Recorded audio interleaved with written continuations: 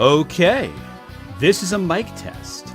My first mic test was spent shouting into the void because the mic was not plugged in. But we're okay now. If you like how it sounds, type 1.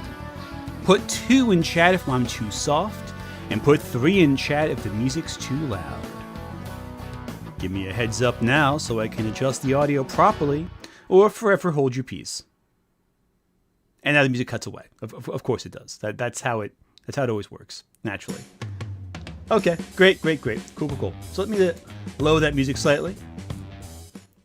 All right. Lower it a little again. How's this sound? Is it good? Okay, everyone's saying 3. How about now? Music better? We all in alignment? Perfect, you say. Perfect, I say. I'm glad we all agree on something at the very least. All right, time to switch modes a little bit, shall we? Let me hop in. Let me get this all set up. Almost at the end screen there. Hello, welcome to another one of these streams. It is the year of the horse today, Chinese New Year if you're celebrating. I decided to celebrate in style with this stream. Can you tell? Can you tell it's the year of the horse? Can you tell? So sorry. I could not resist a little bit of horsing around. I know, it's your zodiac. Congratulations. That is the one of the better zodiacs, the horse, I'll say right now. I'll be honest with you, I was debating between this and a friggin' BoJack Horseman wallpaper. But I figured our queen would be a little more appropriate. Happy Chinese New Year, happy Ramadan, happy Mardi Gras or Fat Tuesday, depending on how you celebrate it. Welcome to this debate. The debate will be starting momentarily, but I want to give everyone a good chance to get cozy before we dive into the battle, the fight. And yes, I will switch this up to be more Batman appropriate when the time comes. But I mean, come on. How can you not love this? This is peak wallpaper, I might add. This is a peak wallpaper.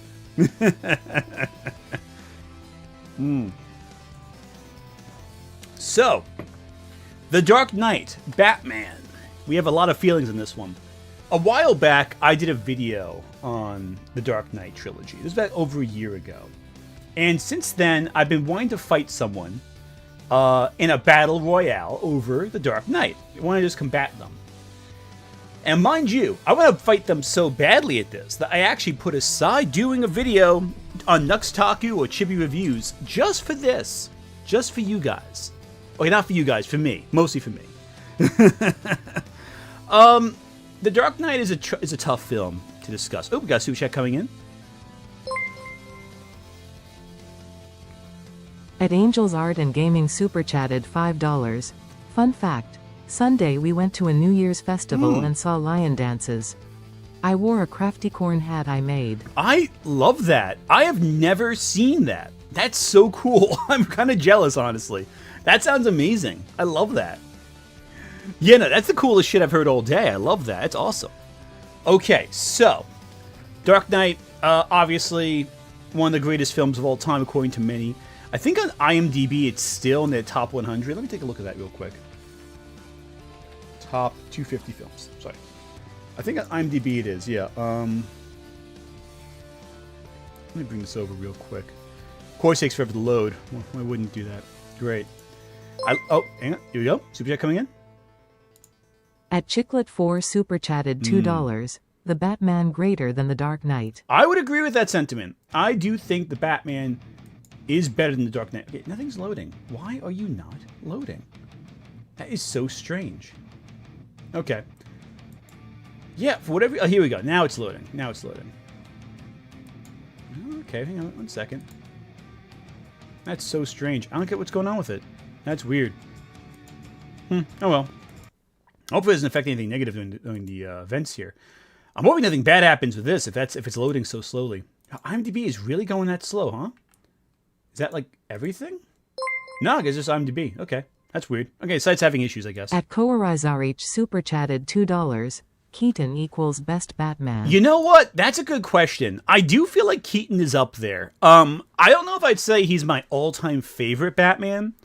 For me, it's close between Keaton and honestly Robert Pattinson is also really good. For me, the metric of a good Batman is if they're intimidating if they smile. You know what I mean? If they're scary when they smile, or if they smirk, that's the sign of a great Batman. Because that's proof they got what it takes, you know? I mean, there are other things too, like the writing and all that. But, so let's talk a little bit about SK. SK here has a few different videos on The Dark Knight. And I've been wanting to fight SK for a while now. I'm kidding. I'm not gonna, nothing that intense. So, let me see if I can get one up here. So SK has a video on Batman. I'm gonna play it real quick for y'all. Just to show his perspective.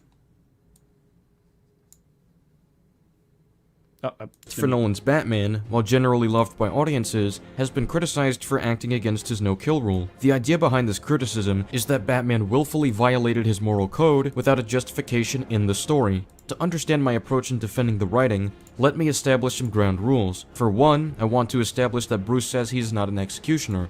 There's a world of difference between being an executioner and putting your opponent's life at risk in the heat of battle. While Batman tries to avoid killing, his means of self-defense or defending others can possibly lead to killing others. To give an example of this with other heroes, Spider-Man choosing to defend himself from Doc Ock by shocking him with electricity can be— Oh, subject coming in. At Racerk45 super chatted $5.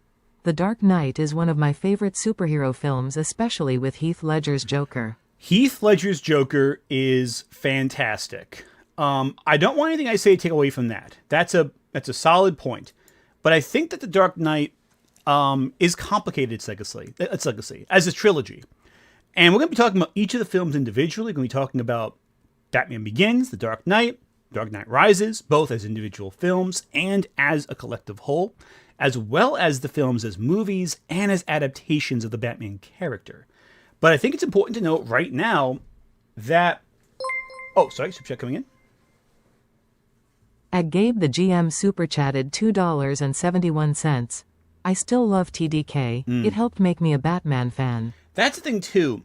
With The Dark Knight, when I saw The Dark Knight, I was already, older. I was already in high school.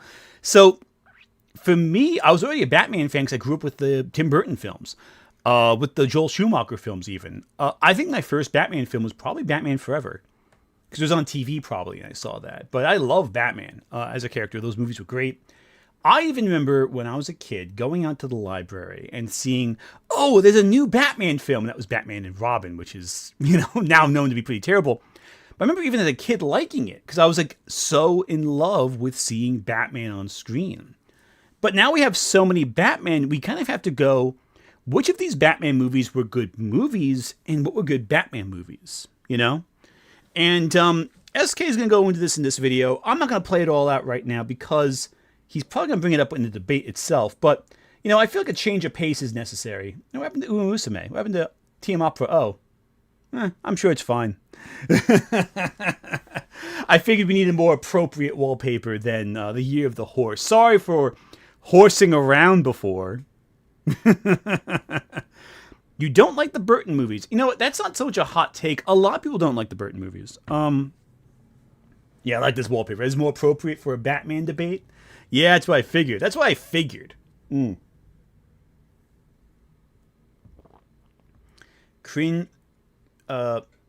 Okay, hang on. You gonna spam there a little bit?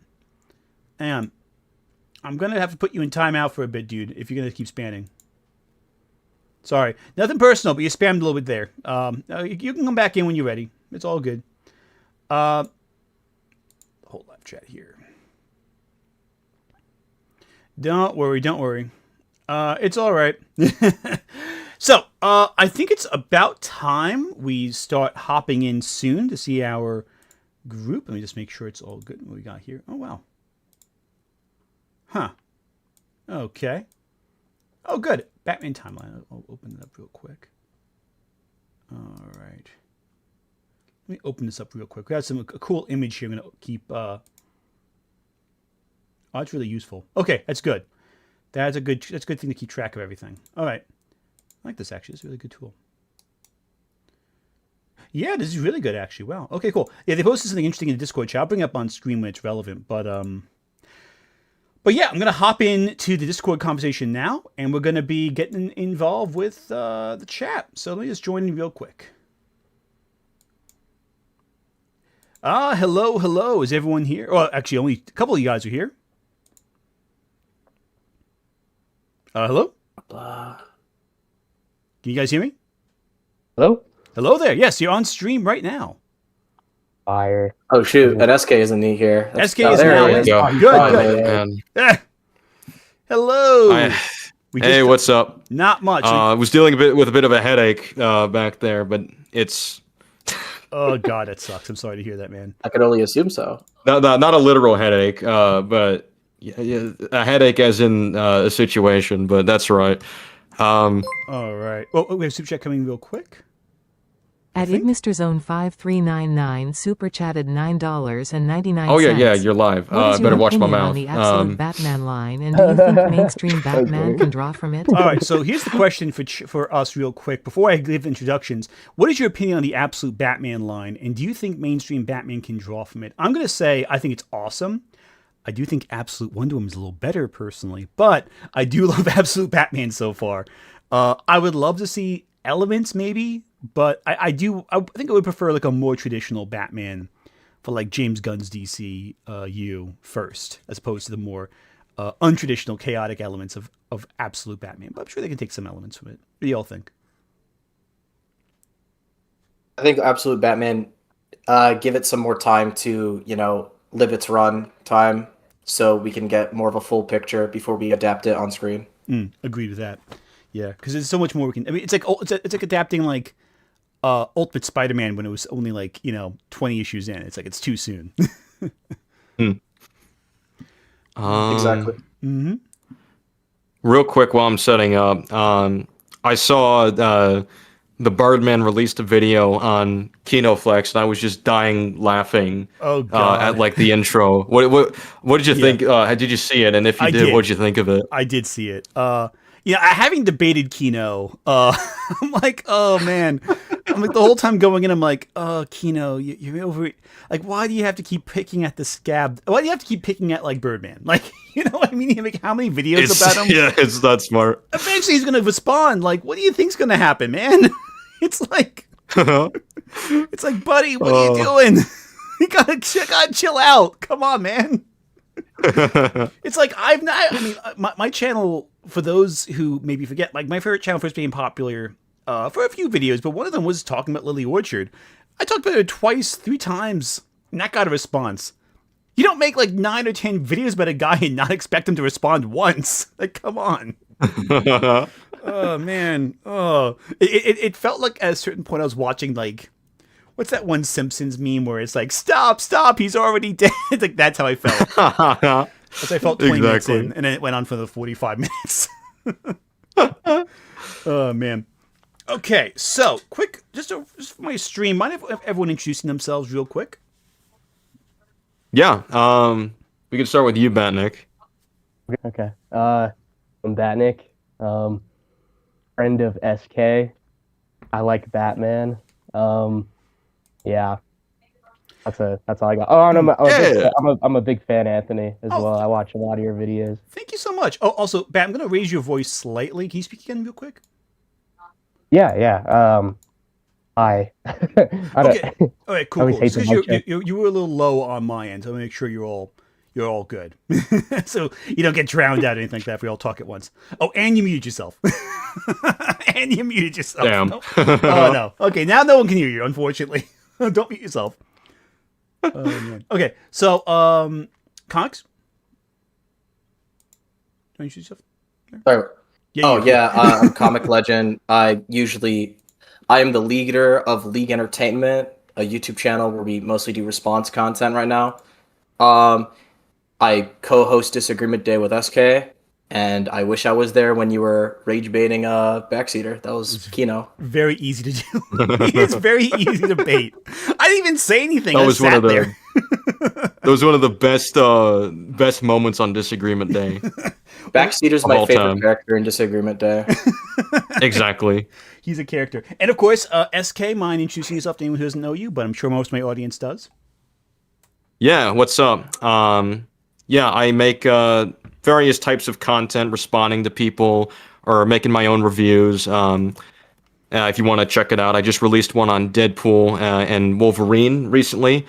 Funnily enough, on the topic, I'm working on one about The Dark Knight Rises because I rewatched it last night with Batnik and Comic Legend. The Dark Knight Rises has a lot of issues that is worth getting into.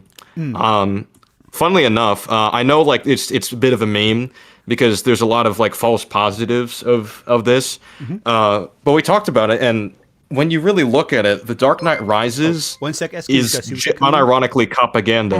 I think it really is propaganda. Super chatted 100%. $20.52. It's big. Like from the intro of the movie. To make Batman Yep. slowly devolved What's up? into him making Bond. Yeah, I will so make yeah, the YouTube coming argument that in, at so it's really good. DKR is his attempt at doing the world is not enough. Craig Oh, Bond is even it still feels running like there? a It's still response running. to Yeah, it's a big Nolan. one.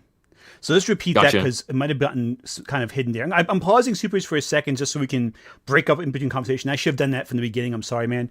Oh, good. I should have paused worries. him before you started talking because I knew it always happens as I forget, and we get a super chat like midway through like a really good thought.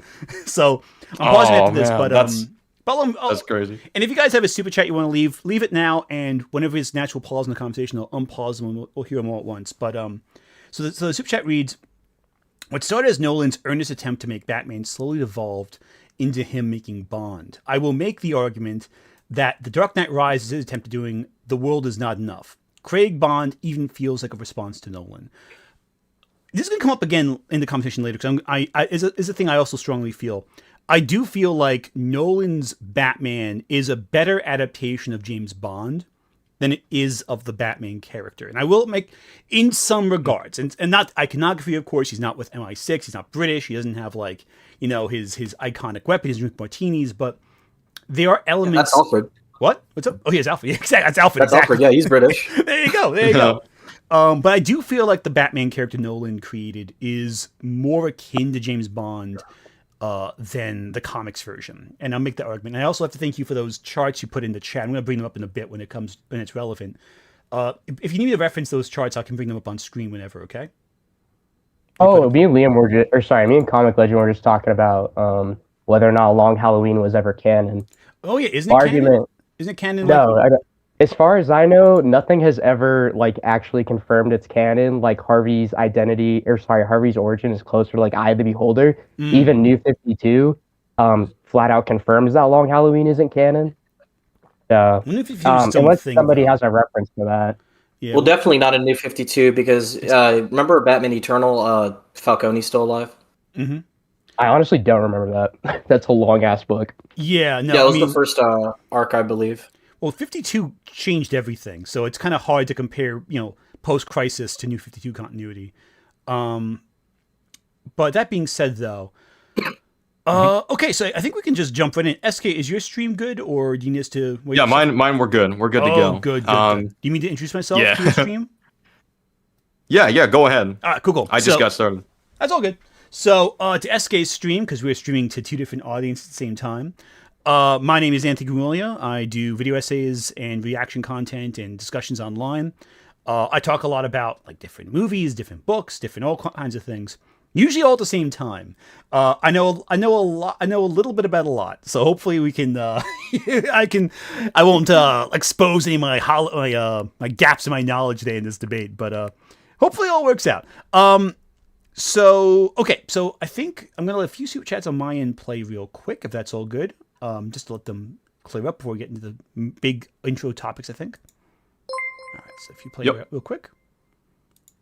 At Racerk45 super chatted $2. You guys exposed how delusional Backseater is. Yes, that is true. We all expose how delusional he is. At Arthurdington6171 super chatted $5. Have you seen the animated Batman movie that is connected to the Nolan trilogy? Yes. If so, what are your thoughts? Yes, I have seen that. I'll let them answer that in a second. At 000 Agent 88 are these like super chats? Question for each member. Okay. What's your personal favorite Batman video You want us game? to stay quiet while you read these out? Let me actually stream my screen so you can hear what they're saying. That way it's not as like one-sided, so you're good. Here we go. I'm just gonna let this play out real quick. If you want to listen, you can just I think you just have the audio playing on my end for that one. So the two questions are, I'm gonna pause supers right now. So the first question is, did we see the animated Batman movie connected to the Nolan trilogy? That being the collection of anime shorts that were made. Like I forget. I think it was like Gotham Knights. Like that. Yeah, Gotham Knight. Yeah. I saw it once, maybe twice. I don't have a very strong memory of it. I remember liking the Deadshot one.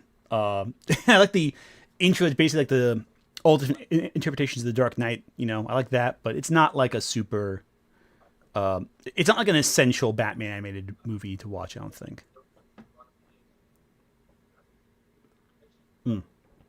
I think it's one of the better ones, honestly. I remember really liking it. I didn't love it. I don't know, maybe it was the wrong age when I first saw it, 'cause it's been a while. For me, like the one animated Batman film I rewatched the most is probably Red Hood, I would say. I think that's the one I like probably come back to the most. Although Mask of the Phantasm obviously is great, but I feel it's like a different conversation. Also really good was I kind of did like the first Damian Wayne one they did when they relaunched the whole DC animated universe. I like that one a bit, but I don't typically love the post Justice League War films as much as the previous ones. I don't think. I didn't like their Hush at all. I thought that was a pretty underwhelming adaptation of it. And the other question, I think I think for Gotham Knight, I think it's like I would say it's the best Nolan like Dark Knight universe like of that universe. I think it's the best material out of it. Ironically, it was originally supposed to be canon because they tried to get Christian Bale to voice Batman, but then they just got Kevin. Which honestly, I think it was better off. I think my favorite out of the bunch of those shorts was goes to like some European country to try to be a doctor like his dad did because he's just lost on what he wants to do. And he learns like pain tolerance. I will say, Batman versus Robin is peak, and I think SK and Comic Legend can confirm on that one. Love that movie. I think that's one of the best ones. I liked that one. I didn't love it, but I liked it a lot. But I feel like as it went on that timeline, it just kind of, I don't know. When we got to Apocalypse War, I just was done. I was checked out by that point, I think. Oh yeah, everybody was. I'm like, oh, okay. Someone in chat just said, "Oh yeah, it's the guy with the books." Yes. That's basically sums up my channel. That's wild. I'm the guy with all these books behind me. It is obnoxious, but hey, what are you gonna do? And the other question was, I think is a good. I think we're all gonna have a very similar answer to this one. What is your favorite Batman video game? I think we all have generally the same answer to this. I think Arkham Knight. I was gonna say Arkham City, but Arkham Knight's up there too. I was gonna say Arkham City. I love Knight Arkham City. City's but right behind that for me. Yeah, I think it's close. It's in that that series of games. Yeah, we are violent defenders of Arkham Knight. Really, you all want to play Justice League Suicide Squad kills the Justice League or whatever. I know it's your favorite one. Yeah. What was the Batman and Robin PS1 game too? That was God. Okay. Oh yeah. So let's just dive into the topic here. Obviously, I was kind of spinning the beat. Real quick, if you can like turn off the Discord stream if we're getting in the topic, because it kind of like messes with the format that I have because it changes the icons. Let me just get rid of that real quick. Stop. All right, thank you. Cool. No problem. All right. Go. SK, you can introduce your perspective. I think what we're gonna do is we're gonna start just introducing like a general perspective on how we all feel about it, and then dive into either individual points about the films or collective thoughts about the trilogy or individual films. Wherever we go, I don't think we need a very tight structure to this. Yeah, for sure. So I think as far as the Nolan trilogy, looking at them as films, I think Batman Begins and The Dark Knight are some of the best comic book films that have ever been made. I think they're very good. Not absolutely flawless, but I think they're high tier as superhero movies go. The Dark Knight Rises, I rewatched it last night with Comic Legends and Batnik. I think The Dark Knight Rises is a disappointingly bad movie. It's very, in a lot of areas, poorly written. I think Bane is completely wasted. Talia has a really bad motivation. Something that really annoyed us is that Ra's al Ghul, the way that they've like retconned him has retroactively ruined him in Batman Begins. And I've touched upon this before my stream hit live, but I think in Dark Knight Rises, just from the opening part of it, like where they go 8 years later, the Dent Act, whatever, all it really says about how it gets rid of crime is that they gave the law enforcement teeth in its fight against the mob, which doesn't really address the many issues that result in crime in the city. Even Batman Begins addressed it. So, and I know it's been memed on because there's been so many false positives, but I think this is legitimately a case of like propaganda in media. I think The Dark Knight Rises is very much guilty of propaganda, whether it was intentional or not. Because they basically say like the solution to crime is just to give law enforcement more teeth, whatever that means. That's just impractical. That's illogical in the world building, and I think that just sends a bad message because of how impractical that is. Agreed. And I think also in addition to that, considering how Batman Begins focused on how corrupt the cops are, it begs the question, where's the value in giving the cops even more power than they had previously? Especially when they were clearly corrupted before. It's like, it's almost inviting... You would think a story like that would almost explore how crime can use the police to get ahead of things if the cops were given more power. Like, it almost seems inviting the ideas of fighting a police state. But it just never addresses that obvious issue with the world building. And I have other issues with Dark Knight Rises, too. Like, I'm not sure how into investments you are, but if someone were, like, stealing, like, all of a person's, like, financial records and investments and all of that, there would be systems in place outside of the physical location to stop transfers from happening. You know, especially with that much money. So even like the small details of The Dark Knight Rises, I think from a plot standpoint, just don't hold up. I think it's fair to say that The Dark Knight Rises, being the weakest point in the trilogy, there were still good points of it, I feel. But like, because of its shortcomings, it does bring down the trilogy as a collective whole, because it has ramifications for what came before. And some of it's unavoidable. You can't really control Heath Ledger's passing. But to not mention the Joker whatsoever, it does feel kind of like they just sort of put this guy away and then never thought of him ever again. Like the biggest ramification of the Dark Knight is Harvey Dent. It's not the Joker. I mean, Harvey Dent is crafted into what he is by the Joker, sure, but like it does kind of rob some of that previous movie of its thematic weight, I think. To never acknowledge Absolutely. it. Yeah, and a lot of it's unavoidable. Like, you really can't work around, you know, Heath Ledger's passing. That's tragic. It's unavoidable, but like, it just kind of sucks. You know, it's unfortunate that had to happen that way. But also, I would guess it'd be more disrespectful if they just brought in a guy to replace Heath Ledger, like in a wig, and just go, "Oh, it's Heath Ledger. He's here the whole time," or you know, some bullshit. That'd be worse, I imagine. We talked about this. I think it was before the watch, but it might actually be interesting if because obviously they can't bring back Heath Ledger, but they could potentially imply that he still exists in this world, and you can maybe have it so that Bane is like he's by Blackgate Prison, he walks past the Joker, and then he looks at his men and he's just like, No, not him, not him. That's what I thought they were gonna do, or like they're gonna have some unused like recording of his laugh from behind a cell or something like that. Like something like that would have been like easy, and you wouldn't have had to like do anything disrespectful, and it would have still shown, oh, he's still here. He's just, even they don't want to deal with him. That would have been good, I thought. Yeah, like I think it would make complete sense if like all the people that were being released were just like, no, not the Joker, not the Joker. And even then, they also kind of. This is another small thing.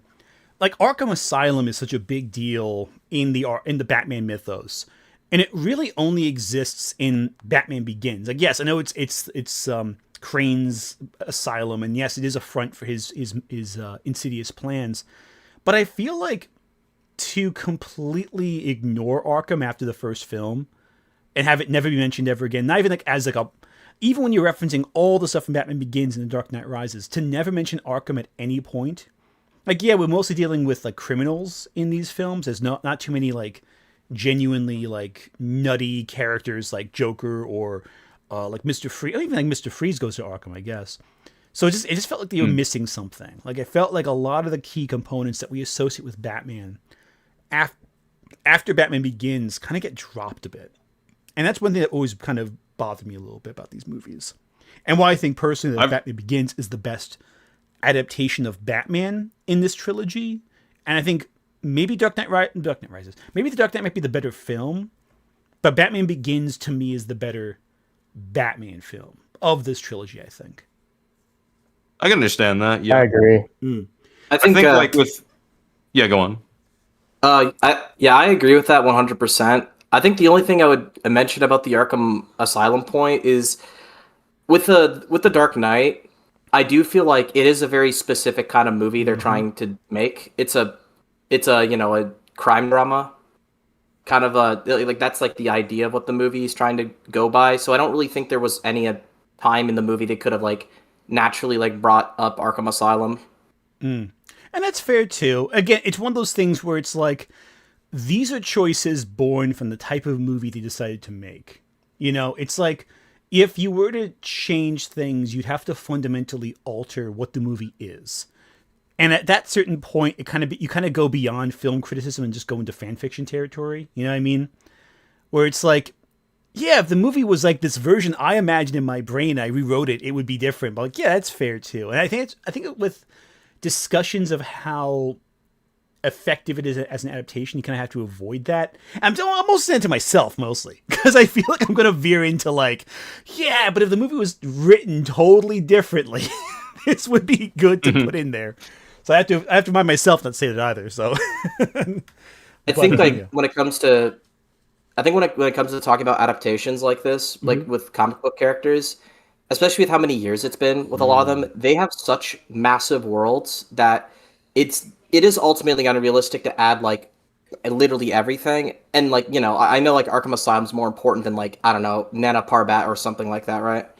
But I do think like when it comes down to like what kind of story you're writing based on whatever adaptation, I do think it's more healthy for the writer to focus on what is the main point of what they're trying to tell, which is why I'm thinking fine with it in The Dark Knight, because it's more so about dealing with the rest of the mob. It's more of a crime drama, and Joker's there for like to add like a spin to the story. He's a wild card to make it like stand out from other kind of like crime dramas, and I think like that's a very smart use for these kind of characters. Because I do think the philosophy for making superhero movies should always be, you should make a movie first and then see how a superhero kind of character can make that movie more interesting. Like, I think Logan's a good example, right? Like, Logan is kind of just a Western. But the reason Logan stands out from other Westerns is because, what if Wolverine was the main character in a Western? Agreed. And also with the Wolverine as well, it's what if Wolverine's in a samurai or a Japanese crime film kind of thing. So I agree with you on that one. And that's why I want to talk about these as adaptations, but also as films. Because I feel like the conversation that we have around these films, because of the nature of what they're based on, a character who's been around for like 80-something years, there is a temptation to always default to saying, this is the best Batman movie, as opposed to it being a great movie. Because I think like with The Dark Knight, and I've said this before to you, SK, in the past, I think that these films are all, with the exception of The Dark Knight Rises, pretty good movies. I don't know if they're good adaptations of Batman, but I think it's important to note, before we say anything else, these are really good movies. My issues, there are a few issues I have with internal logic that do hold elements of it back for me, but also my complaints are as a Batman fan for the continuity, for the adaptation qualities of it.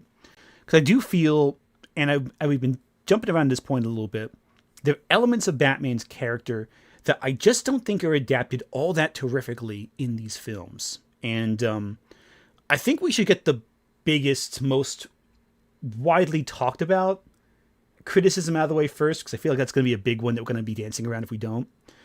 That being the no-kill rule. Yeah. Because I feel like it's such a big topic, and I think if we get past that, we can kind of analyze the more complicated topics as well. So I have an issue with the no-kill rule, both as an adaptation of Batman's no-kill rule, but also its internal logic in the story. I feel like Batman, especially, and this is also informed by The Dark Knight Rises, where he gives Catwoman such a big deal about ever killing anyone or using any guns or anything like that. It's like, you can't use any guns, no killing, this, that, and the other. Whereas before he says, I'm not an executioner, these criminals should be tried through the legal process, not through, the hands of a vigilante. And you can make the argument for certain cases in the films where it's unavoidable. I mean, obviously the comic Batman, for the most part, again, depending on the writer, it's always a caveat in these discussions. Because, there's like KG Beast who he locks into a sewer and then another writer goes, no, wait, he's fine. He let him go after leaving him in the dark for a week or whatever. There's always that kind of exception. But for the most part, Batman avoids killing, even incidentally. I think he has one of the strictest no-kill rules of any superhero. I would say probably... Sorry, real quick. No, so I think the big thing in terms of adaptation, looking at the no-kill rule specifically, well, I guess you could say across the whole trilogy, I think this Batman's a good adaptation of Jim Starlin Batman. So, you brought up the KG Beast example, right? That was originally supposed to be canon, and then Marv Wolfman rewrote it in year 3. And then looking at other examples, I think it's issue 401. Batman's hunting the serial killer, and Jason Todd is like, why don't we just kill this guy? And Bruce is like, I'm not, we don't do that. We're better than that. And Jason's like, wait, but you've killed before. And then Bruce explicitly says, yes, I have, but only in self-defense. Which I feel can inform some of the decisions made for his no-kill rule in the trilogy. And then in another example, Batman the Cult, which is one of the greatest stories ever made, greatest Batman books ever made. So in 2 instances in the books, have you read it, Anthony, or no? A while ago. Very long time ago. Guess, so we've refreshed my memory. It's been ages. Spoilers for the Cult, it came out in the 80s. In my opinion, it's the better Dark Knight Returns. So Deacon Blackfire kidnapped Batman. He's this huge cult leader, building up this cult. He's the guy from Arkham Knight.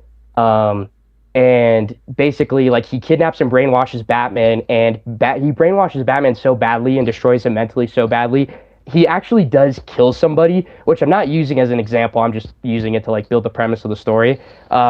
And most of the story is, and this is canon, by the way. It's referenced in Death in the Family. The whole story is Batman trying to mentally fight against the brainwashing. And in the final confrontation, Gotham is in complete ruins. Deacon Blackfire's cult has decimated, just fucked with Gotham so badly. Batman pulls out this giant Frank Miller-esque tank, and they emphasize in the book that he's using non-lethal darts to him and Robin are using non-lethal darts to incapacitate people. But 2 things, Bruce destroys a building with Deacon Blackfire's men on it. He shoots the foundation and it just crumbles. So it's way less of a chance that those guys are alive. And 2, and in one of the panels, you can literally see this giant Frank Miller Batmobile run over a dude, and you can see his head in the wheel. It's kind of goofy. I'll send a panel of it here in a second. Yeah, I'll put it on screen so everyone can see in chat. And another thing, the end of the story. So keep in mind, Batman is completely burnt out. He's broken from the inside out. Physically, he's just he's destroyed. So Deacon Blackfire's cult realizes that they're just I think it's what it is they realize that they're just being used. So this cult and a bunch of Gothamites, they swarm Deacon Blackfire and they basically rip him to death and kill him. And Batman's I could try to save him, but I'd get myself killed doing it. So he lets Deacon Blackfire die. And I just want to jump to one more example before I stop talking. Batman and the Outsiders, I think number 1. I think it's by Marv Wolfman. Geoforce, I think Terra's brother, Terra from Teen Titans. He throws. It's basically a moment from the Superman 2025 where Hawk Girl kills the Baravian guy, or not the president, Gurkos or whatever. Drops him in the sky. So it's the same thing. Geoforce kills the president of I forget the state, the country he's from, but it doesn't matter. Markovia. I think he kills like this dictator in Markovia, and Batman's like, I like your sense of style. Like he's advocating for the fact that like Geoforce just killed a dictator. So Yeah. I think Dennis O'Neil really like as he like came into editorial and like refined what he believed to be his like conception of Batman, and like we get like the famous Batman Bible that like explains his no kill rule. Like we saw examples of like moments where like he's using guys as body shield, like as shields from gunfire, which he also does post crisis. So that's why I think like at least like for all three films, like Nolan Batman is more of a Jim Starlin, like right before post crisis Batman. Yeah, let me find those panels. I'll stop talking. No, that's a good point too. Because I think that's one of the reasons why I don't mind when the Tim Burton Batman kills, because I feel like the rules weren't as hammered into audiences at that point that Batman never kills. I mean, of course he was trying to enforce no kill rule, but not as strictly as he does in later comics. I always think back to the what was it, Batman Cacophony, I think it is, the Kevin Smith story. Yeah, where like Joker has like a big Bowie knife stuck in his chest, and Batman's like, we gotta save him. We can fix this. But yeah, but it's like, sorry. No. You can keep going, please. Well, I just want to say, I think it's really interesting. Like once they develop, like the no kill rule, like even in Nightfall, like Tim Drake is trained very clearly, and he tells he tells Azrael this because Azrael's getting trained. Like we do not kill. That is something we never ever do. Batman never kills. But it's like, okay, what about all these other examples? And then we get to the early 2000s, right before Batman Hush, we get Batman Fugitive. A big point that Dick Grayson makes to defend Batman getting framed for murder is he tells Tim, Batman never kills. Like he has never killed. He's never taken a life. Nothing. There's no like nuance to it whatsoever. And Tim's like, that we know of. And I don't know. It's just like, and now in present day, he has literally like the current continuity. He has never taken a life, like ever. Like they're not even like a kill in self-defense. So the no kill rule is just like Batman is like the absolute extreme, where even like self-defense is just not even something that's like factored into like the mythos. And I think it's also important to remember as well, because I think we're so caught in the weeds of modern continuity that we've forgotten the big obvious example. In the Golden Age, he would take out guns. He was basically a noir hero who would go around and he would kill. It was like with Superman.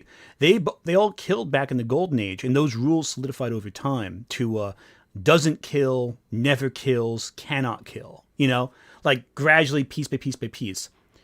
I think the big issue I have is that by the time the Nolan films did come out, that rule had been so solidified in the comics.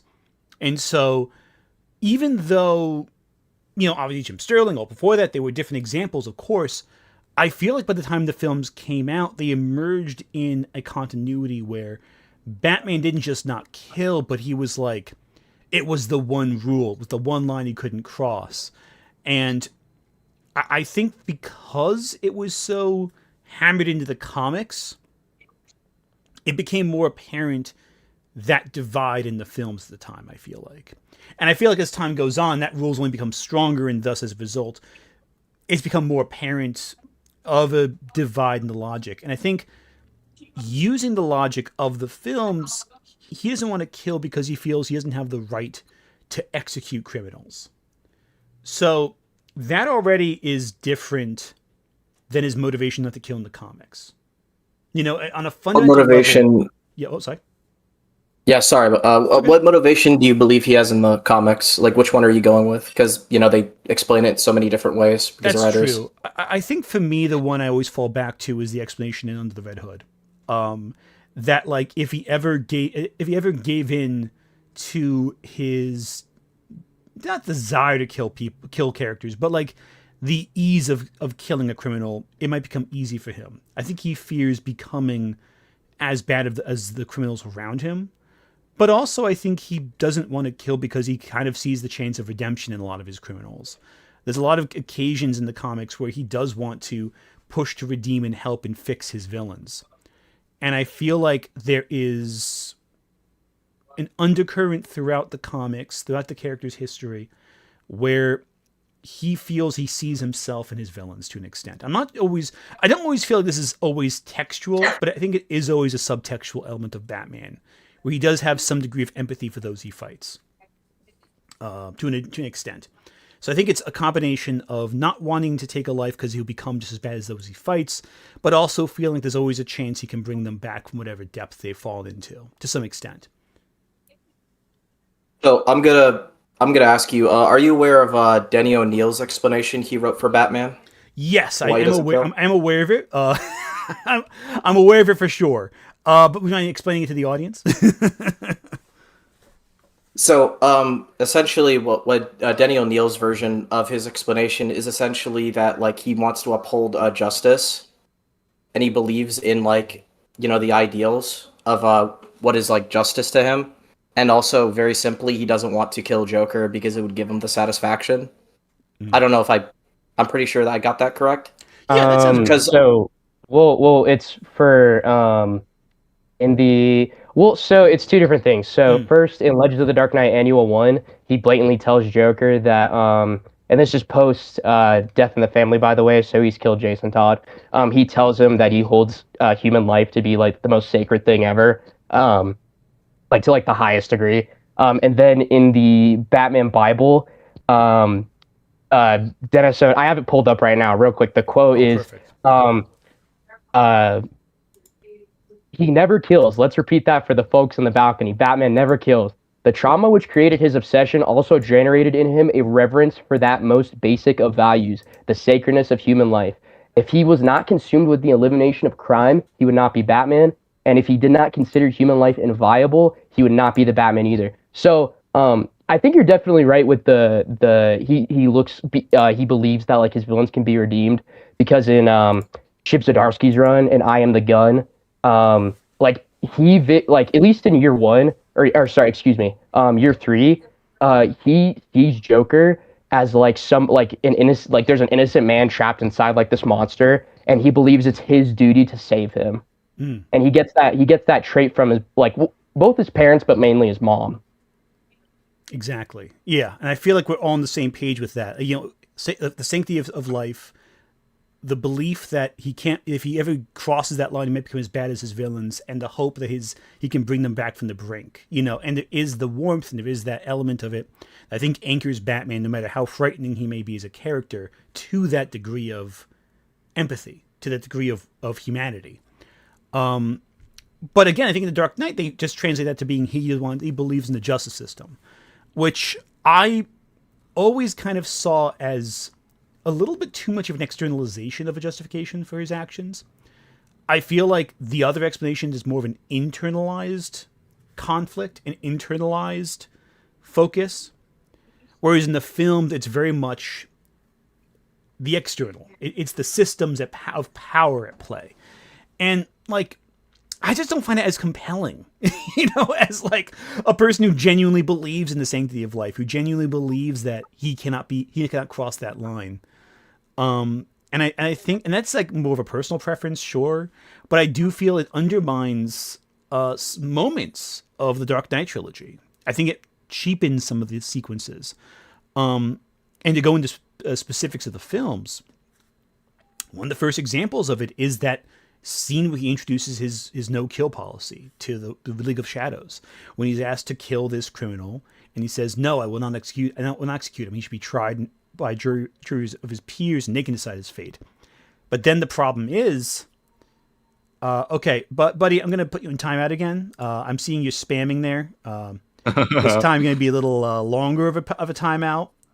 I don't want to, like, ban you forever, but you got a half hour there. I'm sorry, buddy. I did not believe we could replace Batman Skip the Toilet there. Like, it's just spam. Like, I don't like putting people in timeout, but that is just spam. Like, I'm usually very permissive with my chat. It's just spamming it there. Anyway, but yeah, and then he goes and, like, kills them all except for, like, Ra's al Ghul. He blows the whole thing up. And yeah, I'm gonna bring this up again. So you did bring up this the image right here. I'm gonna bring it up right here. There are, of course, comics where he just drops buildings on his enemies. That's in the comics in Batman Cult right here.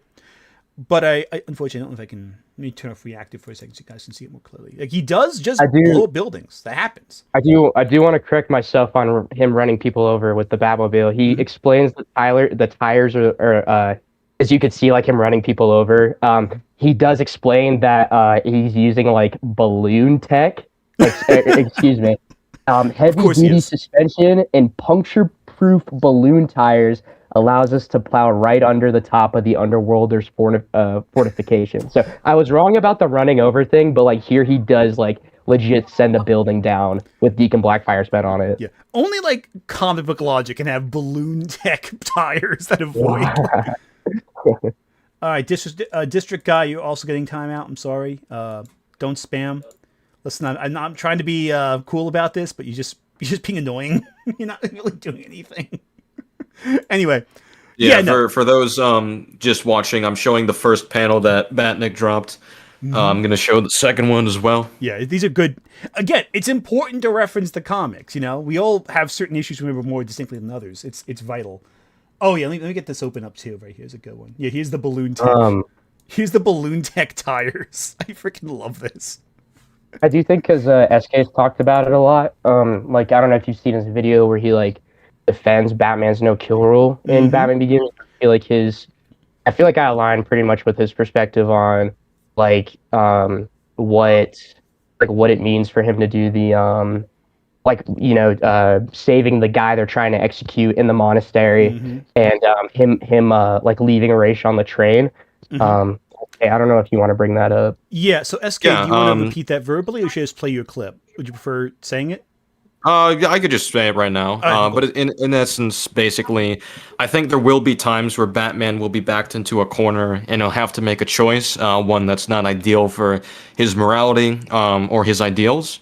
But eventually you can put him in a circumstance where Batman will be forced to make those decisions. And I think the Nolan trilogy, for the most part, did a good job forming those circumstances where he doesn't really have that much of a choice. I think with the monastery, with all the ninjas, I think his mindset here is they're not going to let me go, so they're not just going to let me peacefully leave out. He's going to have to fight his way out no matter what.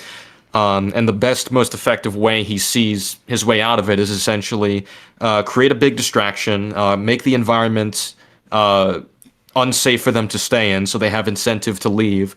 And make sure it's not like something immediate that completely destroys, their ability to survive. Like, at least give them the chance to save themselves. And for the most part, the ninjas some of them get left behind, but for the most part, it seems like they're able to get out of the monastery. And as for the criminal, he pushes him away. So it seems like the criminal had a chance to escape the situation as well.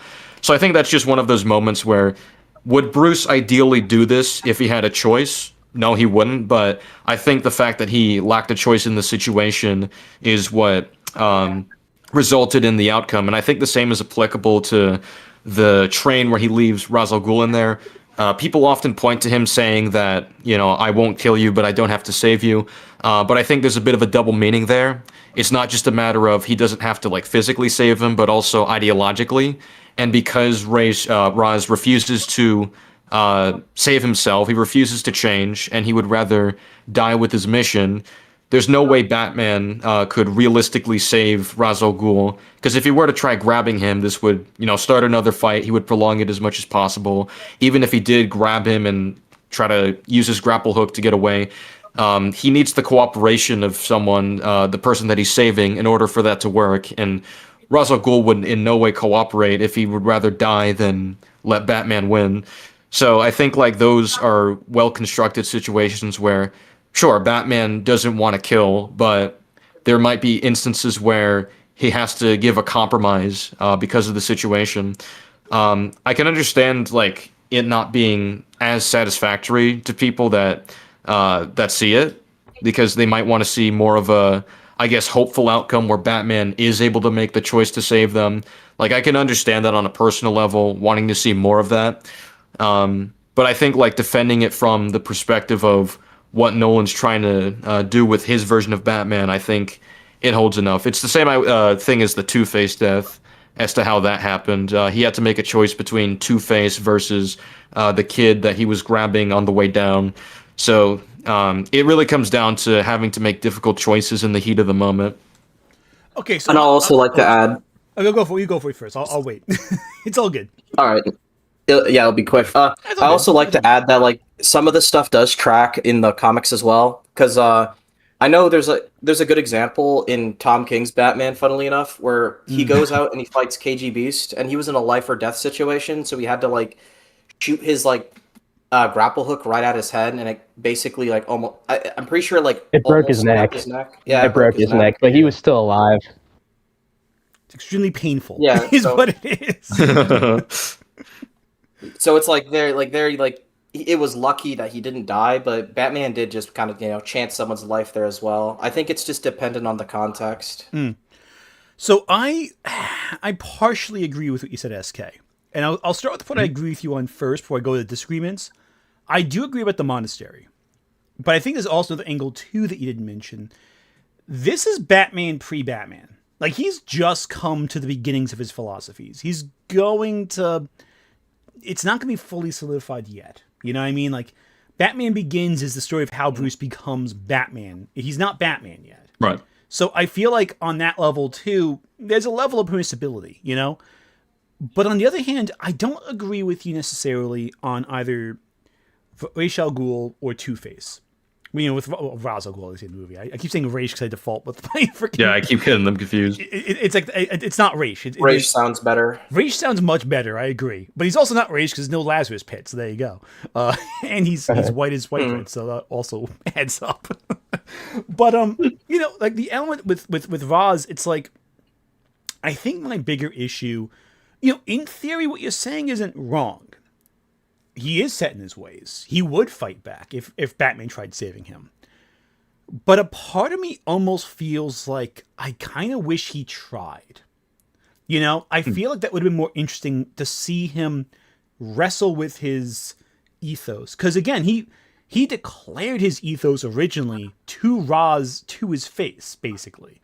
It was part of his final test of character. So I almost feel like on some level, he is proving Ra's right by not saving him. It kind of, because the movie creates this intellectual discussion of what do you need to do to stop crime on a real level. And with Batman, it's like, well, you can see, Bruce's family tried creating institutional change to bring infrastructure that benefits the poor with the railway system, all that. You can restructure the cops. You can restructure all these elements of justice to bring good to people or use your resources for positive stuff. And I feel almost the conversation of the film ends with Ra's kind of being right in that even though obviously Batman stops the whole plan to destroy Gotham, that's obviously bad. But he proves to Ra's he will do what it needs to do what's necessary to execute criminals as he sees fit by not saving him. And I feel like that does undercut to some degree the message of the film thus far. Or at least the message that Batman has been communicating all this time. And you could make the argument, well, he knew that he wouldn't put himself in danger unnecessarily. But I'm like, the fact that he doesn't try is my bigger issue. The end result can still be the same. It could still end with Ra's on the train plummeting down. But I feel like there should be an attempt. And I feel that bothers me more than anything else. As a movie, it's a good finale to an action scene. But it feels like it does defeat some of the ethos Batman is setting up the whole time. And again, this is now Batman fully formed at the end. He's all the elements, all the lessons he's learned up until now. This is Batman in its final form, essentially. And in his final form is the first test he has to test this no-kill ethos. And he lets him die. So for me, that undercuts the messaging of the film a lot. Even though, logically, he wouldn't be able to save him. Everything you said is correct in that sense. I just feel like there should have been an attempt to try. That said... I think... Oh, sorry. Okay, I'll cut you off there. Go for it. Sorry. Oh, Oh no, you want it? You can finish your point if you want. I was going to go into Two-Face next, so if you're pointing about Roz, now's the time to say it. It'd be better if you Yeah, focus we'll go on Roz Roz right now. Yeah. Let's do All Roz right. right now. So I get what you're saying, but I do think it's a little more nuanced than that. Because yeah, I do. There's the whole no kill element, but I think the reasons behind it is what's more important. Ra's al Ghul's reasons behind killing the criminals is based on eradication because of a very nihilistic viewpoint that like people are beyond saving once civilization like grows, high enough. And what Batman is trying to prove to Ra's mainly is that Gotham isn't beyond saving, more so than like if you should kill or not kill criminals. And I think like this is supported by the fact that obviously Batman does work with people like Gordon and the police, and these people are willing to kill if they're pushed to do so, even if he wouldn't do it. So I think like Raish's ideology is a little bit more deeper than just killing criminals. I think it's more so about why he does it. It's the reason behind it, which is what Batman combats. And in the end of the movie, like he does prove Ra's wrong because Gotham does eventually become a better place. And I think the dramatic irony is Gotham is as bad as it is because of Ra's al Ghul. He manipulated it to become worse. Joe Chill is because of his, machinations messing up the economics and stuff like that. And once his grip was off of Gotham, the League of Shadows is gone, and Batman was able to do what he thinks is better for the city, which is like real change that isn't just nihilism and eradicating societies once they become too toxic. You see that the city does eventually grow and change and get better over the films. Because I remember this in your video that you bring up the Narrows isn't brought up as much after Begins. I do think thematically the reason why that could be is to show like the ideology of Ra's al Ghul slowly, ebbing away. The Narrows isn't as prevalent because in the world itself, it's getting less and less bad because we don't have the economic problem that Ra's was causing. I agree with we that. We weren't trying to eradicate the city. We were trying to actually save it with Bruce. Sorry, you can go ahead. No, I hear you. To that point too, bring up the Narrows specifically. Because again, just to remind anyone who's forgotten, they say at the beginning they tried to destroy Gotham through economy first, and then Bruce's parents basically got in the way of that by trying to improve infrastructure. I do feel like the lack of focus on the Narrows, even though we can assume it gets better, I'm always of that school of thought where, like, if they don't see it through the narrative of plot, we can only assume so much, Yeah. And that's the issue with the whole discussion. We don't see it enough. We can make assumptions, certainly, and there's implication it's better. Gotham as a whole looks so much shinier in The Dark Knight and Dark Knight Rises. But we never really go back to that part of Gotham City to a thorough, as thorough an extent as we do elsewhere. And I think that does undercut a lot of the messaging, a lot of the potential messaging of that whole element. Because, yeah, Batman does improve Gotham through infrastructure, the same way his parents tried doing when they were alive. And the League of Shadows is no longer influencing Gotham through the economic systems. But at that same time, a lot of this is demonstrated through the viewpoint of politicians and cops. We don't see too much of it, or lawyers. We don't see enough of how Gotham changes across the trilogy from the average perspective or even worse, the lower class perspective until The Dark Knight Rises. And that's which it does a poor job at. Which does a poor job at it. I think just real quick to expand upon what you're saying. I think a way that they could have worked around this issue with the Narrows is by basically taking advantage of when they have the montage at the beginning where it shows the bat signal and it shows the people reacting to the bat signal, giving unique perspectives throughout the city. I think that would have been a good opportunity to maybe show the Narrows itself and show that... They could have showed Scarecrow and the Narrows instead of where they were in the first fight scene. That could have been cool. You could have done that. I also think you could have had some civilians in the Narrows just like looking at the bat signal and just, kind of being inspired by it because they know that Batman is making it a better place. You can also have it so there's, let's say there's signs in the background that show Bruce Wayne's face attached to it and say like the Wayne Foundation is helping, you can... It's kind of what they do in the Batman, where they have Bella Real's face, where it has like a movement, a message behind it, And you can basically have it so the Wayne Foundation is helping rebuild the Narrows. Like there's a whole movement that they've pushed for it, and I think that would actually help in the world building if they were to have some kind of set design for that. Oh, 100%. Yeah. Or even a construction Um, site, like something basic. You don't even Yeah, need like yeah, a big something like that. sign, just like a few cranes, a few like the build like we see a building get torn down at the beginning, and then we see it rebuild by the end. Like something like that could go a long way with very little in terms of interrupting the flow of plot, I feel. Yeah, this was an idea that I talked about last night that I think would have been really cool at some point in the Nolan trilogy.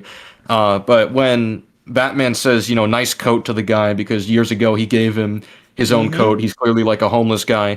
Like, imagine if we got to see a scene with him, like, given a home, where Bruce Wayne gives that guy a home. Like, that'd be a really cool payoff to see. I think Batnick said that this is something you would have seen in, like, Batman comics. Oh, 100%. Yeah. I it's funny it's funny. My biggest problem with The Dark Knight is the Narrows. I think it's severely, or like for me personally, like as a big Batman fan, like it hurts them completely unincluding it. It does include it though, Gotham Knight. And what's even go. funnier is that it predates like a prison city with Arkham City, because in the short where they include the Narrows, it's literally Arkham City. Like the island is the prison, is what they say in it. But no, yeah. Bruce, me and Comic Legend. Well, me and Comic Legend mainly, when we talk about it, we sort of have a disagreement with like how the Bruce's philanthropy is or isn't displayed with throughout the trilogy. I'm like, I think that I 1,000% agree with what you said in your video, in that in The Dark Knight, the only time he spends his money on something that's not Batman, it's Harvey Dent's fundraiser that he literally does not need. Exactly. So yeah, I think that's fundamental to Batman, is him recognizing his position of power and using it to better the lives of the lower class and like the people around him. So no, yeah, Nero should have been in The Dark Knight. And Yeah. And it's one of those things where it's like it can go a small way to go a long distance, Like there's small details that I feel this trilogy neglects, because I think, and this is an issue I have with The Dark Knight, so I'm going to transition to that whole thing too, to an extent. Batman Begins is so focused on how the economy and the class divide has driven people to crime. It's so focused on desperation, on hunger, on a lack of resources. And that's, I think, where it should be, because criminals aren't criminals because, well, some are criminals because they're violent, yeah. But most criminals it's out of desperation, it's out of a need for money or resources. And we kind of forget that an average person can turn to crime after Batman Begins, because every criminal from there is either hardened like criminals who like just are gun-toting and want to do violence, or mafioso crime bosses, like organized crime. And we completely forget the Joe Chills. We completely forget the just the bog standard like muggers who are just desperate and hungry, and it's kind of disappears from the narrative. I feel like the Batman does a great job showing just how normal people can be criminals and not be part of a crime family, just like wandering gangs, like storefront robbers, without going into detail about it. But The Dark Knight, it forgets all that. It's all big crime deals, big criminals, and we lose track of the humanity in Gotham as a result. It becomes a story of kings and queens as opposed to normal people living in this world. And I think that's one reason why when you get to Harvey Dent's death, that it doesn't sit well with me. Because we see Batman go out of his way to save Joker. And it's very similar how Joker almost dies, now Two-Face does die. And granted, yes, Joker had a farther distance to fall. That's true. And Batman wasn't catching someone. But Batman was also, like, bound underneath a freaking metal bar. Like, he was, like, a little more restrained. So you'd think it wouldn't be as difficult to transition, like, as he's pushing Harvey down, he'll, like, do the throw a batarang or grapple him or something like that. Or maybe, like, just swat him and, like, save the kid or do some other maneuver. it feels, again, like my issue with both Ra's and Two-Face's death is that there should have been an attempt. Like, I just feel like I just feel like the lack of attempt is what bugs me the most. He doesn't even try. Like, it's a split second decision, yes, but with Two-Face, like, it's worse than with Ra's to me. Like, it really bugs me. I guess with the Two-Face thing, so I used to have this really old stupid criticism of the movie of like, oh, why doesn't Batman just like stealth his way into like knocking out Harvey so he could like I remember those days. Yeah. So he could like disarm Harvey, and then there's no hostage situation. But it's so in terms of like an attempt, I think like the fact that he comes out of the shadows and he's just trying to reason with Harvey. He's talking about, you were the best of us. The Joker chose you because of that, and like you weren't the only person that lost something, right? I think sort of that's like more akin to like his attempt, right? And I will say in regards to the fall really quick, it would be dope if like, he pulled out like a B-task or like comic Batman move where he like threw the bat rope over a piece of wood and then he was able to save both of them. But I think that's where that moment where like it's either Bruce holds on to Gordon's son or Harvey. That's like where they inject sort of like realistic kind of like the realism of the Nolan trilogy into it. It's like, thematically it fits the movie. I'll tell you what I've always kind of thought they should have done. And again, I'm going into fan fiction territory, but I think what they should have done is something a little different. I always feel like, how he's flipping the coin and seeing who he should pass judgment on. I thought he should have done himself last. I always felt like when Harvey should have done himself last. Yeah, I think it should have been like he tries to kill the boy. His son, James Gordon, basically. Batman like disarms him, but Harvey's left with the coin now. He flips it one last time on himself, and then throws himself off, and Batman can't reach him in time or something like that. Huh. I felt that would have been a more effective way of doing it, where Batman can't save him, and he can't save him from himself, but it's like. Or like in the struggle, Batman gets injured and can't reach him in time. Like he's been shot, or he's trying to heal himself and Batman, or like recover, or he's losing blood, or he's holding on to James Gordon and then flips the coin to himself and throws himself off. I felt that would have been more effective because that would have been more thematically resonant with that idea of chaos. And then you could have had the same ending. He's still dead. You can still blame Batman for it. Something like that. I always thought that would have worked better. But again, that's fan fiction. You really can't. That's me saying I wish the movie did something a little different. But I feel like that's the most Two-Face. I think it's definitely an interesting idea. Yeah, I felt that would have been more effective because it wouldn't have broken Batman's no-kill rule, and it would have been a case of Batman failing to save Harvey. And it's that kind of element where the whole movie is centered on Joker showing that you can corrupt something that's incorruptible. And I think that would have been a good example of it, like a full completion of it. Because I feel like otherwise, what ends up happening is Joker says you have to break your one rule to stop me. And Batman breaks his one rule. He does play executioner. Yeah, it's in the moment. Yeah, it's like a split-second decision. But like, he still kills Harvey Dent. And that, to me, I feel, kind of gets like brushed into the rug, kind of, like we have all this time movie spent talking about how there's a no-kill rule, how Batman will not break his one rule, how Batman can't do this one thing, how even with the Joker, when one of the most evil people Batman's ever faced, he still won't break his one rule with him. And it's not necessarily that I have an issue in theory with Batman having a spur-of-the-moment decision and having to do something to save someone's life. It's that Batman never reflects on the fact he just killed someone. He doesn't feel any guilt about it. He doesn't linger. He doesn't think back on it. The movie, we cut 8 years, so even if he did grieve, we didn't see any of it happen. Batman should be upset. Batman should be broken up by his choice. And, that's my issue. I would definitely agree. Yeah. I would definitely agree with that, but I will point out, I think what makes it effective, the way that Harvey dies, is that I think the thematic, I think what they were going for thematically is Joker's ideology is that you can't sustain rules because there's always going to be situations where you have to break those rules to get the job done. Like, you can't have morality because, you know, if you want a safe society, you sometimes have to break that morality to, you know, sustain it, which is like a tragic reality of life.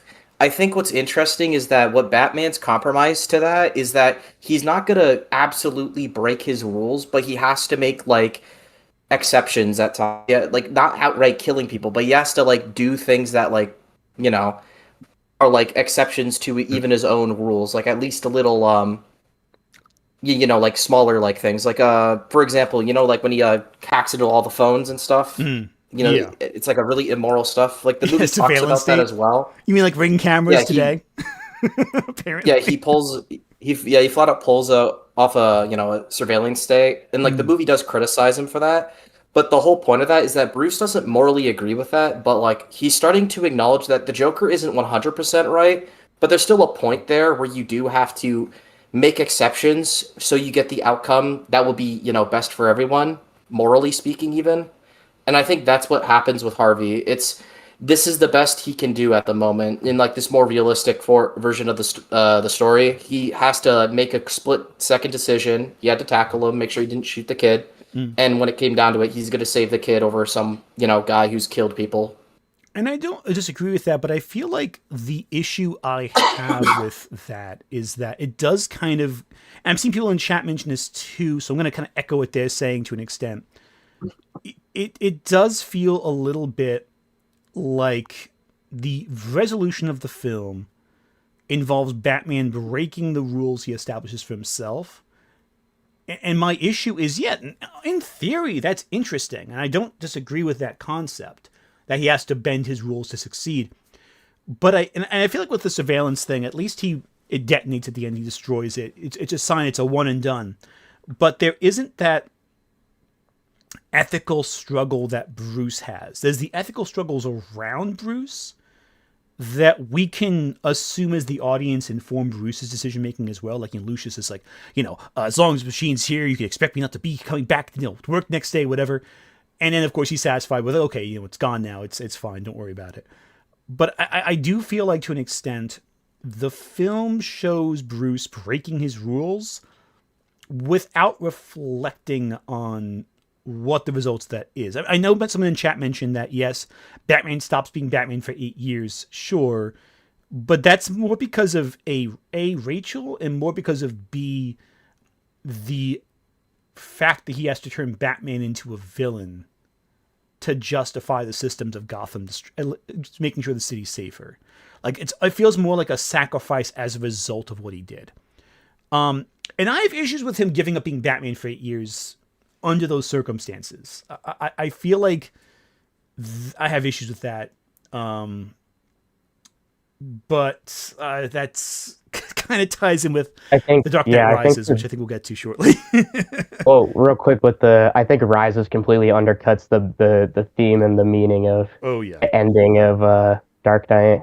100%. Like all the whole speech about, you know, Batman's meant to take it, like, you know, because nobody else can. And then Dark Knight Rises, I gave up because Rachel died. Actually, he can't take it, actually. I was talking about this last night with Comic Legend and SK, but like I also have the same issue. To a lesser degree with Dark Knight Returns, I think, real quick, I think that book's really overrated. Yes, but, I'm with you on that one. I think it is almost antithetical to Bruce Wayne's character. You can make him give up being Batman, that's fine. But for him to give up being Bruce Wayne, essentially, I think that makes no sense to me. Like, for him to completely forego being a philanthropist. Now, I will say in Rises, they do kind of like mitigate that a little bit with the fact that he works on like a clean energy program, which is another conversation we had last night, where it's just like, personally, that's not enough for me as a Batman fan for him to like, I need more as a philanthropist. Like, I feel like clean energy is more like an Iron Man thing than a Batman thing. I mean, it's Batman too, but that feels more like something Iron Man would be working on.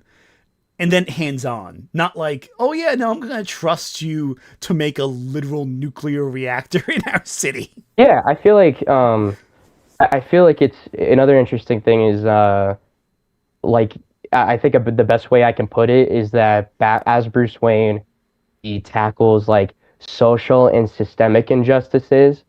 I mean, and in environmental stuff. Like he is an environmentalist in the comics too. Like he owns his own like he literally bought like acres of land in Gotham by Wayne Manor just so like nobody can touch it.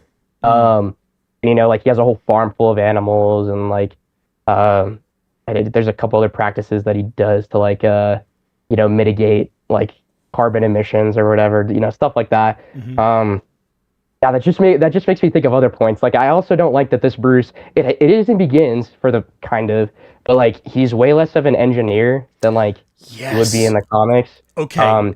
Can you hold that thought? Because I Yes, want to I get will. into I that. know I totally jumped. No, because I want to let a few super chats play real quick, but also I'm with you 100% on that, and I want you to. Yeah. I just want to let these super chats play because they've been building up a lot, but I want you to say everything you're gonna say right now. Okay, let some super chats play real quick, real fast. At Kitty Arshan 666 super chatted $5. The issue with The Dark Knight is that Joker, while great, ruined every Joker that came after as they tried, and failed, to emulate Ledger's Joker. Oh yeah, that's a factor too with Joker. We'll get to that probably later. That's a big one. At Reven 300 super chatted $5. TDK is great, but it honestly ruined any future live-action Joker going forward cause they all just want to top Ledger instead of just trying to be good. Yeah, Joker's a big one. We'll get to Joker shortly. That's a big point discussion. Thank you, Jeffrey, for the... At Andrew Brown 9981 super chatted $2. The Dark Knight is the Long Halloween meets Heat. Yes, and Long Halloween we'll discuss too, because I have issues with it as an adaptation of that story as well. At Jeff Pyatt 2K4 super chatted $2. Mark Hamill is the one true Joker now and forever. Mark Hamill is amazing as Joker, undeniably so. Thank you for your for 11 months there, Mrs. Vanessa Vengeance. Thank you for the wave. Okay, Jeff, that is a hot take. I appreciate it though. At Jeff Pyatt 2K4 super chatted $2. The best Batman film was the 1966 film. That is a hot take, Jeff. I love 1966 Batman, but that's not. I don't know if I'd say it's the best one. At Racer45 super chatted $5. I think people are forgetting Batman's reason for his no-kill rule in Under the Red Hood. I didn't forget that. I mentioned it just before with no-kill rule from that. At Tall King Movie Bubbles B6N super chatted $1.99. What Pokemon would the Sailor Guardians have? That is a long conversation that I don't know if I can get into with that one. At Tall King Movie Bubbles B6N super chatted $1.99. Is this Batman meets Scooby-Doo? Batman meets Scooby-Doo is the best Batman crossover. I will take no questions on that one. At Koarizarich super chatted $5. I think Daredevil has a more rational no-kill rule than Batman. Catholic guilt do be strong. Yeah, Catholic guilt's a big one. Daredevil has a good reason for not wanting to piss off the priests. At Racer45 super chatted $5. While I appreciate saying Arkham Knight is his favorite game, I didn't like the game's narrative nor its explanation of an empty Gotham City. That's fair. I don't disagree with you in that one. That's fair. Also, people are saying that John DiMaggio and Kevin Michael Richardson were also great Jokers, which is absolutely valid. No argument there. They're all really good. I think the only Joker I didn't love was freaking Data from Data from Star Trek. Oh, Jared Leto? No. What's his name? I forget the actor. Brent Spicer. Brent Spicer. Did I say his name? Crud. Now I'm blanking on his name. Hang on. Let me double check this. Now I'm going crazy. The guy in Young Justice was also Brent not Spiner. very good. Brent Spiner. There we go. Brent Spicer. Yeah, no, he was in Young Justice, I believe, as Joker. Yeah. Yeah, he's the only one I'm like, Oh, God. I don't know about this. I don't know about this one. Wait, are we talking about Joker right now? Yeah. Oh, you know what? I think we should do just tech voice one actors. first because we were talking about the technology and tinkering. Let's do tinkering first, then Joker, because I feel like Joker and the villains are their own can of worms. Yeah. I think we just went to start talking about the tinkering stuff, and I feel that's a good point. So, back to what you're saying there, by the way. Oh yeah. With the you said like keep talking about that, right? Yeah, that's a good talk. okay. That's a big issue I have with Dark Knight in general, honestly. Well, it's interesting, right? I also think like this is it kind of created this misconception of Batman as well. And I don't know if it leads over into other adaptations. I'd have to think about it. But so in the comics, Bruce machines, this is a quote from the book, machines 99% of the parts for his, not only his technology, but Wayne Enterprise technology too. Batman Zero Year outlines that he is not only a like absurdly smart master engineer, he's also a quick engineer. Like he can create tools to get out of life or death situations. And the main thing I wanted to say was that like this is why I think Pattinson is the best live action adaptation, no contest. Or that's not the main reason, but like that is, it helps. Sorry, the misconception is that Lucius does everything when in the comics Batman is the one who like creates majority of his technology. And also on two different occasions for long periods of time, Bruce is actually like very involved in Wayne Enterprises. He only gives it to Lucius during Nightfall when like he's completely burnt out and he feels the need to throw himself into being Batman because the company starts to suffer for it. So he's like, Lucius, I'm shifting over full control to you. So he's in full control until I think he like dies in Final Crisis, and then Bruce comes back and he starts like Batman Incorporated, which at that point is like, oh, you play into like, he's working on Batman and Bruce Wayne. So the movie point being the movie like kind of in terms if we're talking adaptation like misses like those aspects. Then one more thing I want to say about the no kill really quick. You brought up that it's more based around like the idea that it's the law and that it's like right or wrong and that he's trying to like respect that, I guess, which is I think that's interesting because and then somebody brought up Daredevil. That's more of a Daredevil thing, funnily enough. Like if you read Frank Miller's Daredevil run, his basis for his no kill rule at the time, it's honestly not even rooted in Catholicism in that moment because he's talking. This cop is like, why don't you just kill Bullseye? And he's like, it's because I believe in the law. The law is what gives us like what keeps us from being like savage and like corrupt. So if we start breaking the law and we start bending it and twisting it for like selfish and vengeful purposes, then like then it's complete chaos. So I just wanted to bring that up. But yeah, Batman's supposed to be an engineer. So. No, yeah, I agree with everything you just said, pretty much. Also, Daredevil, in general, I feel like Nolan might have been happy writing a Daredevil story at certain points, but honestly, yeah, maybe. Honestly, I would watch that. But no, I agree with you. I think taking away, and it's not just simply taking away the engineering; it's also taking away the detective work from Batman. You take away, because Batman's not just a fighter, he's not just a brawler, he's not just his tool belt, he's not just his gadgets, he's an intellectual, he's a genius. And I feel the Nolan films, by taking away his technical genius and his detective genius, does a lot of negative to the character as a whole. I feel like it takes away more than it adds. With Lucius, it's more obvious because now he has his personal Q. Again, keeping with the whole, it's James Bond, really, idea. The fact that Batman doesn't do a lot of detective work in the Nolan trilogy, I think is a huge problem. I think every other adaptation does more detective work than the Nolan trilogy. Even the Schumacher films, I think, does more detective work and investigation than the Nolan films. Because if you really look at everything, in The Dark Knight Rises, Alfred figures everything out. Basically, Alfred figures out who Bane is and who his connections are. It's all Alfred. Batman doesn't. It's wonky. Yeah, he just walks. Alfred does on his off time, basically. Yeah, it's there's an interesting line, real quick. I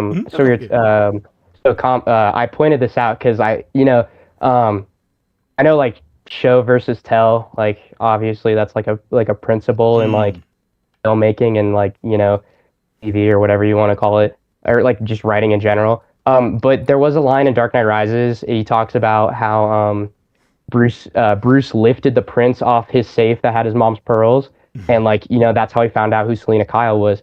And during our like watch party, I was like, oh, I really like that. That's my I like that Batman. That like that's a very Batman line. And then Comic Legend brought up the good point. It's like Yeah, too bad we didn't see any of it, and they just kind of say it.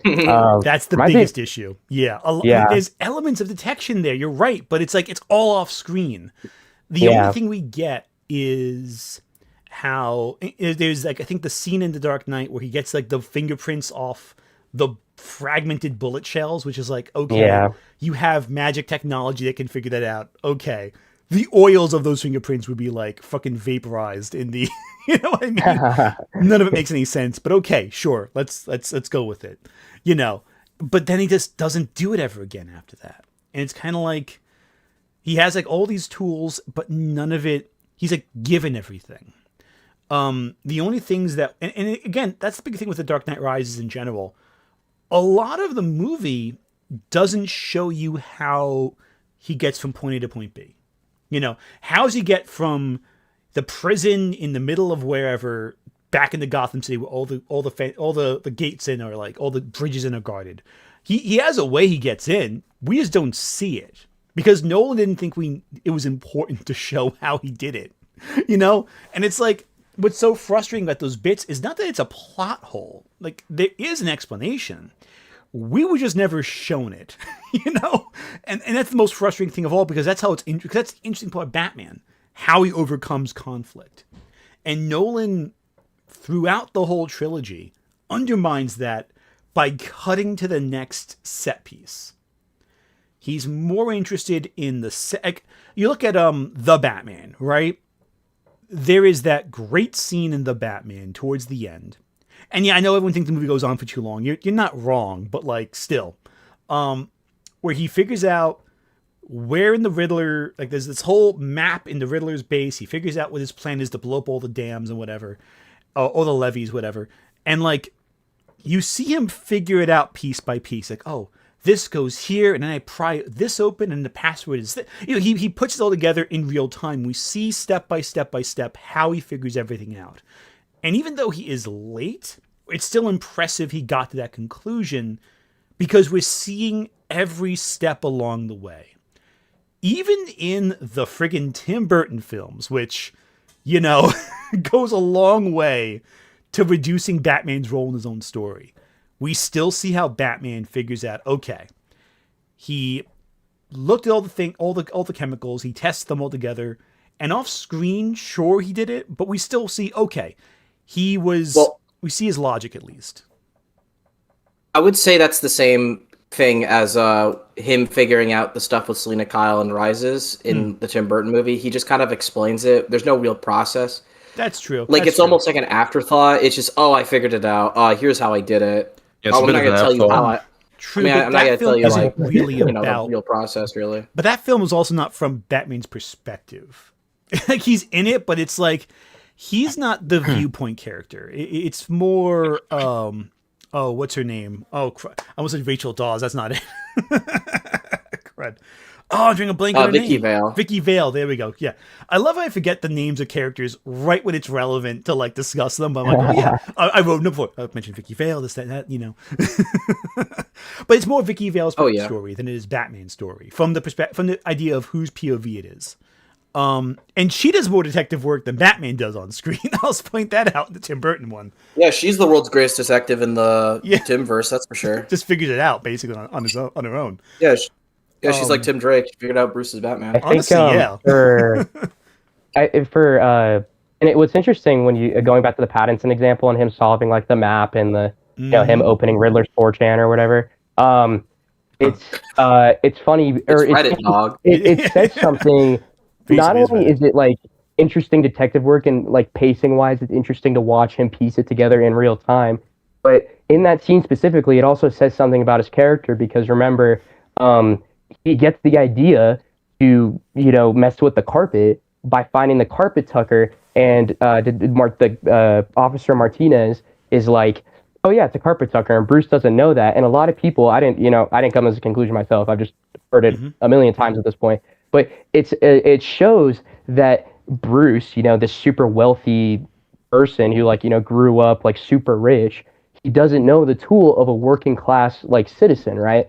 And it's like that just adds like a very small but like very interesting dimension to his character. And I think all the best detective Batman stories, and not only is it a good mystery, or I mean, obviously, it even doesn't have to be a good mystery, but it also like says something about his character. The bullet, him finding the fingerprint on like the casing in Dark Knight, it loses that extra dimension by, it doesn't really say much about his character, in my opinion. 100% agree with that. Yeah, it's mainly just there. I think my take on this would be I would agree, like the detective elements aren't really that like well implemented or like introduced in the movies, but I would also just argue that like these movies aren't focused on being detective stories. And I know like, Batman's supposed to be the world's greatest detective, but I think all of us can acknowledge that not every Batman story is a detective story at this point. A lot of them can just be action thrillers, crime thrillers, and stuff like that.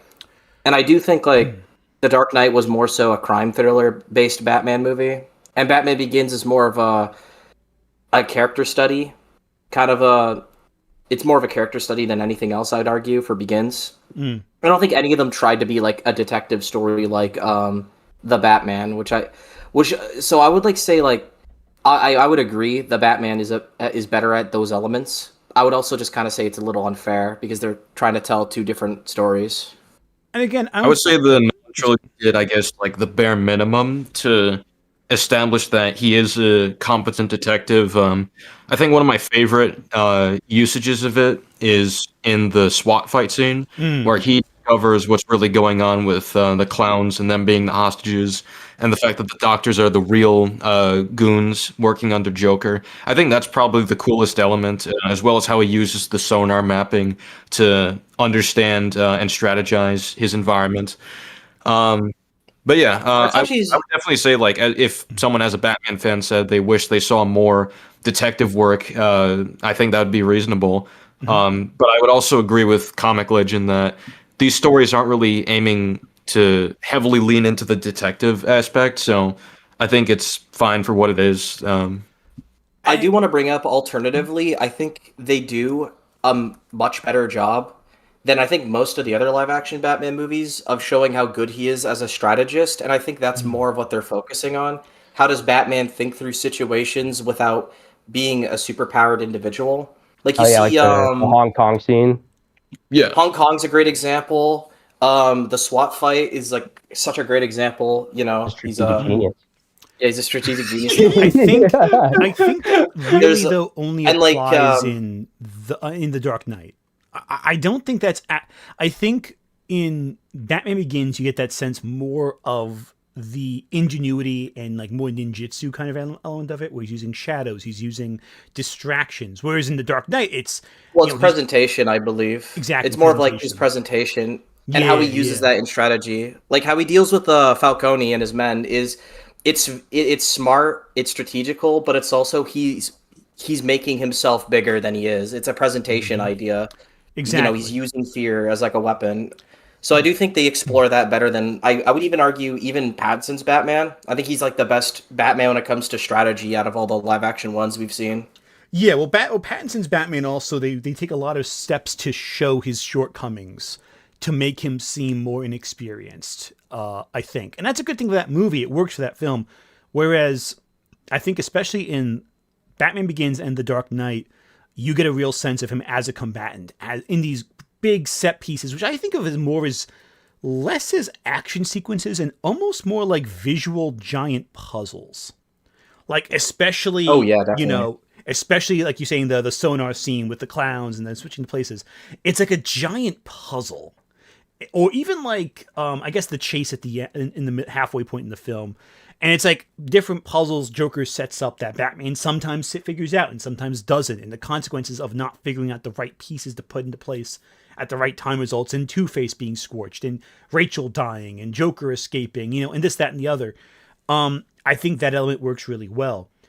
I think, though, that completely falls apart in The Dark Knight Rises, where the big strategy for the final battle is, let's get all the cops in one spot and all the bad guys in the other spot, and let's just have them run against each other. Like, fucking, what are you guys doing? Yeah, like start one of a the war. things that stands out Yeah. is that like the tumblers would just shoot them all down. Yeah, It's exactly. And it's like, you have all this brilliant, like, clever stuff in the first two films for these set pieces.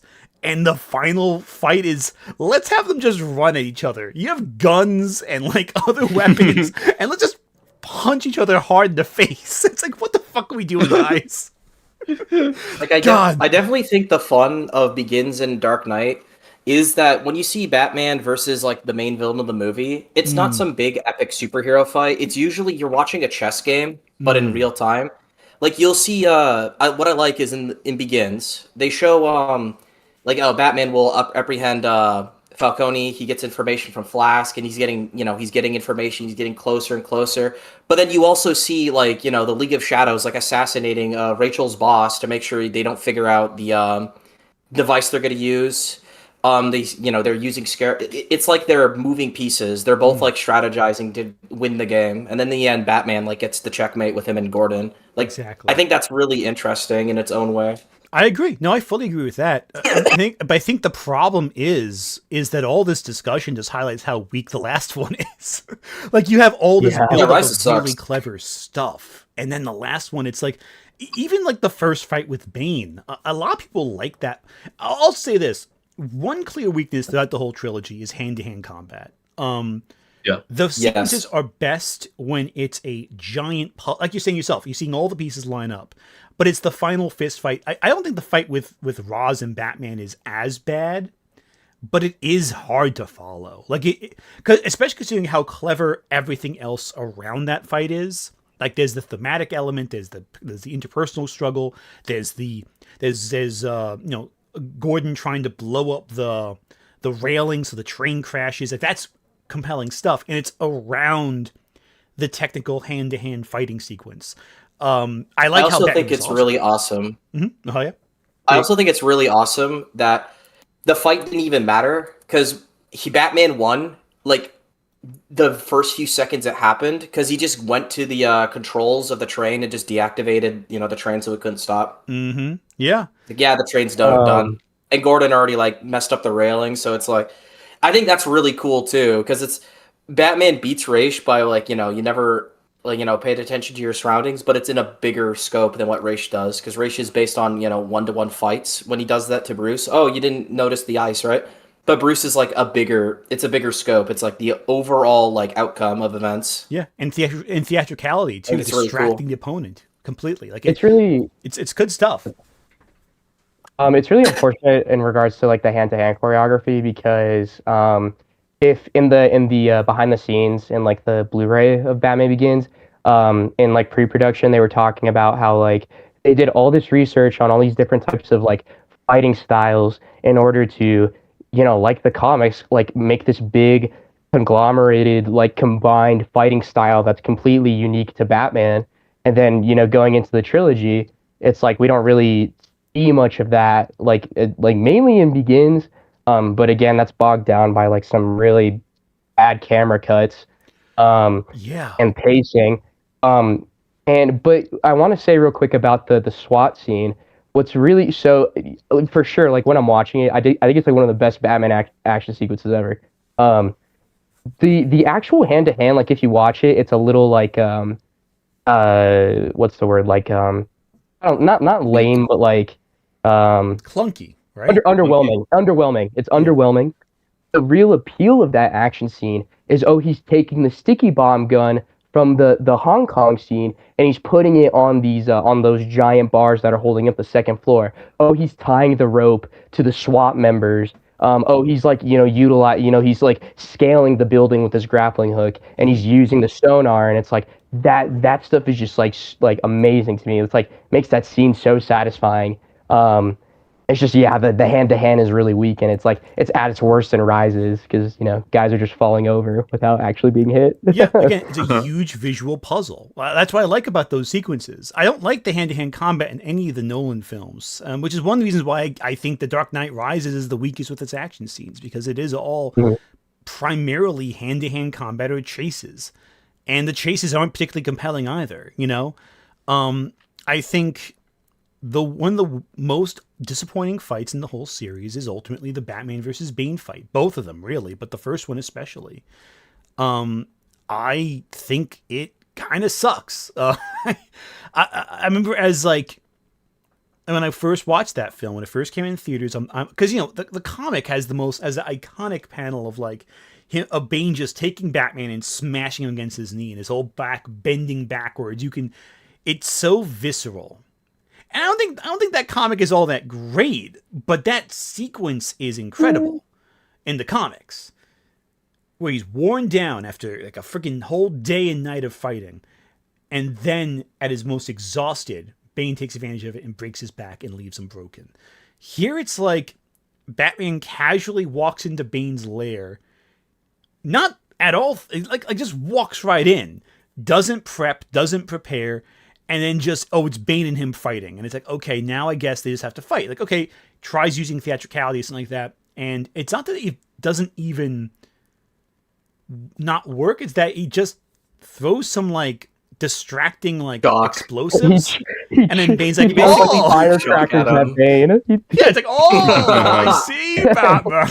It's like, he's not even trying to do anything with it. It's like, just throw an explosive. That'll stop him. It's like, no. Batman forgot to restock his utility belt, and he's like, "Fuck! Oh shit! I have chalk. Why do I have chalk?" And he just throws a bunch of chalk at Bane. Basically, it's like, what are you doing with this? What's the plan?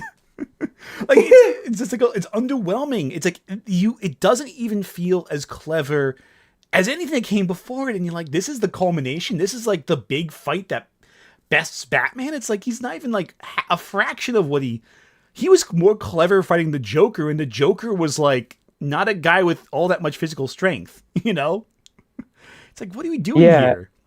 With real quick, when I didn't bring this up during the watch party, but let me know if you guys agree or disagree, but I kind of think Batman's arrogance, like in the entire like first half of Rises, or like up until he fights Bane and then he gets broken, like his arrogance and like eagerness to like, well, actually, I was gonna say it was arbitrary at first, but I guess the reasoning they give is because, I'm standing by it. I think it's arbitrary that like so Alfred's telling him like, hey, this guy has a huge reputation, literally excommunicated by Ra's al Ghul, and Batman is just like they kind of, one might say, contrive him to be like contradictory to Alfred. He's like, so I'll fight harder, I'll fight stronger. It's what I've always done. It's like, Batman, no, you've been a strategist the past two movies. Like, what's with the arrogance, I guess. Yeah. 100% agree with that. And again, this is the problem. The trilogy leads to The Dark Knight Rises, and that movie just drops every ball. Like, it just fails. There are elements of it I enjoy. It's fun to watch, but when you actually think, like, what is happening scene to scene, character to character, it's like Batman does not act like Batman. Bruce does not act like Bruce.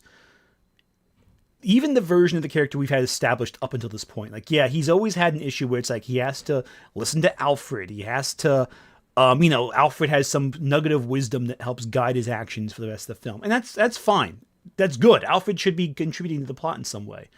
But it's like he so refuses to actually learn anything about his opponent. He doesn't even bother. He doesn't try finding video of him and try finding out, here's his fighting technique. Here's how he combats people. Like, he just kind of assumes, I'll wing it and it's fine. Like, will you? Will you though? I think the fact that he's split with Alfred might be a factor that plays into it, because we at least see in The Dark Knight that he also has a level of arrogance as well, where he thinks, criminals aren't very complicated, Alfred. We just need to figure out what he's after. Mm-hmm. And that's kind of how he learns in the movie, through Alfred just explaining to him, the Joker's not like most criminals. He can't be bullied into submission. He just wants to watch the world burn. And that's something that I think plays into Batman's strategy later on in the... it's something that plays into Batman's strategy in the third act, where he says it's not that simple with the Joker. It never is. He's catching on to what Joker's doing before the cops even do, because he's really learned his enemy to a decent capacity by this point. And I guess you could say that he should try that with Bane as well. But I think the fact that he has limited information and not, many other leads on him besides Catwoman, I think it makes it understandable that he would be more arrogant and kind of step in head first in the situation against Bane, especially since he wasn't expecting like Catwoman to just like lock him up like that. He wasn't fully expecting to be trapped in there. You think his death wish also plays into it? I'm sorry, I cut you off there. Sorry, can you say it again? I didn't hear that. Real quick, SK, do you think his death wish plays into that? Because Alfred makes a point of that. He's like, like I'm afraid you want to die. Like I'm afraid you want to go out there and die. Right? That's his whole arc in the movie is learning to fear again. Yeah, I think part of it is his death wish. But I also think like if Alfred was there to help him, which I think Alfred should have done this in the movie. But I think it would have been better if Alfred was there reluctantly helping Bruce be Batman, but only because he thinks that would be the best way to save his life. If he's at least feeding him information, if he can't stop him from being Batman. But I can definitely see if Alfred were there with him, Bruce deploying a different strategy. I think also a factor too worth discussing, and I think this is kind of a transition point in discussion. One issue I have with the series as a whole, and I mentioned this in my video a while back, I have an issue with the villain selection of these films. Oh boy, I'm excited. Yeah, and I think I love me some Batman villains. Oh yeah, no, this is the fun part. One issue a lot of people have with the movies is that, they're too realistic, they're too grounded. And I don't even necessarily have a problem with that necessarily. I have criticisms as a fan. I would love to see a Clayface. I would love to see a Mr. Freeze or something more outlandish. I would love to see Joker Venom.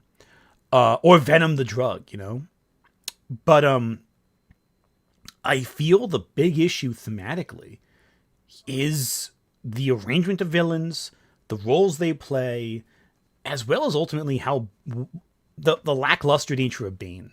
For one, this series focuses way too much on the League of Shadows. I think that's not a uncommon complaint, and I get there's always a sense that a trilogy has to go back to the starting point to an extent, but the League of Shadows kind of dominates the film in a way that keeps it from ever progressing, thematically at least, especially considering how The Dark Knight, it's no secret The Dark Knight drew to some extent from The Long Halloween.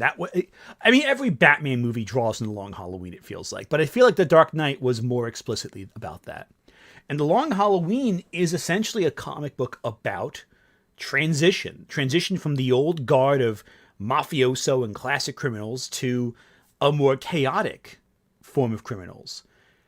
But we transition from organized crime in this film to 8 years of peace, and then the same bad guys it's always been. There's no sense of transition or transformation for Gotham because of The Dark Knight Rises. Because the film takes the choice it does, it kind of refuses to show Gotham unhinged. And what's so crazy is Batman Begins as a more unhinged Gotham than it ends up being in The Dark Knight Rises. Like in Batman Begins, we see a Gotham that is fully divided by class. It's run down. It's foggy. It's dreary. One of the big villains is Scarecrow, a character who literally exploits mania and terror in his opponents.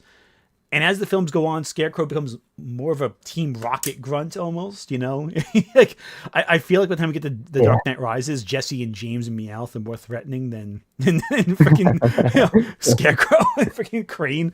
But but the villains become more boring. Not more boring, it's the wrong word. More normal.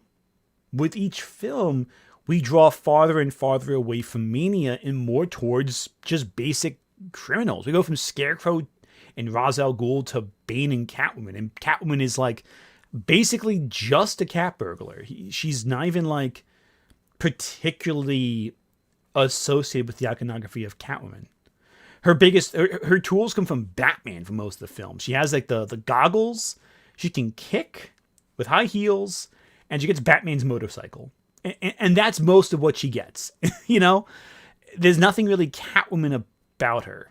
and Bane is just Ra's al Ghul's like toady, basically, or like a reject of Ra's al Ghul, but like he's basically just buff Ra's al Ghul for the functions of the plot. And he's not even the big villain. He is. He's basically just buff Ra's al Ghul. He's just buff Ra's al Ghul. Yeah. For what? Like, really, what does he really do that's any different than Ra's al Ghul? They both want to destroy the city. Okay, they both. No, yeah, I 100% agree. I just think that's really funny. But the only difference is Ra's now al he's Ghul like went to the gym. Exactly, he went to the gym a lot, you know, and got cool facial mask. You know, that's about it. It's interesting. Oh man, I have so much more to say, but like I guess the main thing is when we look at Rises, it's like 4 different Batman, not just comics, event comics rolled into one. It's Nightfall, it's No Man's Land, Legacy. I guess 3. I was gonna say Contagion. It's not Contagion. No. But it's also Dark Knight Returns a little bit too, I'd say. Yes. Oh yeah, for sure. Yeah, they literally pay homage to it when Batman like makes his public debut or like return. But what's interesting, right, is you look at a story like Batman Legacy, which like you can see the parallels between Dark Knight Rises, like what they're trying to go for in Rises, and then why it works in the comics, because Bane teams up with Ra's al Ghul, but he doesn't do it for like necessarily like an ideological reason. He does it to fuck with Batman. He's like, dude, he's Batman's D1 reverse Flash level hater. That he's like, I'm gonna take your place. I'm gonna bang your ex-girlfriend Talia, and I'm gonna take the place of like the Demon's Head and work alongside Ra's al Ghul. Like, and it's and you know he eventually gets his ass kicked by Bruce. It's like the official rematch since Nightfall. And then like, you know, obviously before I forget to mention it, you bring up the shift from like you know how Long Halloween does it, from crime bosses and like petty crime or like, you know, drug dealing, all that stuff, to super criminals.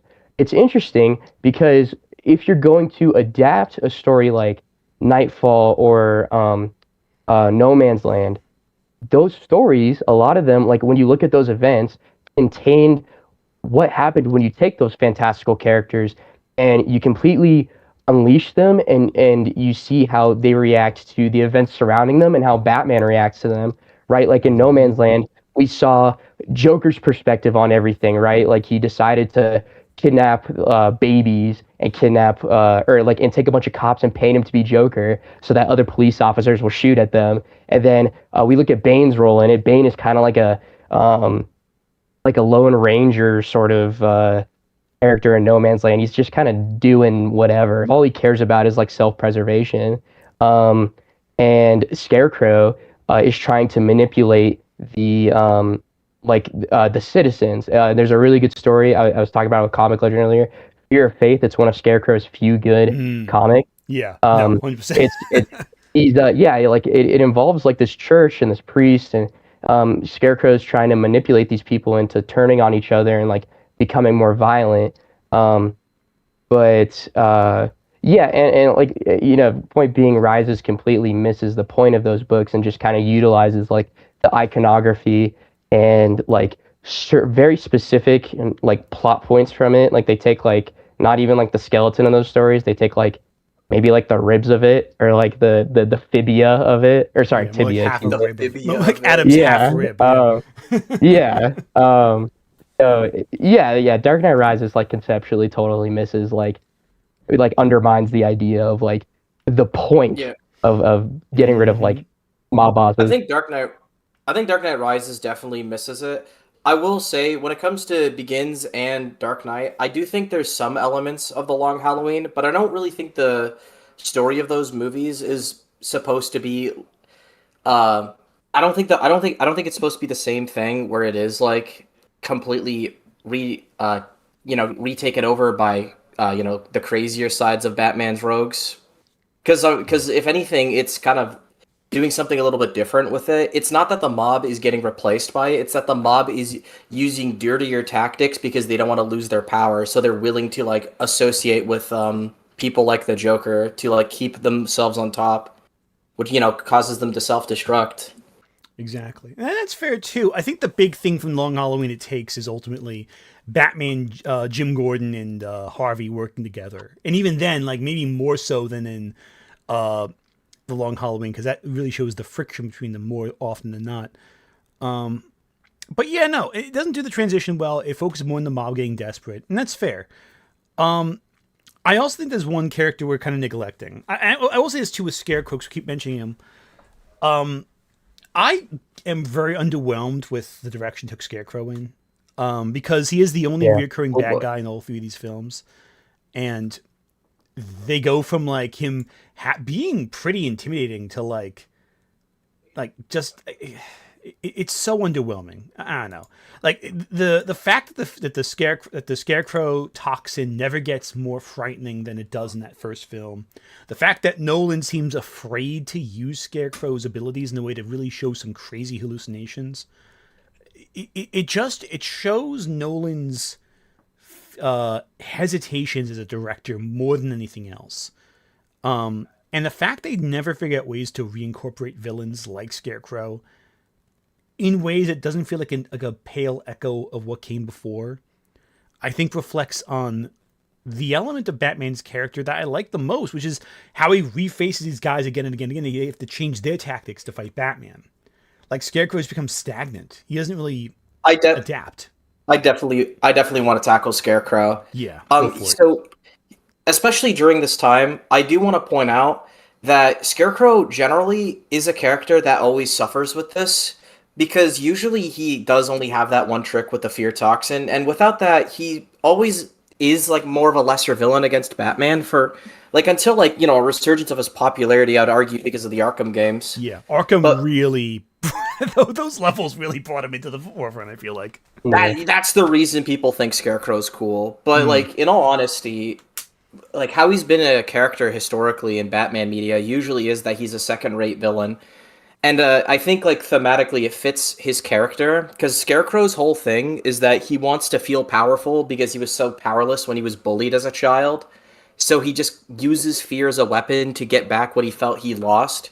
And I think the ultimate like tragedy and what makes him pathetic as like a bad guy is the fact that once people are able to overcome that fear, he has nothing left, and he is just some crook. And I think that's why it works that Batman can just throw him away like a piece of trash in The Dark Knight. Because once Batman's able to like not let his fears consume him from Begins, Scarecrow really doesn't have anything he can use against Bruce. So I do think like it works there. And that's fair too, but like I kind of wish they'd show him adapt in some way, or like find a way to work in a more interesting manner. Like how interesting would it have been if during the final fight with Bane in The Dark Knight Rises, the fear toxin was used in some way to cause disarray among the cops. Like that would have been cool. It would have been cool because you have a character who could do something fun. Yeah, maybe it wouldn't work on Batman, but it could work on everyone around Batman. And then he have to regain order over them in some way. Like that would be something interesting. But you know, like I mean, I think me and Batnick agreed on this when we were watching Rises. I do think it's a big issue in the movie that they show him, like, he's there, right? But he's doing something he just wouldn't do in his character. He's, like, being this judge when it's like, your whole thing is that you're obsessed with your experiment. Why would you not go out there and restart your drug empire you were trying to build up in The Dark Knight? Especially that Batman isn't here to stop you. Or just have the cops hooked up to fear toxins, you know? Like, why bother with the ice thing? Just have him freaking go, like, Mengele on these cops, you know? Like, he could easily... That would be more in character for him. Like, it would be like, oh, now you have a playground to do whatever you want with these guys. And you have some, like, terrifying component you can use later on in the film. Like, something interesting. I feel like the way they... I agree that, yeah, he is kind of a 2-bit villain in that sense. I like it when you do a little more with Scarecrow. I think he's a character with a lot of potential to have other characters explore their personal fears and anxieties. And again, that's a case-by-case basis. It depends on the story. It depends on how you use them. Well, I would like to say, even though he is usually a second-rate kind of villain in the movies, I think that what they did, which I feel is more important anyways, is how they characterize him. They get Scarecrow really right in the movies. Because his whole idea, his whole like obsession is control, power, and like experimentation. He's obsessed with fear in the movie, and like his whole motive is to like, you know, do this for you know, his own little feeling of like, you know, being above others. Like he wants to hold the city up ransom with his fear toxin for that exact reason. And there's like little bits where they show that he is like obsessed with breaking people's minds, which is why it's so beneficial for him to manipulate, you know, the infrastructure of society in his position as a doctor in Arkham Asylum. Yeah. So I do think like he's not the main villain in any of the movies, but it's pretty impressive, at least for Begins, to characterize him the way that they do. They gave him his belief system, his ideology from the comics. His motives are basically the same, and his methods are pretty much in character. He's just not a main focus villain, which I think is I will say I feel like this should be more praised nowadays, because I think one of the biggest issues with a lot of comic book movies is that there's only one villain, and besides that, nothing happens. Like the Raimi Spider-Man movies, it's okay, the Green Goblin, he dies. It's like, okay, what happens in between that? Nothing happens. The world froze. Yeah. It froze. Nothing happened. You see if did you cats fight out of Shocker? trees, basically. No, that's the video game. Get out of here. Nah, you gotta wait 2 years, then Doc Ock appears. Spider-Man was just, you know, beating up powerless thugs, I guess. It's really ridiculous. Right. But when you... Once the film ends, time freezes. Grant was right about that. Yeah, exactly. Literally, yeah. Grant Paulson was right about that. Or hell, even then you like... and that's the thing too that you could have done. Like, there's so many minor Batman villains they could have had. Like, I mean, great. I like how in The Dark Knight he gets Scarecrow at the beginning. I like that bit too. It shows there is. Yeah, it's amazing because it definitely builds the world. It's like Batman. Like the movie doesn't start with "Hello, I'm Batman." The world froze. Now the Joker finally came. No, it's we see him in the end of another investigation where he was clearly like hunting down Scarecrow again, trying to take him in. I think that was done well. I agree. I kind of wish you would have seen like another minor villain in there too. Like I know the Gotham Knight movie does Killer Croc in there, or like Deadshot, but like you could fit in like an assassin character. I know. Again, I can't believe I'm praising. Funny. I can't believe I'm gonna give this film a compliment. I feel guilty already. It's not like how in Batman v Superman, where KG Beast is like a random muscle. Yeah. I feel dirty for complimenting the film. I'm kidding, but you get what I mean. It's like a minor. I mean, no one. I mean, I know they have Zaz in Batman Begins, who like, you know, you barely even notice it's Zaz unless you're listening very carefully or have subtitles on. Yeah, like you can't Zaz tell. And Scarecrow, and you know Ra's al Ghul, and like Falcone, if you want to count him. I would count Falcone. I think it's funny because if you compare Falcone to I guess Falcone from the Batman, there's such different levels of intimidation. Whereas like Falcone is just like, oh, he's just the guy, and in Falcone it's like he is this terrifying crime boss in the shadows. That kind of sounds like Barton Fink. Yeah, I really like that the Penguin TV show. Like makes him the Hangman, as opposed to like Dark Victory, where I'm pretty sure it's Sophia. I think that was a cool like that universe for the like 99% of the time that has like really good delineations from the comics. Yeah, it changes it, but it does so in a way that's compelling and interesting. Like, you can make changes from the comics. Like, I am not someone who says you have to be 100% loyal to the comics. But if you're going to change it, make it interesting, you know? Like, if you're going to change something, it better be a good change. Which I think we've been kind of dodging this one point here the whole time. Heath Ledger's Joker. Incredible villain, like one of the best comic book villains of all time. Leaves such a my issue with the character is that he's almost too good. You know what I mean? Like he's so compelling that whenever he's not on screen, the movie goes down a notch. Like, because you notice he's not there. Like, which sounds like a terrible thing to criticize. Like, oh, I want more of the Joker, but like. It does result in the first, like, I guess, like, third of the film feeling a lot flatter than the next 2/3 of it, really. Like, as much as I like the movie from start to finish, like, I do feel like you can feel Joker's absence in the Hong Kong sequence. As cool as that sequence is, as good of a puzzle as it is, the lack of a Joker draws from that scene. And as a lot of people point out in chat before, and as I mentioned in my original video, and this is not the film's fault that every other person afterwards forgot how to write the Joker as he was before that, I feel like. But you can see... Yeah, that was... And that's not the film's fault. It's just everyone else's fault. I think it's... sorry, you go ahead, Liam, actually. Or Comic. I think before we get into Joker, I do want to, because I don't know, I think I forgot to address the... you were bringing up the Batman... You didn't like the choice selections of the Batman villains in the trilogy. Yeah. I do say I think I massively disagree with that. I think the choices are really appropriate in the same way I see it in Sam Raimi's Spider-Man movies. Like they just kind of chose the big three, and I think that's the same thing they did here. Like Ra's, Bane, Joker, I do think those are probably the big three of Batman's main rogues. Especially at that time, I feel, especially. Yeah, definitely at that time.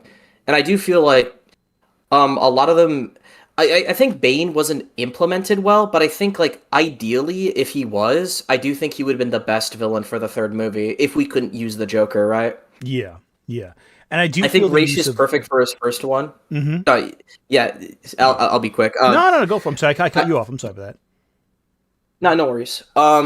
I do think Ra's works perfectly for the first one because you can use him for Bruce's training while also having him have someone to connect with who's going to be the main antagonist, which I think is a smart move. There's also the idea that Batman is created mainly because of his moral ideology, so the best villain would be the one that's the most silver tongue with his ideology, like Ra's would be. So I do think that's a smart idea for the first one. Joker works as a curveball so that Batman has to get used to the more chaotic side of crime. And I do think Bane is the best of both worlds in a sense. Bane is a reflection of Bruce's dedication, but done for something wrong and more chaotic. Like an ultimate challenge. So I do think the selections was really handled well. And I do want to mention I do these movies are way more focused on realism. I do think concepts that you brought up could work. I just think they required, a different, a level of creativity and artistic intent. Like for example, I do think you could do Venom in the movie. You just have to say it's some kind of performance enhancer steroids that haven't been in the market yet, and just call it Venom. Obviously, Bane not that much different from the fear toxin as well. Yeah, they're willing to do that. Yeah, obviously, I don't think Bane would be able to throw cars, but I think the idea of what Venom is in a storytelling, as a storytelling device, could still work. We could still have Bane have an addiction to Venom. It's actually a problem that I think didn't bring that in the movie, honestly. Yeah. I Killer think Croc could still worse. Give him just give him the skin condition. Just don't say he's a crocodile man. He's not literally a crocodile man. He actually just has a skin condition. He's, Well, it's interesting because... He used to be like wrestler in some continuities. Well, because in Gotham Knight, so the way they do Croc, I could, besides some, obviously, Toon Force elements that they apply to that particular episode in the Gotham Knight, movie, they literally describe, he just has a skin condition, and, as far as I remember, he doesn't do any, I could be wrong, but I don't think he does anything that's, absurd. He does tank, Bruce, shoves a flare in his mouth, and it just kind of scares him off, and we never see him again. But I think again, that's supposed to be Batman from Begins in this situation. It's even Scarecrow's even in it, and it's supposed to be Cillian Murphy Scarecrow. That's the continuity wise. So it's I think it's totally up to the ability of the writer to make it believable and make it work. I think even Clayface could work. You just have to change. You just have to understand what makes Clayface an overall effective villain. And I think it's you Clayface can do something where he's really. It would be hard. I think what you could do is make him more, take advantage of the actor idea, and instead of he literally is made out of clay, he could just be called Clayface because of a reputation of being really good at hiding his true face. He's good at makeup. I think my big issue with Bane is that he's part of the League of Shadows. I think if you, Oh yeah, I agree. think that's my big issue. If he was just a guy who comes from a prison who is obsessed with beating Batman, like he sees him as like some like military, like well, not military necessarily, but like he sees him as like a strategic obstacle to overcome. A That would be strategic different. genius. Like a demonic force. Exactly, like in the comics, really. Like he just sees him as an obstacle to overcome. Like he's just his biggest hater. I feel that would be more compelling than it being like revenge for Ra's al Ghul, because it feels like it goes too back. Absolutely. That's the issue. Every issue I have with Bane is anchored in Talia al Ghul. Like really, that's the big issue. Every issue I have with 100%. Bane, it's Talia. Really, I have an issue with. It's Talia through Bane, because every decision to anchor him to Ra's al Ghul makes him less compelling. And I think like sorry, I think we yeah I think we all agree with that, because like I do think like Rises like really does drop the ball with this, because they should have just left the league alone after it begins. They should have just left. They should have like not been a thing. Like he defeated Raish, it's over. Because like I do agree, it does like it makes it feel like most of the stories about the League of Assassins is the villains now. And also, they're not even like assassins. You know what I mean? Like they're just guys with guns.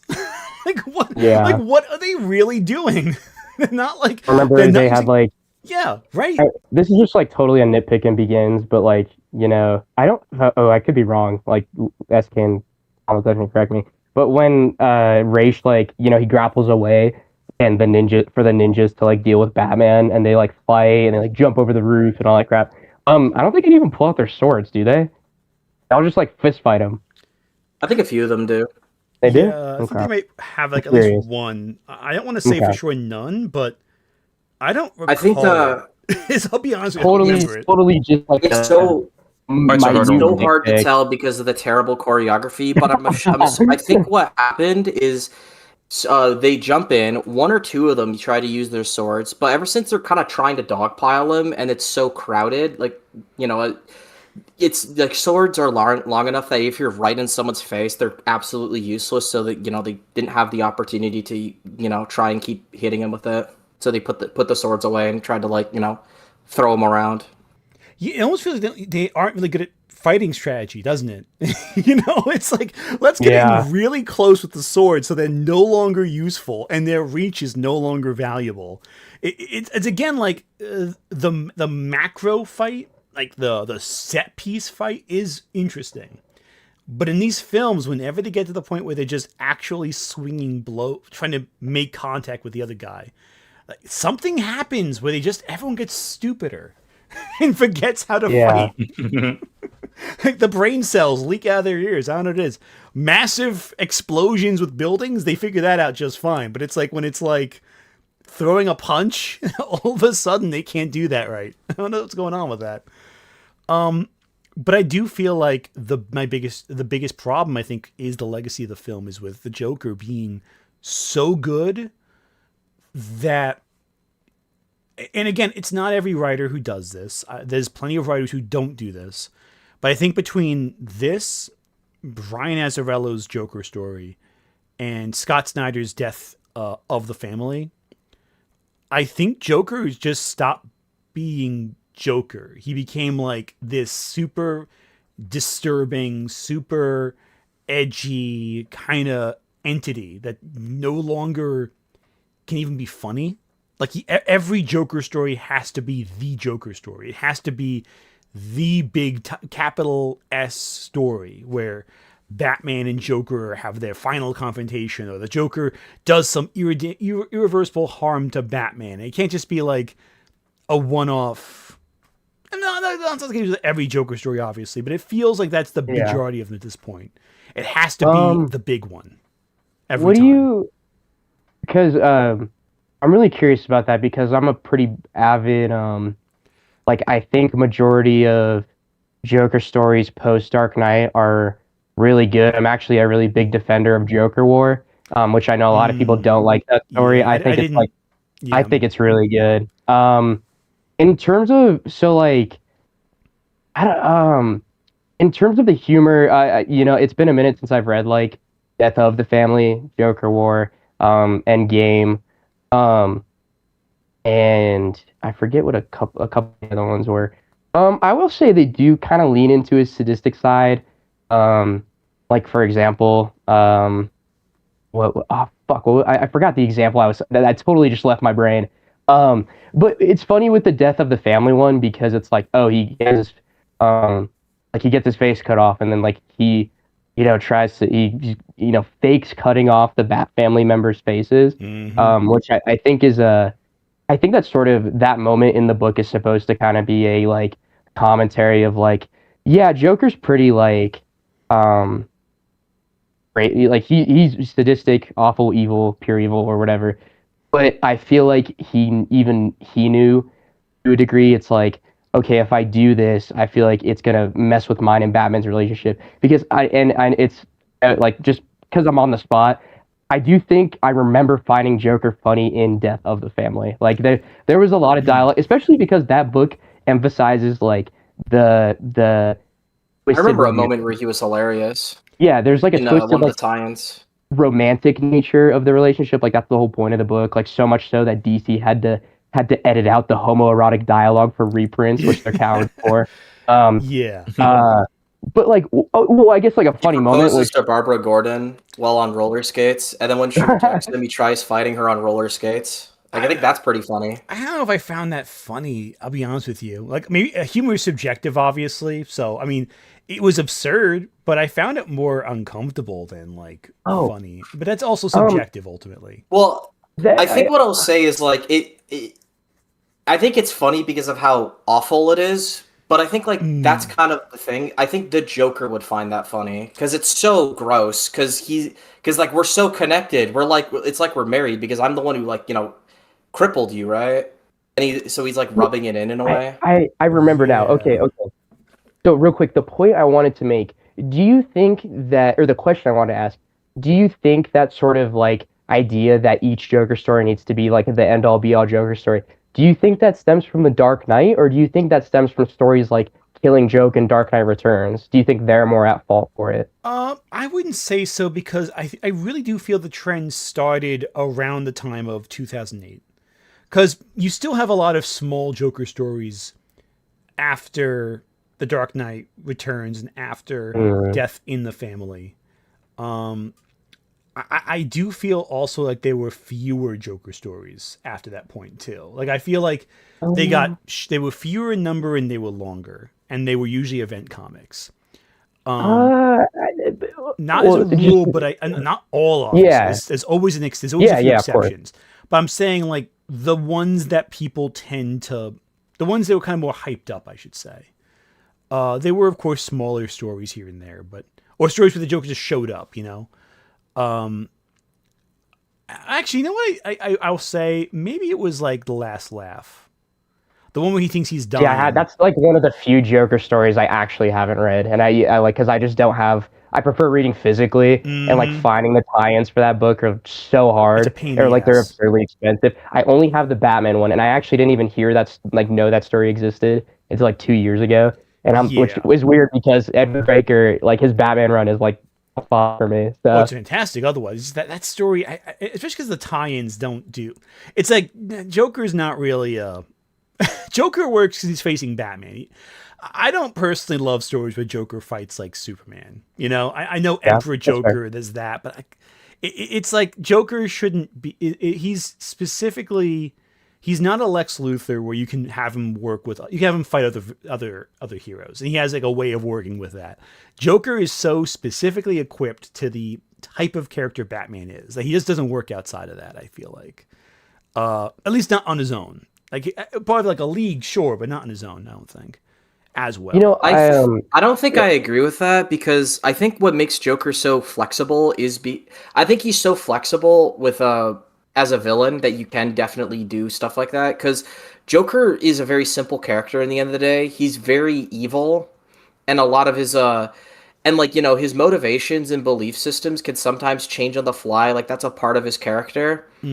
So I do think like what he represents can challenge almost any like main like superhero I can think of because he is the like walking contradiction of the belief system that a lot of heroes have for redemption, mercy, and kindness to even the bad guys. Because he's so he's so like gone that like there's not that like you could argue there's nothing there that's redeemable. So he could easily challenge any villain. He could easily challenge any hero in that aspect. I think it's interesting that he like Superman could confront him because this is Superman sees the good in everyone, right? It's like how would he see the good in Joker? Like that's a harder question. I always think back to the one story, and I forget which issue it is. If you know what it is off top, if you have, it's where Joker tries stopping Superman, and Superman just figures out, oh, you have a bomb right here? I found it in 5 seconds. I heard the tick. Here you go. Adventures of Superman issue 40, I think. There we go. That's the one. I always think of that. Hang on. Where it's like his ability set just completely counters any of Joker's schemes before it can even get started. So it's like before Joker can even do his plots and puzzles, Superman's already solved it because of his abilities, can just detect where everything is, and he solves it in seconds. Yeah. And the joke is ruined, and Joker's like actually upset. Like he seems like hurt that he can't pull these like horrible jokes because it's just he's facing someone who by the time he's already begun telling the joke that he's figured out the punchline and already resolved it. It's like, as a character, I feel like Joker is best equipped for a character who doesn't have extreme superpowers, who can figure things out like that. Maybe like a character like Flash, forget it. It's like Joker is best equipped, I think, for Batman in that sense. Not necessarily from thematics, but because the confrontation just wouldn't be as impactful as you might otherwise think. I agree. I can I understand that when it comes to capabilities, but like if we're talking more of like an ideological battle or how he could challenge heroes in other ways, because in fairness, he's not really even a physical threat to Batman. I do think like there is value in him in confronting other villains, and like I know Spider-Man's in a different universe, but Carnage is essentially his version of the Joker. So we can have, hey, what if we have a character that represents nihilism for Peter. And they did a lot of interesting stuff with that. How Peter has to deal with his no-killing rule and maximum carnage, having to make an exception and work with Venom and backstab Venom to stop someone that dangerous in their first ever encounter. So I do think Joker can work, depending on how you write it, to make sense with the certain heroes, at least in an ideological sense. And they did work around this with Superman. Remember, he did become Emperor Joker, and that's a confrontation Superman can now realistically have with him without just throwing him in prison at super speed. That's true. And again with Emperor Joker, that's a very specific set of circumstances that led to that. That's the thing. It's under very specific circumstances, Joker can be a threat. I don't particularly like Emperor Joker as a storyline. I think it's very surprisingly underwhelming what Joker does with the freaking fifth dimensional powers. But you bring up Carnage, and that's a good question too, because I don't think Carnage has ever been adapted well, really ever. I don't think they've ever quite cracked Carnage in terms of adaptations yet. Especially not the same way they did with Joker. But I think he's too scarring for a lot of kids to see Carnage, and I think yeah, that's the first. Batman is more comfortable doing adult stuff in media versus Spider-Man. They just won't do it. Carnage might actually rip someone in two. No one wants to see that if they're 12. Yeah, Carnage is fucking brutal. That's the thing too. Carnage is freaking horrifying. Carnage enjoys beheading babies with his Carnage symbiote axes. He's horrible. Yeah. That's the thing. You have to make money with your adaptation, and I just have a hard time imagining any universe where they can get Carnage 100% right. He even grosses. There's that one Batman Spider-Man crossover comic from the 90s where the Joker and Carnage briefly team up, and Joker gets grossed out by Carnage. It's there's another level to that guy. Yeah, even Joker is ugh, you're disgusting. This guy, what's wrong with you? Yeah, exactly. And it's I think with Carnage, the benefit is that Carnage doesn't set up schemes that Joker is psychological more than physical. I don't know if I fully agree with that with Carnage. Have you ever read Carnage USA? Yeah, no, and that's fair. There are exceptions to that, but I mean, what I'm trying to say is not necessarily that Carnage never sets up schemes. That's not the right phrasing of it. It's more that Carnage is more of a physical threat than a psychological threat. there is, of course, obviously Carnage USA. There's obviously Absolute Carnage, where the whole thing is a giant scheme to summon Null, basically. Carnage, It's a Wonderful Life is another good example. Life, where exactly. Forces, or Mind Bomb, yeah, too. he forces people to his will. Yeah, Mind Bomb's another good one. So there are exceptions to that, but I mean, like, the bulk of the threat Carnage plays to heroes, usually, is that of the abrasive, unstoppable chaos and complete decimation of law and order, of any form of order in the face of just pure nihilism. And there is psychological element to that too, but it's also like the raw wave of just chaos. That's, I think, a lot more applicable to any character, because Carnage is, one of Spidey's main enemies. He's also one of Venom's main enemies. He's also, by and large, a Marvel Universe threat whenever he shows up. Whereas Joker, he's more personalized, I guess is a better way of putting it. Carnage, I think of as more of a wave. Joker is more of a laser pointer. Like, he is specifically hammers into a very particular issue. And, like, it's actually why I would say Joker will always be more interesting than Carnage, too. Is that Joker has another layer that Carnage doesn't, which is that Joker's flat out, like, obsessed with Batman. And there's, like, a relationship there. With Carnage and Spider-Man, it's more so that he wants, like, he enjoys the game, but it's not as deep. So, like, you don't have that layer there. I guess you could maybe say there's more with Venom, but I don't know. Even then, like, it's just the ideological stuff isn't as compelling because Venom's just okay with absolutely executing this guy. So that just goes away. It's a trade-off, right? Yeah. It's really weird. That's why ideally you got to do both of them. Spider-Man, Venom have to team up and deal with them. Then you get both those aspects. Carnage likes messing with Eddie, and he challenges Spider-Man's ideology. And it's also the idea of guilt, too, because both Spider-Man and Venom are partially responsible for creating Carnage. So there is that sense of accountability. Whereas with Joker, it's like there's the idea of Joker, and Batman made Joker, and I know in the Tim Burton film they have the whole, like, they both hate each other thing, and that's all neat, but that's not the crux of the conflict for the most part. Like, that's not really... Gotham made both of them. Yeah, they're both products of their environment, ultimately, which is ultimately a machine that causes horrible things to happen. We got way off track from The Dark Knight, but I think it's a good discussion all the same. I think it's a good discussion. I wanted to do things really quick. A really good story where Joker's involved with a non-Batman character. It came out, I think, 2 years ago. It was in Action Comics, the Superstars era, or All-Star Superstars. Basically, Bizarro gets like insane godlike powers, and so he makes literally the entire planet like Bizarro versions of themselves. And the one person Superman goes to is Joker, because instead of it working on Joker, it makes him sane. So, like, obviously, you're kind of fundamentally changing like the character at that point, but it's still interesting to see like what his perspective is on like what would a sane version of Joker think of like himself and the situation around him.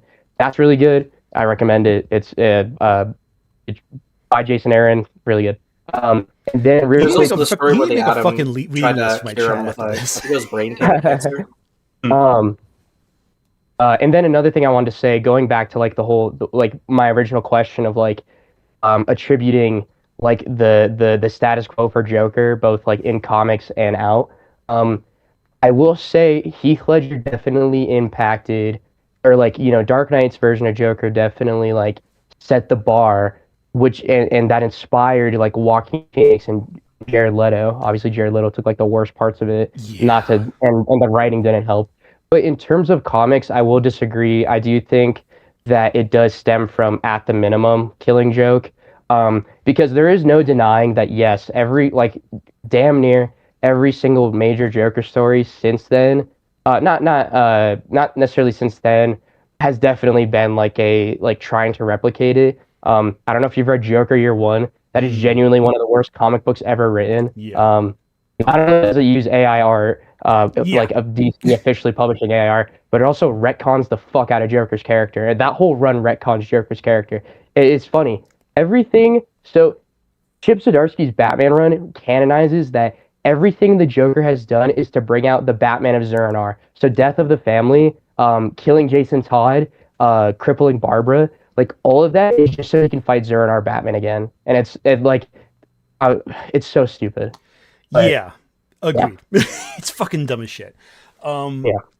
I would also say the Three Jokers, though non-canon, is another really exhausting fucking comic as well. It really is like a canonizing the imagined past in the Killing Joke. A lot of these stories do come back to Killing Joke too, or like Yeah. in a way that cheapens Killing Joke. I don't know. Definitely. I will say me and Comic Collision are pretty big fans of the Three Jokers. I like Three Jokers a Oh, lot. I couldn't Honestly, stand not it. even I'm for sorry. the Couldn't. not even and this is like a consistent thing like with me personally is like everything else in a Batman book can be like mid, average, bad, mediocre. If they get Bruce's character right in it, like it is a godsend to me. And the most compelling thing in that book is Batman forgiving Joe Chill and the final conversation between like the quote unquote real Joker and Bruce when he's like, I concocted this whole plan so you would forgive your biggest pain, like the murder, the killer of your parents, so that I could be your biggest pain. And it's I think that moment is really good. I I don't will think give you Bruce's that. character Those but I bits will are say really everything good. else I like. Those bits are good, but I just can't stand Jason Todd in it. I don't like how they take his character. That annoys me a bit. the relationship with the romance with him and Barbara is stupid. Yeah, I'll never argue that. Yeah, that just kills it for me. Everything with Barbara and Jason annoys me. I don't even like the concept of Three Jokers either. I like where he ends up as a character. I don't like how they canonize well, not canonize. It's non-canon, but like where it I don't like how it incorporates the Killing Joke origin story component to it. I don't like that at all. Another beautiful addition. I definitely don't like Three Jokers. Yeah, Like as a concept. Another addition from year one is that Three Jokers are still canon. It's just Jesus not Christ. the book. The book itself titled Three Jokers isn't canon. The idea that there have been three separate Jokers is still canon within DC. I don't know if the editorial acknowledges it, but as Joker year one, that's what it said. So it's dumb. Stupid. It's so dumb. I prefer what Grant Morrison did with Joker, where they just explain he changes personalities based off like Arkham stuff Asylum. like that. I think that's more more compelling. Yeah, no, I think that graphic novel, that explanation's perfect. You don't need anything else. It's simple, and it fits perfectly with Joker's character. He just changes how he acts. Perfect, simple. No need for anything else. Which definitely brings me on to this part of this aspect of how Heath Ledger affects Joker in mainstream Batman stuff. Firstly, I want to point out. So the main thing I do here, and I'm pretty sure it was the main thing in your video as well, is Joker's like sense of humor and the clown side of him isn't there as much anymore. Would you agree with that? I would say so. But what's funny is the Joker in Dark Knight's funny. Like that's what I find so funny. Yeah. It's like, he's very funny. Like there's a lot of humor there. You think you could just steal from us and just walk away? Yeah. Yeah. Yeah, it's great. Or even just like everyone that acts like, oh, it was improvised. Like, no, it's not. It was totally scripted. Where like he blows up the hospital and like he's like a moment of like, wait, what? That's it? Smacks the control and it blows up more. It's great. It's like small bits like that go such a long way, I feel like, for the character. I think an aspect of the Joker and why he's such a great villain overall with this too is that I think that like when people say like, oh, where's the clown element? He's supposed to be funny, right? Mm-hmm. I do think of this. I think what makes Joker so good and useful for a writer is that there's no strict rule sets with him because Joker is so dynamic and he can change based off his own mood swings because he's just that level of crazy. So one moment he could be more of a trickster clown, but another he could just be a flat out sadist. So I do think like when people say like he needs to be more of the clown aspect, I don't really agree. I think it's based off what kind of story they want to tell and how effective it is. No, 100%. And they are, and again, like with Joker in the film, you do get a sense throughout of his personality, what drives him. As a villain, it's perfect. There's never a second in that film where you don't get what the Joker wants, even if he's not saying it. There's always a clear motivation, a clear goal, a clear element of chaos, there's a clear puzzle at play, there's a clear misdirection. And again, it plays in with everything we've seen with Batman up until this point, and it plays as a good Joker story. It works. Joker works perfectly in this film, I think. The problem is he's too good. So that everything else by comparison isn't as good as he is. And it's a shame because I think freaking Harvey Dent is fantastic in The Dark Knight also. Like a great character arc, I think. Really works. I think Rachel kind of sucks as a character, but that's another discussion for another we agree. Definitely. Yeah. We agree there. Yeah. I think Rachel is... I think... I only liked her in Begins. I think that's the only one I actually kind of liked her in. Yeah. I think she's serviceable in Begins. Yeah, I think Nolan in general struggles when he writes women in most of his movies. I feel like the majority of his female characters, they kind of feel a little bit like they're falling into tropes, a little too much like archetypes. I think I like Anne Hathaway in general. I think she's a really good actress. I just think she's underwhelming as Catwoman. And it's funny because I when I first saw the movie, I liked her as Catwoman. And then every time I've revisited it, I've liked her less and less. And I think it's because she doesn't do anything. Like she really doesn't, like she kills Bane, sure. But like she doesn't have any... Well, she also gets Batman trapped. Yeah, she's Batman fight trapped. Bane in the first fight. Yeah, she's Batman trapped. But it almost doesn't feel like earned because Batman just walked into it. Like, if she had pulled like a clever trap, I almost feel that would have worked better. But it's such a, like, overtly She also made a route for the police to start the war. Like, she was the one who opened out a route for them, I believe, in the movie. Yeah, but that almost feels like that's Batman's plan. You know, it feels like it's an extension of Batman's strategy. It doesn't feel like something she did on her own. And I think she grows into that. In the beginning of the movie, she has her own goals that are completely separate from Batman. She's trying to get the clean slate, trying to get out and start a fresh life after being a criminal for so long. And then once Bruce inspires her, she does eventually follow his lead and his plan.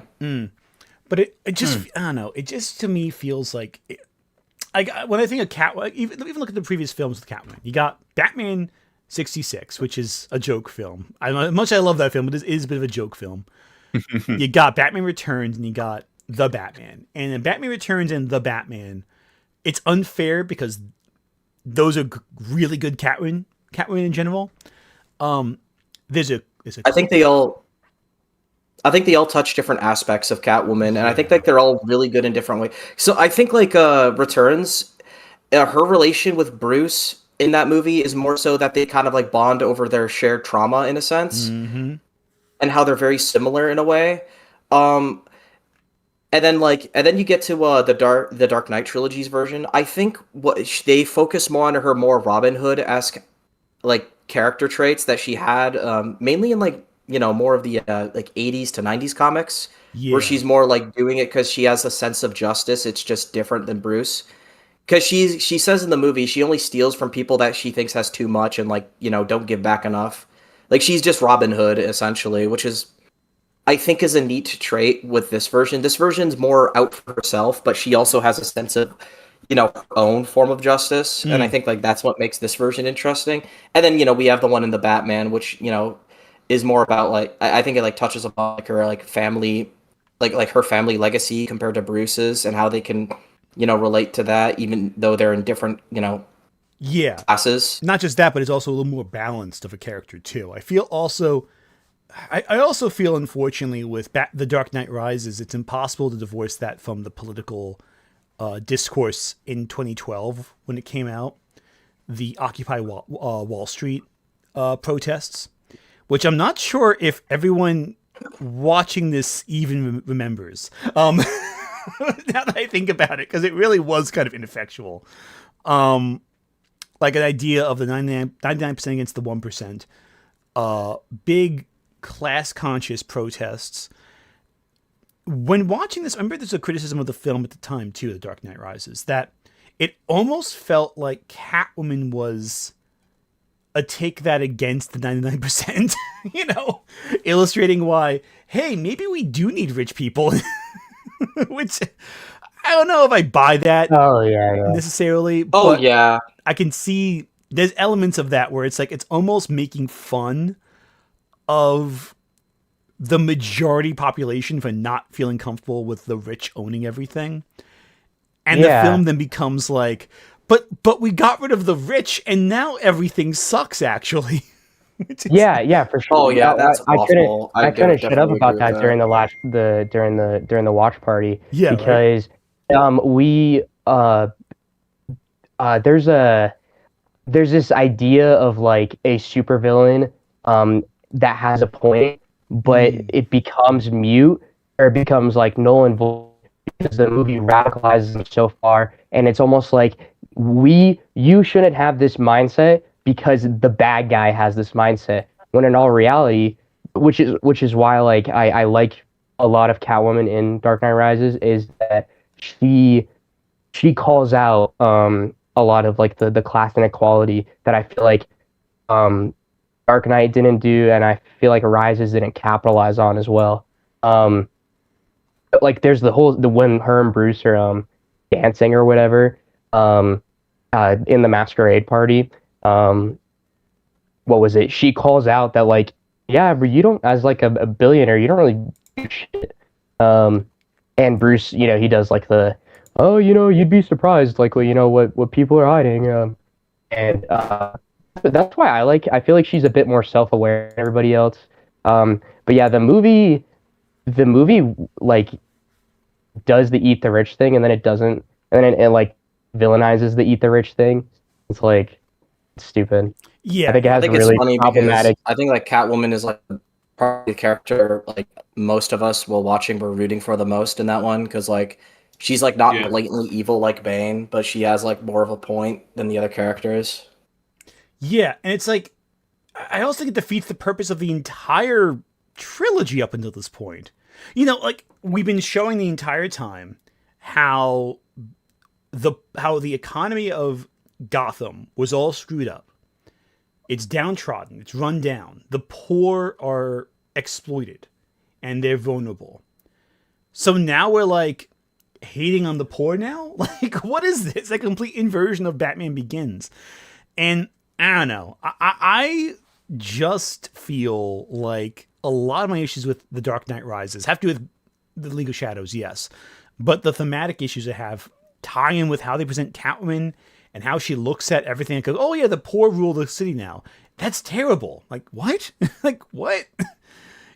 And the fact of the matter is that we've been seeing nothing but corruption from those in power. Corrupt businessmen, corrupt police officers, corrupt systems of control. And now we're like pushing to reestablish a stronger system of control. And a police state is basically the best end of... Like, there's a lot of discussion, and Batman fans, I know, get annoyed by this because it is so wrong, that Batman's a fascist. That's like the big criticism from those outside of the comic circles looking into it.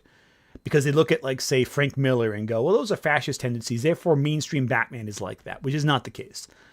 But this film kind of takes that in that direction. Like, it's basically saying, oh, hey, we need a strong police state authority system to maintain control of Gotham, when that wasn't the case in any of the other films.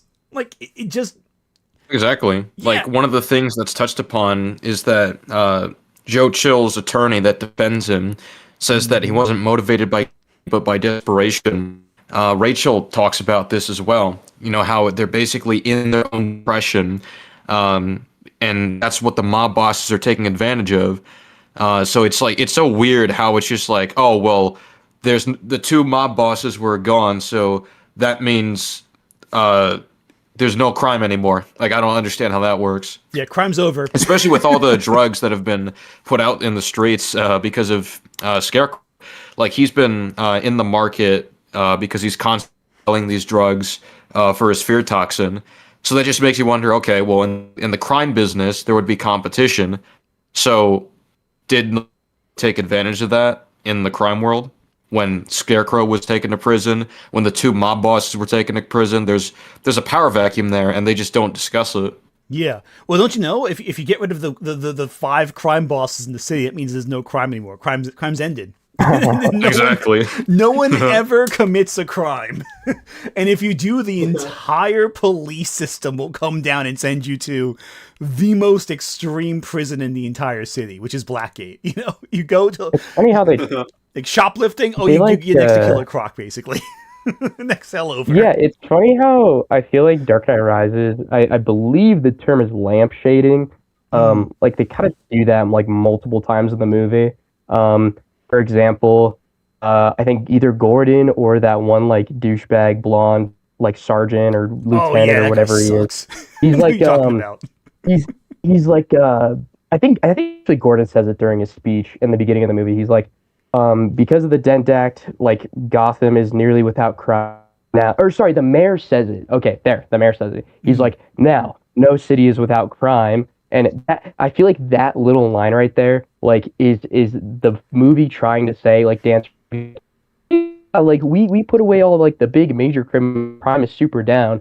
But we're, you know, I guess we'll acknowledge that, like, you know, maybe, like, crime wouldn't just magically disappear if you put away a bunch of mob bosses. Anyway, I think it's kind of to a lesser degree. They do it with John Blake, like Robin. Yeah. Where you know, the reason he becomes Batman at the end of the movie, at least what the film implies, like of very two specific scenes, he stops believing in like the systems, right? Like the military shoot at him when he's trying to get the kids across the bridge before the bomb goes off, and after he realizes that everybody's safe, he throws his badge into the water, and he also talks to Gordon about like, you know, like it's an injustice that people won't know who saved them. And you know, obviously there's also just like the multiple moments which they don't know how incompetent the cops are in this universe, like in this movie. Like how Blake is telling them to investigate the sewers, and he's like, "Who let the blonde dude is like, who let this hothead rookie in here? And what are you talking about? We need to go after Batman." It's like, I feel like his character, part of the point of it is him trying to be like, you know, kind of be like, guys, look, like we're saying the system is corrupt. Yeah, it's like tiptoeing around it, basically. Yes, exactly. And it sucks because like it's like you watch this and you go, okay, there are so many components here that should work, illustrating the corruption of the system of power, how all this power is built on a lie, basically. And that's one thing too about the Dark Knight and Nolan's filmography in general. A lot of his films are built on misdirection and deception. A lot of them are from Inception to this to Oppenheimer, you know, all of them. Not all of them. There's a couple exceptions here and there. I don't think Tenet had misdirection all that much there. I think the film was just confusing. But like The Dark Knight Rises almost seems to focus on the idea of what happens when a lie is exposed. You have Rachel's letter being revealed to Batman and Bruce, and like Bruce says, "Alfred, go away. I never want to see you ever again for the rest of my life." Until I'm in Venice at the end of the film, coincidentally enough, whatever. But the Dent Act thing, that's the Harvey Dent letter that Gordon wrote. That's revealed, and it affects Blake's arc, but then it doesn't. No one else seems to react to it. You know what I mean? Like it kind of comes and goes, and like a lot of elements in the film. I mean, in fairness to criminals, do react to it at least. Yeah, but they were gonna do that anyway. You know, it's like they were already free. Like no, yeah. Like what are they gonna do? Is Bane gonna like not let them out? You know, at that point, it's like a formality. It's not even like a real need to break these guys out. Because Bane keeps talking about all the politics of the situation, but it's like he doesn't really mean any of that. It's all surface level bullshit. So it's like it doesn't have any meaningful impact on the plot or characters. They just kind of hear it and then they process it and they move on. And like it feels more like them blowing up the bridges to keep everyone from leaving Gotham is what drives Robin to be the new Batman. But like, also, why couldn't it just be Tim Drake? Like, why couldn't it just be Tim Drake? I don't know. That's a small nitpick. I just hate that whole. Oh, your middle I name think it's is really Robin. funny that his actual name is Robin when Robin's like a girl's name. Yeah, I think that's really funny. It could be Robin Williams, but like even then, it's like I think of Robin from Stardew Valley or Nico Robin from One Piece. But yeah, basically, in terms of like physical people's names. But it's like he's kind of Comic Legends said that the John Blake character is a Robin. What was it, like a palette or like a? He's got like Robin he's cuisine. a Robin tasting. That's what it was, a Robin tasting. He's picking, like his character is picking and pulling from like a bunch of different Robins. It's like, okay, he's a cop. Okay, and Dick Grayson. Oh, he's an orphan. Okay, well, I guess if you want to say Jason Todd. Oh, he found out Batman's identity through like. Well, I'm not going to say through detective work. He found out Batman's identity. Okay, Tim Drake. Yeah. It's like, okay, now we're rolled up into this big ball, and he's like, oh yeah, he's the next Batman. he made eye contact with Batman once, so he figured out who he was. They forgot to cook it. Well, he made prolonged eye contact with Bruce Wayne. He figured out it was Batman from that. Yeah. You can figure out Bruce Wayne's Batman if you have depression. Yeah, no, that's superpower now. It's like the one Predator movie where it's autism is a superpower. No, this time it's depression. If you feel sad and you're an orphan, yeah, no, I can tell. I can figure it out. You're Batman. I do want to. If you feel sad, you're Batman. You can save the city. Basically, you don't need Xanax. You just need to dress up in a bat suit and beat up criminals. I'm gonna pause everyone right now. I do want to play some super chats because they've been piling up a little bit. If that's okay with everyone. Okay. Yeah, I just want to ask: is there a way to like hear them, or should I just like look at your stream to hear them, or is there? Fairy super chat I gotta take a brief call real quick. So pass me the bat shark repellent. yeah, I'll keep it running in the background while you do that. Okay. All right, sounds good. All right, so bet me bat shark repellent. Okay, and next That's farming content. Yeah, basically. Here we go. All right. At Koarizarich super chatted $2. I kept waiting for Pattinson's Batman to sparkle. Yeah, that would have been fun if Pattinson sparkled in the films. At Mark M1575 super chatted $5. I find it funny the Clark in Superman 2025 used his brain more in the final battle than Bruce did. Yeah, Clark was a little smarter in Superman than the Batman was in this film. At Scorpion 104 super chatted $5. Think there were plans for a crazier Gotham over several films, but I'm pretty sure they died with Heath Ledger. Yeah, Heath Ledger's passing changed the plans entirely. That's the reality of it, sadly. At Ermanita Rules super chatted $1.99. I need Giga Chad Roz now. Giga Chad Roz would be really fun, I'm not gonna lie. That'd be pretty cool. At Nick Wolf 3885 super chatted $1.99. So great. Bane. Kidding? Love that. More like Roz all buff. Roz all buff, yeah, it's basically Bane right there. At Andrew Brown 9981 super chatted $5. How do you guys feel about the Arkham Scarecrow given the fact he reaches main villain status? I think pretty good if they all like Arkham Knight. Scarecrow's great in that. Yeah. At Racer45 super chatted $2. Bane was undoubtedly the best part of TDKR. His voice was the best part of the movie. I don't know if the character was. At His voice was, though. super chatted $4.99. Heath Ledger's Joker really fucked up DC because it made DC think people like the Joker when really people like Heath Ledger's Joker. I mean, people love the Joker too, but Heath Ledger's performance is the part that people really resonated at that time. At Olivia Williams purple fairy super chatted $1.47. Any quick thought about the Harley Quinn show? I like the Harley Quinn show. I think it's really good. It's a lot of fun. Don't tell us. At Jeff Pyatt 2K4 super chatted $2. Joker was always a murder clown pre-code. He was a murder clown pre-code, but I think he got a little more theatrical this At time Mark M1575 super chatted $5. I disagree with Comic Legend on Joker working with other heroes, since most heroes can take him out in seconds, unless Joker has massive plot armor. Yeah, that's my issue with Joker fighting other heroes too, right there. He is a At glass Andrew cannon. Brown Not a glass cannon, 9981 super chatted $5. How do you guys feel about Spider-Man 2 Cletus Cassidy, where he is a cult leader and you explore his cult or the various adaptations of PYG? I personally like it. I know everyone else has very strong feelings on Spider-Man 2, but I like that element. At Eustace Giwo super chatted $3. The best part of Emperor Joker was the resolution. Yes, I agree with that. Emperor Joker had a great resolution. That was really great. I just don't like everything that led up to it as much. At Maryland 614 super chatted $5.12. Fun game. Define each Batman movie by a mainstream pop song. I'll be right back. I need Hard to mode. fix something on my You computer. cannot use songs already used on the official soundtracks. That's a good one. I was going to say Kissed by a Rose, but with Batman Forever, but I can't use those songs. Okay, that'd be fun. At That's Manic a tough Creature game. 1566 super chatted $6.78.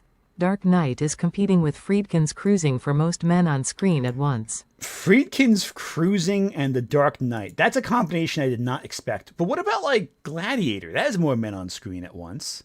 Or Spartacus. Hell, the show, what was it? The show Spartacus has a lot of men on screen at the same time, and they're mostly like, I don't know, like gladiators and like Roman cathedrals and all that.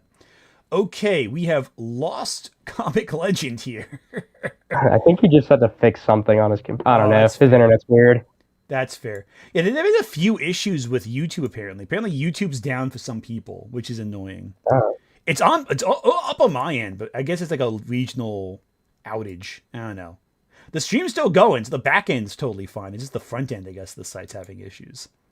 Like I'm flipping on the back end right now. Everything's good here, but I guess it's just the front end, which I guess sucks for some people. But we still have a lot of people on stream, so it all works out. Also looking at some people looking in chat for a few comments here. Oh, gonna super chat come in. Let me let that play real quick while we're waiting for them to come back. Oh yes. At 000 Agent 88 super chatted $5. I also remember when Joker met Red Skull, and they worked well together. Right up until he learned Red Skull was a Nazi. Yeah, no, I do love that crossover. It's like, wait a second, you're a Nazi? Like, of course. I mean, I may be a lunatic, but I'm an American lunatic. The great, like, little crossover gags, even though it's like should be obvious from everything. That being said, though, the best Red Skull villain team up remains Red Skull and Magneto. I do love how they resolve their differences and learn to work together and never. I'm kidding, of course. I'm looking at chat, see if anyone else has any more comments. There's a couple things I do want to bring up about the movies once everyone's like not missing in action. But one thing I do want to bring up, apparently it's SK's fault that YouTube's homepage is down, and since he is missing in action right now, we will hold him accountable for that, and never tell him that we are doing that. Everything is SK's fault. Yeah, it's just natural, especially if he's not here to defend himself. That's the only way to blame it on all him. Everyone at SK's I did. Sorry, we cut you off there. Oh no, I did. I just want to say, just until everybody gets back, there was something I like desperately wanted to bring up. That's not necessary. That's not like fully relevant to like the Nolan trilogy, but it is Batman related. Go for it. I have a bone to pick with your hero like who's the, like, you count how many supervillains are redeemed by. Oh yeah, no, that was. I'm sure there's a lot I missed on that one. No, I remember your stipulation was like, oh, like a major villain. I just figured like you might not have like known of the example, like, or like some instances. But for Batman, you missed 7 super important characters. Oh my god. Okay, lay it on me. Tell me my shortcomings. Let's do it. I gotta. Oh, I'm just like messing. Like I think it's really interesting how people talk about like the comic fans will talk about like the status quo never changing. There are elements where I agree, but at the same time, there's like stuff where we can like be like, oh, this is not like how it is. This is against the status quo. So a couple. I think it was interesting that you brought up Damian and Cassandra Cain, but not Azrael, because Azrael programmed to be a vengeful assassin, right? That is that. You know what? You're right. That is a huge oversight. That was it. You know that you're saying like, wait, shit. I didn't. This is just really an excuse so I could talk about like unknown Batman moments. That's all this is. Hell yeah, go for it, please. I will never say no to that. So, Bane has been redeemed twice. I don't know if the first time is canon, but obviously he joined the Secret Six, and I think there was this moment where he saved a parent, and he credited Batman for saving him. I was debating And then including Tom King Secret undid Six. all that. I was debating including Secret Six, but I felt that was too distant from Batman to credit to him in that video. But I was considering that one. I'll give you a better one. Current continuity in Joshua Williamson's Batman and Robin run. So I don't know if are you aware of City of Bane or like Tom King's run, like what Bane does or no? Yeah. I've read enough of Tom King's run to not love it, but yeah, it's not great. It's not great. I am right now working on a massive anti-Tom Kane video that I've been gradually tinkering at for the last like 2 months. Mainly focused I'm getting my popcorn ready. It's mainly on his Wonder Woman run. Mainly his Wonder Woman run, which I have a lot of issues with. I just hate everything about that run so far. I've actually reached out to other comic creators asking, do you like this? Can you explain to me why you like it so I don't come across as too much of a dick? Yeah, I think the only good issue in that entire run is where Anna went shopping for a birthday present for Batman. I think that issue's pretty good. I like that issue a lot. I really dug that because it's a nice slice of life. It's Diana and Superman for the most part. It's all the alien crap going on in that mall. I like that stuff. It's fun. She actually talks like a human being and not like a fucking like. No, thank you to every single. Oh God! I fucking Mousemen have ears. Mouseman knows. If I gotta read another fucking no, thank you in that comic, I'm gonna fucking throw something. Like, just talk like a human being, Diana. Just talk like a normal person. Are you not excited for Tom King, Diana to team up with her industry plant daughter from the future so they can fight the industry plant villain matriarch who wields a legion of superheroes and a Green Lantern ring? You know, I'm not particularly excited for that. Actually, God. I did drop it. So I read until issue 29, which is the second most recent issue, and then I dropped the book because I couldn't. But mainly, just honestly, the main reason was to save money. But there is like an undoubted aspect of like Daniel Siempre's art is like the greatest thing ever. I just wish he was with a better writer. The art's fantastic in that and Absolute Wonder Woman. They're both excellent art. But like, I just one's a good story, one's not. You can tell one is written with one is written with a clear love of the character, and then the other one's written by Tom King. It's like it just feels like he just doesn't like Wonder Woman. You read like the Greg Rucka or the Gail Simone run of Wonder Woman, you get like a real sense these writers love this character. Like they, on a fundamental level, get it and they love her. This feels like he just doesn't like her, like at all. I'm back. Well, it's so like weird. SK, you destroyed YouTube, by the way. I hope you know that. Yeah. You ruined YouTube. Wait, what? Apparently you killed YouTube. Oh, I destroyed YouTube. Oh, okay. Yeah, apparently the site crashed while you were gone. Like the whole website. Really? Okay. Well, the homepage anyway, apparently. But we're blaming you because that's why I had to I thought that was just me. That's why I restarted my computer and left. No, it's not you. The whole site for certain locations, like that. This page is fine. If you loaded this page and never clicked off, you're fine. It's just the homepage loading crashed apparently. It'd be terminated already if we're up YouTube. Yeah.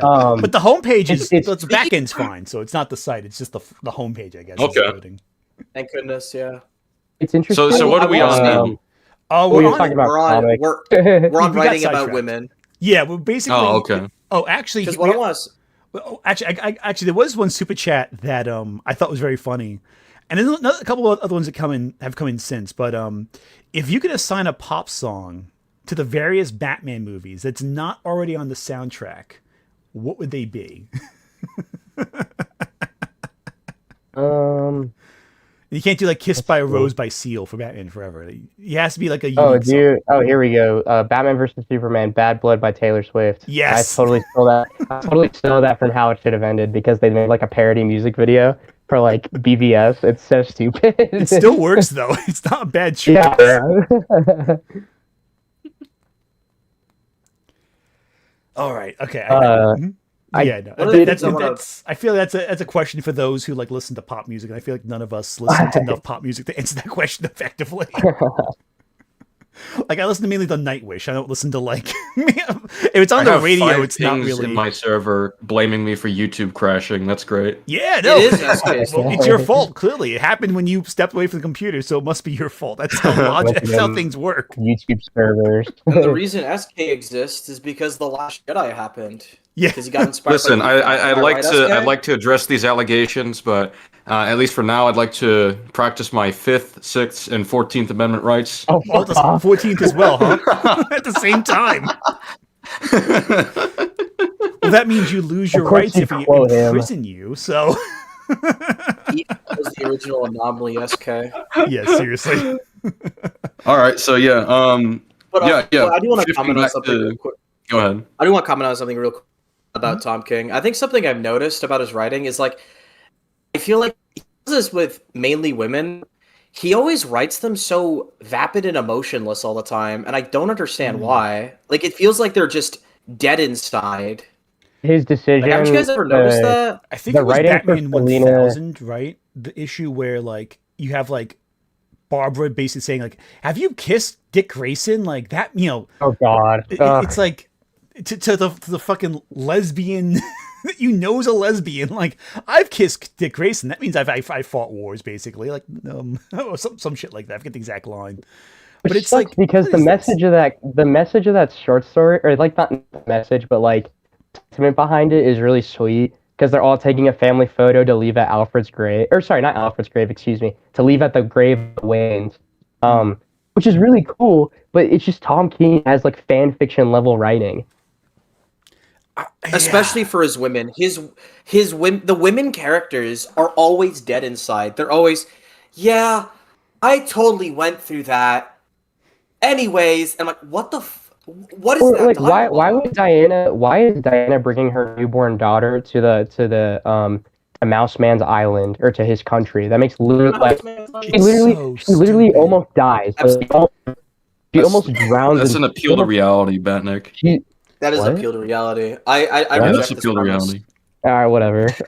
no, I just hate this fucking run. I really do. Oh yeah, I'm surprised it's doing well sales wise. Yeah, I guess because it is Tom King, and that does he has a intense fan base. Like his fans are a little Weird. scary. I'm not gonna lie. I get a little. Yeah, you're talking to one right now. Exactly. That's what I'm Hey, talking shut about. I mean, you killed YouTube. The It's biggest Tom terrifying. King fan is Your here power, right now is apparently. Batman. Okay, wait. I just want to clarify. I will defend a chunk of his Batman run. I think Cold Days is an excellent story, and I think issue 82, I want to say, Days is great. It's one of my favorite like Batman story. Or my favorites. Like it's a part of City of Bane. City of Bane sucks, but that singular issue where Alfred is like he's basically talking to Bruce and leaving him kind of like a final will is really beautiful, and it like gets me emotional every time. Because he's But then literally you just realize talking that Bane about. is an insecure rage baby. Yeah, basically. Also, I'll give you this Supergirl, Women of Tomorrow. That's pretty good. It's a good comic. You got one. I've not read it, unfortunately. You got one. Yeah. Yeah. I remember Well, I mean, his everyone Mr. said- Miracle being really good. I liked his Mr. Miracle from the bits I've read of that. Yeah, that was Well, good I've heard too. it That from was like good, too. actual. I've heard that actual like new Gods fans that like actually does not read the set of New Gods. I don't know how true that is. I'm not super invested in, or I'm not invested at all in that lore yet. Yeah, But that's just what I've heard. So take it with a grain of salt, obviously. New Gods is another blind spot for me. That and like Blue Beetle, I think are like the two big blind spots in DC for me. It could be worse though. It could be Emerald Fennell's Zatanna that never came out. But you know, have you heard about that? Which one? Not a comic, but the movie. There was going to be Okay. movie version of Zatanna, and the director was going to be Emerald Fennell. Do you know who Emerald Fennell is? I do not know who that is. Have you been to the movie theaters this weekend? No. So she's the director who did 3 movies so far. Promising Young Women, which I think is a good movie. Not great, but good. Oh, did she do Wuthering Heights? She's doing Wuthering Heights and she did Saltburn. Oh. Yeah. So, the thread of those movies is a lot of freakish sex shit. God, I have to ramp at this. The Wuthering Heights movie fucking sucked. That was my spouse and I were like, oh, what's a good movie to watch this weekend? Oh, Wuthering Heights. That looks like a movie that kind of looks good for Valentine's Day. And we both read the book because we're both like book nerds. Oh, sorry, knocked my mic there. We're both like into books. And we're like, oh, the book's like this gothic tragedy. It's full of abuse. It's disturbing. It's more like Edgar Allan Poe than like romantic. But it's the closest we can get to romance. So why not? We go in, and the first half's like, this is it opens up before, and he opens up with like the sound of someone like wheezing. And it sounds like almost like springs going up and down. So you're thinking like, oh, we're going to open up to a sex scene. And he's going to be moaning and it's a bed string. But no, it's actually someone being hung. Okay. And as he's being hung, there is a nun clearly in the front who's like, looks expect to orgasm, looking at this guy hanging. And then they cut to the man's erect, under his clothing. And that's how the movie opens up. There is a scene in this movie where Margot Robbie's character is brought in by her new husband to her bedroom, and the walls are painted flesh tone. But not just flesh tone. They have her veins and freckles on the wall. Like it's skin painted walls, and that's her bedroom. It's just complete with like little veins on the wall. Like, what the fuck is this? Sounds worse than I figured it would be. Oh, but I haven't told you the worst part yet. So, and none of you guys are gonna see this movie, so I'll just tell you what happens because it's This bit's like the part where I'm like, what the fuck were you thinking? So there's a major part of the book where Heathcliff marries another woman to kind of get back at Charlotte, who's like the woman he really loves. And like in the book, he's horribly abusive. He tortures this woman almost to take out his aggression towards Charlotte rejecting him on this innocent young woman who's like idealistic and believes in love and all that. In the movie version, they make it so she's totally into it. And there's a scene where and the last scene with this character is she is hooked up to a dog collar to a cold fireplace and is barking and woofing on all fours. And that's just how we leave this character. And like, she's apparently totally into being degraded and horribly by this abusive, terrible person. So it's not even abuse. She's into it. And it's like, this isn't in the original. This isn't in the original book. No, it's not. She's just abused. That's so weird. Why would they add it? Because Emerald Fennell is a kinky freak. I don't know what to tell you. King shame, but she wanted to make a new 50 Shades of Grey. Basically, yeah. Like, there's no sex overtly in the book. It's all like repression. It's Victorian era England. They're all repressed, and it's like. This movie, it's all sex. Like half the movie is just boring sex scenes. It's not even good sex scenes. They're boring sex scenes. It's like, it's not even like it's well shot, but it's like, okay. There's a scene where a person like gets all into bondage with horse whips and all that. And the setup is 5 minutes long. The sex is 3 seconds long. What? Okay. This movie's fucking weird. Anyway, back to Batman. I'm sorry. I had to. Okay. This has been on my mind since the weekend. It's like, what is this shit? Before we go back to the Dark Knight trilogy, I just want to list off the rest of the villains really quick. Yes, please go. I really just want to. Yeah, okay. We talked about Azrael. Hold me to task. Take me to task on this one. Azrael. Yes. Bane. So Bane, after Tom King's run, he escapes from Arkham. And I think he finds out he has a daughter. Her name's Vengeance. It happens in the James Tynion's Joker run. And essentially in Joshua Williamson's Batman and Robin run, Bruce and Damian find him on, I think it's called Dinosaur Island. I could be wrong. But it's an island that had dinosaurs on it. And Bane basically says he'll turn himself in. Like he feels awful for what he did after like sort of finding like compassion for knowing he has a child himself. So he turns himself in, and he's in prison now. And as much as Hush 2 sucked, he does very willingly help Damian, help Bruce in that book. And then Ghostmaker, another James Tynion character. He was going to kill Clown Hunter and Harley, and Bruce convinced him not to, and he ended up leading Batman Incorporated. Man-Bat. Man-Bat joined Justice League Dark alongside Wonder Woman and Zatanna. He does go back to villainy, he does go back to villainy, but it's more of a lizard situation where I was gonna say like he's not in control of himself. Even like older in the comics, they would have that kind of same dynamic too. Back in like the 2000s, I felt. Yeah. Crud. That's an obvious one. Yeah, that one's obvious. Crud. I should remember that Freeze? one. What was that? Mr. Freeze. So in Peter J. Tomasi's run, which is the issue I sent in the chat. Wait, I didn't count Mr. Freeze. No, I don't think. I'm pretty sure you didn't. Wow. I thought I included him. That's so strange. Okay. Yeah. That's a fair point. And you could totally be right. But two things. So in Batman One Bad Day, which is a very mixed bag of a big Batman event. So Mr. Freeze ends up, his whole goal is like this incredible scientist. He does not give a fuck about Nora. Take issue with how that retcon with however you want. Yeah, I'm not a fan of that retcon.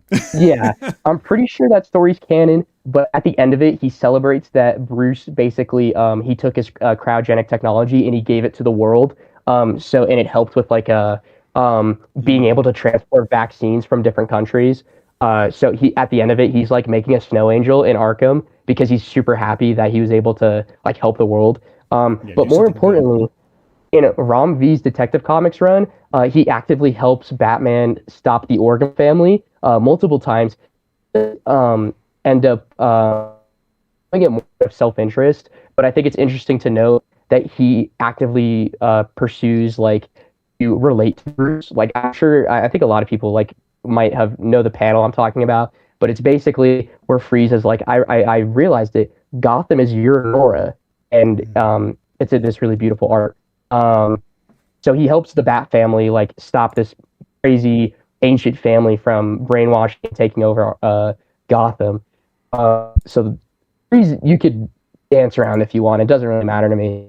The two most important ones I feel are the most interesting are Talia and Ra's al Ghul. So in Joshua Williamson's Robin run, his Damian Wayne Robin run, which everybody and their mom should read it. Damian, so Ra's realizes that I think the Lazarus pits stopped working on him, and so he's starting to realize his own mortality. And Damian has like this huge long conversation with him about like both of their views on life and like and I don't remember the exact conclusion of the conversation, but Ra's is like, okay, I'm on like a timer, like my time is almost up on this planet. I want to spend it leaving behind a good legacy for both the world and for my grandson. And this leads to the end. So he turns himself in to I think the United Nations. Unfortunately, and he wants to give like Lazarus to the world to use for like medical purposes. Unfortunately, he does get assassinated, like Deathstroke, like quote unquote Deathstroke. I won't spoil who actually did it, but quote unquote Deathstroke kills him, which leads to like this huge war between Batman, Robin, and League of Shadows, Deathstroke Incorporated, and all this stuff. The point being is that Damian, because of Batman's teachings, because of what he bestowed upon Damian, that led to the redemption of both Ra's and Talia. And Talia is now kind of like an outer circle Bat family member.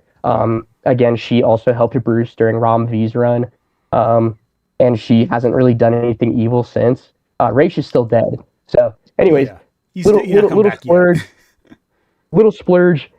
That's. I just wanted to bring that up. I really like that video. I like the premise of the video. I just there's more. There's a couple you forgot. I feel like that video needed another like writer to double check the script. I feel like that one, like that's one like in hindsight, where like I wish I got like more people to look at it to make sure I wasn't missing anyone, because it's like so many. It's hard to. I mean, sorry, it's not hard to. It's hard to get all of that right, because most of what I listed is like modern comics, and I feel like a lot of people don't really keep up with like the modern like they're not reading issue by issue. It's more like they're just taking a peek into like, oh, like did you hear this and this happened in the Batman issue? Like nobody's really talking about that. Nora, that Freeze, Batman were successful in saving Nora, and now she's an evil supervillain called Mrs. Freeze, or Miss something like that, and she's now worse than Victor. I love how how absurd that is. Like if you really think about it, like the innocent maiden who he does everything for, now she's worse than he is. Yeah. Fucking comics, man. But yeah, no, Yeah. you're right. And the thing also is, you look at it from the perspective of like, you're trying to remember every single major character. You're trying to remember like everyone, and like you're gonna miss a bunch because you're trying to look at everything overview, big picture stuff, and not like giving every hero the time they deserve to fine comb, examine them.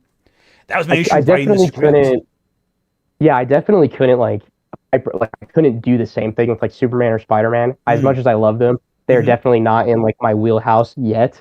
Still reading through them and like learning more about them. No, yeah. I'm just like Spider-Man's peak in the comics. I don't disagree on that one. But another one I missed was Black Manta. That was one I remembered actually with oddly Noah's most recent video. I was doing I was reviewing his script, and I'd forgotten about the autism storyline with Black Manta, where he's autistic and they cure his autism, and that makes him a good guy. No way. I've forgotten that detail. That's horrid. Oh, it is. It's bad. Apparently they sent him to Arkham Asylum to give him autism treatment, essentially, which is like, what is this? And he didn't know what to do, how to treat autism, so they just tortured him. And like they cure his autism, and it's like, oh, actually now I'm all good now. I'm like, what? Makes no fucking sense. Is this the Autism Act? It's like Black Manta's like mini series. I think it's like issue 8 or something like that. And I'm like, what the fuck is this? Paul Dini having Batman, like after he defeats Ra's al Ghul, he keeps him in Arkham and he feeds him so many pills to keep him like comatose and incoherent. It's like, okay, I get, but Paul Dini's a great writer, but that was the one Batman decision. I was like, what's going on there? Why? I feel like that's a little too intense for like that. Batman. Feels cruel, actually. It feels like that feels a little much. That's like something more Punisher would do than not even Punisher. Punisher shoot him in the head. Punisher just shoot him like he comes out of Lazarus pit every time he shoots him in the head, makes him go back down, and shoots him again. But I'm just so like hyper focused on Batman's my favorite fictional like thing ever, like character, property, story, whatever. So it's just like I really like and I love his morality, right? So seeing like how that like has like a spiderweb effect like in the like the mythos, right? It's like you do not redeem Ra's al Ghul unless you inspire Damian Wayne to adopt the methodology of Batman and become so devout to the mission, right? Like I always say that the biggest D1 glazers of the Bat family are Damian, Cassandra Cain, and Azrael. Like they're the ones who, like almost no matter what, they will stick by Bruce's side. Like Damian, I don't think Damian's ever gone against Bruce. I mean, like clashing his father and son, yes, but like look at a story like Gotham War, literally the only character to stick by him. Yeah. Because it's like they're the biggest recipients of the benefits of Batman's teachings and methodology. Like they're the ones who gained the most from it all. I think in many ways. They gained new purpose and they gained a life. Damian goes to like high school and he's like he wants to be, or he doesn't want to be, but he's a really good artist and he writes his own manga. And now in the comics, he has some of the best development in that family outside of like Bruce and Dick.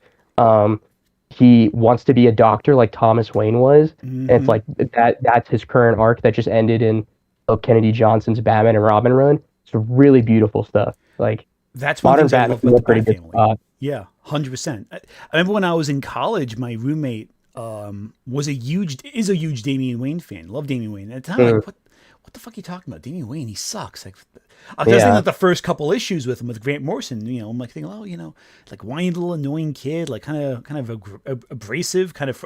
But no, when you read his full arc, it's profoundly beautiful. It's incredible stuff. Yeah, like Batman, I think it's Born to Kill in Peter J. Tomasi's New 52 run is one of my all-time favorite Batman stories because it's such a really good like. This is like Batman with post-crisis character development in mind. Like I know New 52 is supposed to be a reboot, but Court of Owls, like Scott Snyder's whole run outside of Zero Year because it's a prequel story basically. It incorporates so that and Peter J. Tomasi's Batman and Robin run, they carry over post-crisis Bruce's where he's at in his mind. Like In that story, in Batman and Robin Born to Kill, Bruce says he is over the death of his parents. He is more interested in celebrating their life. Like he has no like no idea no like thrive. He doesn't want to seek vengeance. Like he's all about justice. He's all about compassion. Um, and he's just like a fully formed parent in that. And it's just like how can he bestow that upon Damian? And it's just such a really good exploration of Batman's morality. Um, But I love how Yeah. that's one thing I love about comics. When it's done well, you can see these characters growing and expanding and developing over time in ways that's compelling and profound. Whereas, I mean, that's one thing I don't care about Marvel's current runs right recently, where it's like all these characters feel like they're spinning their wheels, going backwards as opposed to going forwards. But DC is doing something right, even if they get stuff like the Tom King Absolutely. run.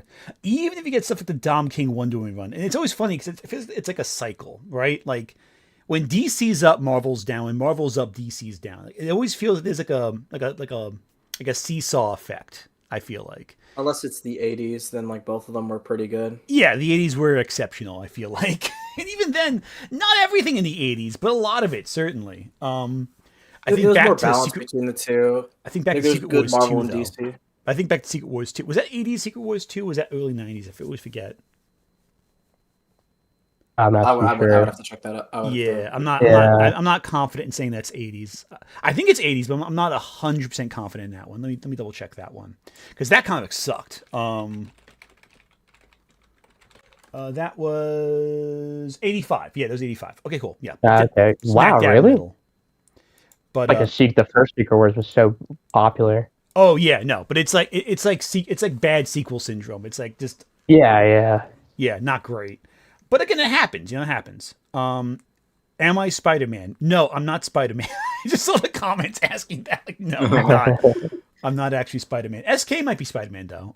We are who we choose to be, you know. Yeah, He's whoever find him. He's Well, right now he has the Spider-Man. PFP of a Spider-Man that supports ice. Am I right, SK? Yeah, literally. Oh, fuck off. Jesus Christ!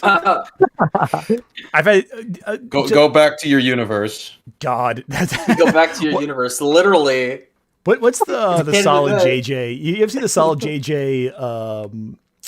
He did a recent one with Mr. The League of Reeds, where it's like all the Reeds are Nazis. Oh, From what the universe fuck? with the Nazis in World War II. It's like, That's crazy. and like, you know, like how'd you pilot in space? Oh, I had my friend Ben. Like, Ben, who's Ben? Oh, you know, my friend Ben. He's, you know, you have to have a Ben in your universe. He's like tall, broad. Oh, Oh, that's funny. he has some funny stuff. Okay, we have definitely fallen off the track of the Dark Knight, but that's fine. That's what I expected at this point. I feel like we've gone on for a bit. Do you want to have some closing thoughts on this? Do you have any other things about Dark Knight you want to mention before we wrap things up? Well, like, I guess something about the video that I think we touched upon when we were watching it. Yes. Was that a lot of the examples that you pull are like things that we can agree on for a good portion of. But I think like a lot of the video didn't fully, I guess, flesh out how it ruins like modern Batman. Like some of it is like, okay, so I agree with this like as an issue individually in like the Nolan trilogy, but like it doesn't really extend to how it affects like other pieces of media, if that makes sense. Yeah. It's been a bit since I've gone through the whole thing. I think it's kind of more interesting to talk about like just the movies themselves. But I guess like where would you see it? I guess bleeding into modern Batman content. I would say the biggest effect's really with the movies, more so than the comics. I think you get echoes of a refusal to engage with the more fantastical elements on film. And you see that with the Snyder stuff. Obviously, I'd say a lot of Jared Leto's character is an echo of what happened with Heath Ledger's Joker. I feel like the popularity of Frank Miller storylines on film, that carries through with Zack Snyder again. Though Snyder, I feel like, would always reference Frank Miller no matter what. I do feel with the recent Joker movies, that is also in that same hyper-realistic, grounded perspective that the initial the Dark Knight films did. But even like the concept of the Joker and his role in the story, I do feel that's more an extension of the themes of the Dark Knight with the Joker. The idea of him being this grounded figure who's anarchy and against the establishment in that sense. Yes, Joker is anti-establishment, but not as a guy who starts a movement the same way that Arthur Fleck in Joker does.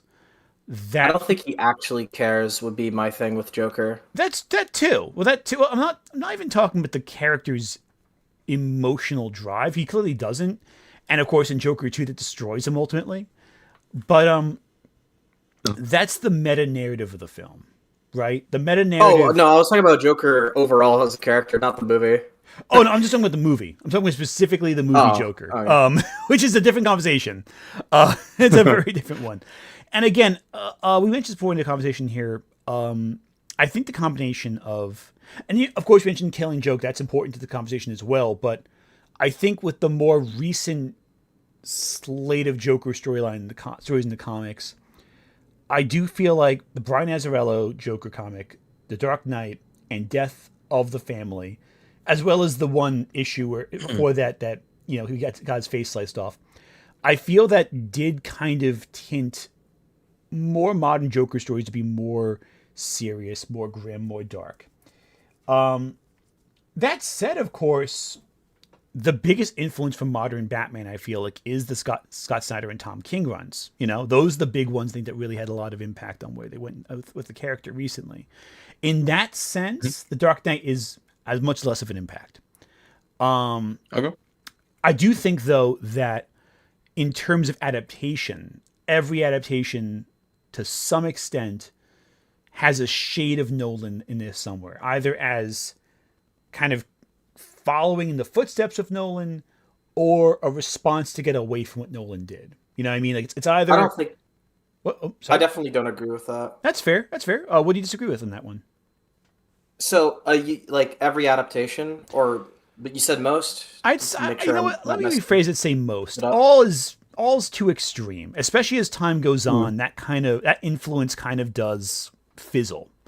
I would say a better phrasing of it would be I think about 10 years after The Dark Knight Rises would be better. That range I think is more in conversation for the most part.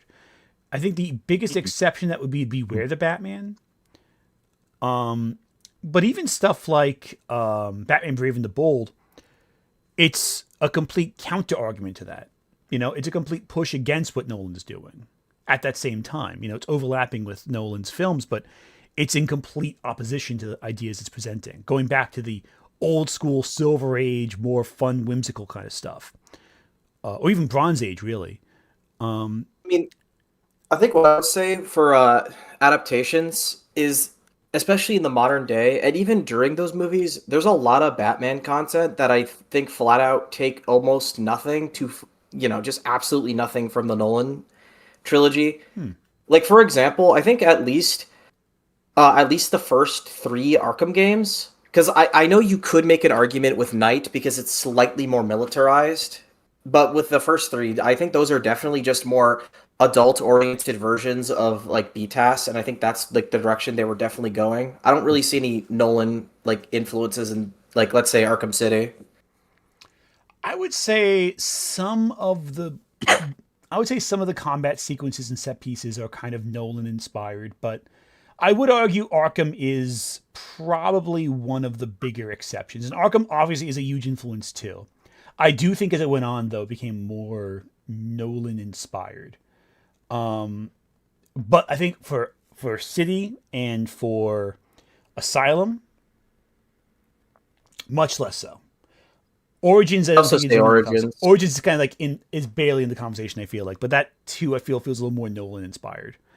A bit. I think the most I can think of for Origins is just that Bane is a prevalent villain. Yeah, that, and I feel like most of the villains in that one are more grounded in Origins. I don't know about that because he does fight like a super soldier, a crocodile monster guy, a guy with a flying flamethrower, and a flying around with a flamethrower and a jetpack. Oh, that's not as unrealistic as other characters in the Arkhamverse. To be fair, I mean, he's not. I guess Clayface. so, but like Yeah. it's still like more out there than I think what Nolan would have allowed. Oh In his yeah, movies. no. I don't think. Well, I'm not I don't think saying it's Firefly would 1-to-1. be able to fly, for example. Well, and again, you gotta keep in mind, I'm not saying it's 1-to-1. I'm saying it's more aligned. So that you're not going to get like a 1-to-1 exactly, but you're going to see components that are kind of similar. I think it's interesting, even visually. It's like, well, I know you're not comic legend, but like, Batman's suit in Arkham Knight, but in Origins, his suit has like obviously there's like a narrative reason for it, but he's got more padding, and there's just like more lines going on generally, and it's like, you gotta wonder, is that do you think that's taken from like that's just like chock full of lines and looks like this, like not a mech suit, but like super mechanical. I think it was more almost. inspired by the New 52 look. I'd have to think on that. It feels more New 52 than exactly Nolan, because Nolan's more like, it's flat out militarist. I wouldn't say it's militaristic looking in Origins. I think the suit is just more armored-esque, if you know what I mean. Like yeah, it doesn't look like super practical military gear. It looks more like a Batman suit that's overcompensating because he's like earlier in his career with a lot of lines and stuff. but Very like It gives me the But then the question also it becomes, gives me the vibe of like the New 52 one, but like with less of the I guess contrast in its colors. But then the question also becomes, how much is New 52 aesthetics inspired by the Dark Knight's aesthetics as well? Like that's a factor too. Like the Dark Knight, that's a good point. aesthetics probably inspired some of the artists for New 52. I haven't read any interviews recently with that, so I could be like mistaken. But I feel like the fact that Marvel developed a different kind of aesthetic too around that same time, I feel like it's hard not to look at what Marvel was doing in the MCU and what Nolan was doing with his trilogy and not see some ripple effect of that influencing how they redesigned some of the costumes in New 52. I'm not saying necessarily it's a 1-to-1. I think that I might have put the statement too strongly in that first video, in hindsight. I probably would have phrased it differently if I were now. But I do feel like there is definitely a ripple effect in terms of influence, in terms of how Batman is presented thanks to the Nolan films to some extent. That's not to say that it is copying Nolan. I think that's a bit of an over-exaggeration. But I do feel like you can see influences of Nolan everywhere. I think here's what I'll point out, because like I don't fully disagree with those examples for overall, because like the less superpowered villains in Origins that could be somewhat inspired by Nolan, like sure I can give you that. I think what I would point out is I feel like there's nothing that uniquely that Nolan's movies did for Batman that you can't say for other just superhero movies, to their characters. Because, during the time of like the early 2000s, the Green Goblin was more emphasized in Spider-Man comics and media because the Goblin was in the 2002 movie. Doc Ock got an entire book called Dr. Octopus Year One, and the visual design looks more like Alfred Molina's version of the character during the events of Spider-Man 2 and stuff like that. And like seeing like how the Dark Knight, because the whole premise is like the Dark Knight's kind of negatively affecting modern Batman. A lot of this stuff doesn't really affect the overall like package, because Arkham Origins, like narratively, character-wise, world-building-wise, power scaling-wise, even like it's very different from Nolan. Like he's boxing a massive crocodile monster that like throws explosive barrels. And he like, he like breaks his teeth, and he's like, "You want teeth? I want answers." That's not Nolan. That's way more like crazy. Or he's fighting a guy in a jetpack, and then after he beats him, he's just like, "You need a new hobby." And I think like that's fair too, but I think that like the tricky thing is, I think, is when in this discussion we kind of go for the all in or all out, right? We look for it to be, if we say it's inspired by Nolan, we look for it to be purely Nolan, which is never going to happen. That's not what I was saying. Oh yeah, That's the problem. I think too. I want to give you. I think I just want to give you a follow-up question. Yeah, go for it. Like, how does the Dark Knight trilogy negatively affect Batman media during the time of those movies and afterwards? Because I think we should discuss how it negatively affects. Because we can agree it's going to affect it. They're popular movies, but I think we should discuss what meaningfully hurts it. Yeah. I think that's a good point. Yeah, so I think the big thing is I think it did reduce the interest in the more fantastical elements of Batman.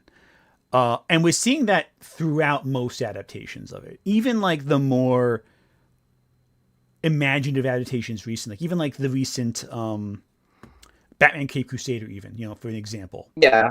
I was about to bring that one up because yeah. Like that one, he literally fights a ghost. Exactly, he fights a ghost, but like that's like the exception. That proves the rule a little bit. Like there's also the witchcraft episode too. That one actually pushes. Yeah, he fights like a vampire. Yeah, vampire witchcraft thing. Clayface is more fantastical. That's pushing against the status quo that's been kind of established up until now, though, with a lot of adaptations. Like you look at the Snyder universe. That universe is fantastical, but Batman never interacts with anything too fantastical, with the exception of Doomsday and I guess the Parademons. But that's not Batman's world. That's outside Batman's world coming into it. I actually want to point out something. I'm pretty sure like there are more fantastical elements in the movies. Keep in mind, we never had a dedicated movie about Batman specifically, but I do know there's a line in Justice League where Alfred literally does mention that he fights a guy who has like penguin, like exploding wind-up penguins come out. Yeah. Batman That's Returns pretty reference. silly. Yeah, that sounds more like silly, fantastical Batman there. That is just like a throwaway line, though. Yeah, it has to be. I mean, yeah, but we don't have that much to work off of because we don't have a dedicated movie based off specifically Batman. And if we want to go with the one they were planning, he was gonna fight a a super soldier. Yeah, but like, I mean, the problem is we got Suicide Squad, right? We got a very subdued Killer Croc. He is just a guy with a skin condition in that. Like he doesn't even seem particularly powerful. Is that true? Because I'm pretty sure like his whole role, he's just like good at swimming. Like that's literally it. He's just really good at swimming. Like he goes to like plant one of the bombs, I think. In like can he like survive underwater longer than like normal humans could in that movie? Not. And he physically overpowers a few of the guards. Like he's stronger than like, normal guys. Yeah, but that's not like he is meant to be superhuman, I think. But it's not like it's. I don't know. It's not like one of the more. It's not as he doesn't have any the clear demonstration of like super strength though. Like he just seems like he's a strong guy, which is fine. Killer Croc doesn't have to be like extremely powerful, but like he should be like he should be substantially stronger than your average person. And we just you could say his build should be larger. Yeah, 100%. I mean, like I'm pretty sure in the intro they do show he is able to physically overpower trained men with like one arm. Like I think that is like still superhumanly strong. That's strong, but it's the problem is we're in a universe. Oh yeah, doesn't he overt demonstrations of power? He also rips apart. I'm pretty sure he rips apart those like enemy types. But so is Harley Quinn. That's like infected by and shit. Yeah, but Harley she does with like a bat and stuff. With like a baseball bat. Yeah. But it's kind of like if a bat can do the same damage his hands can do. Like that's strong, but is it like super strength? Like that's my issue. It's like it's one of those things where it's like I have no idea. That's the problem. It's like it's so vaguely defined, and we never see like a real demonstration of how powerful he really is. You know what I mean? Like you could make the argument it's just peak human condition. I think what I'll just simply point out is like we don't really have enough because that universe ended so quickly. Yeah. But like there is still hints that it's still more fantastical than Nolan's already because there's still a crocodile guy who swims around underwater and stuff. It's still a comic booky. Yeah, that's the problem. It's like one of those things where you're like, the Snyder universe never really got to explore Batman on his own, and you know what? Yeah, it's a good and a bad thing. I think we got the Batman out of it, which is really good. But even the Batman is very grounded, also. It's a lot more atmospheric than Nolan's movies are. but it is still grounded in a very firm reality.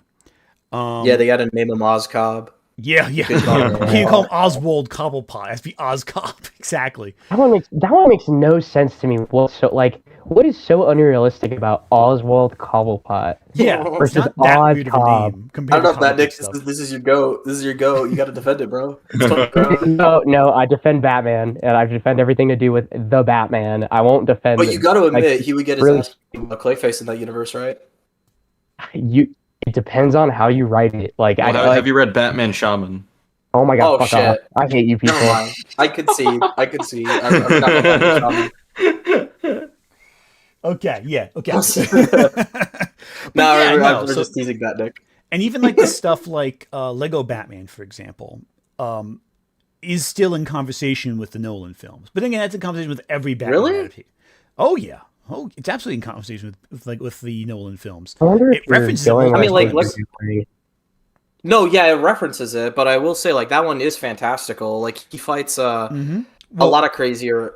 A lot of the crazy Right, but wait, It's a wait, country. wait. Right, but I'm not saying Isn't it it- is. I'm not saying it. Here's the thing. What I said before was that these films are either drawing from Nolan or directly opposing Nolan.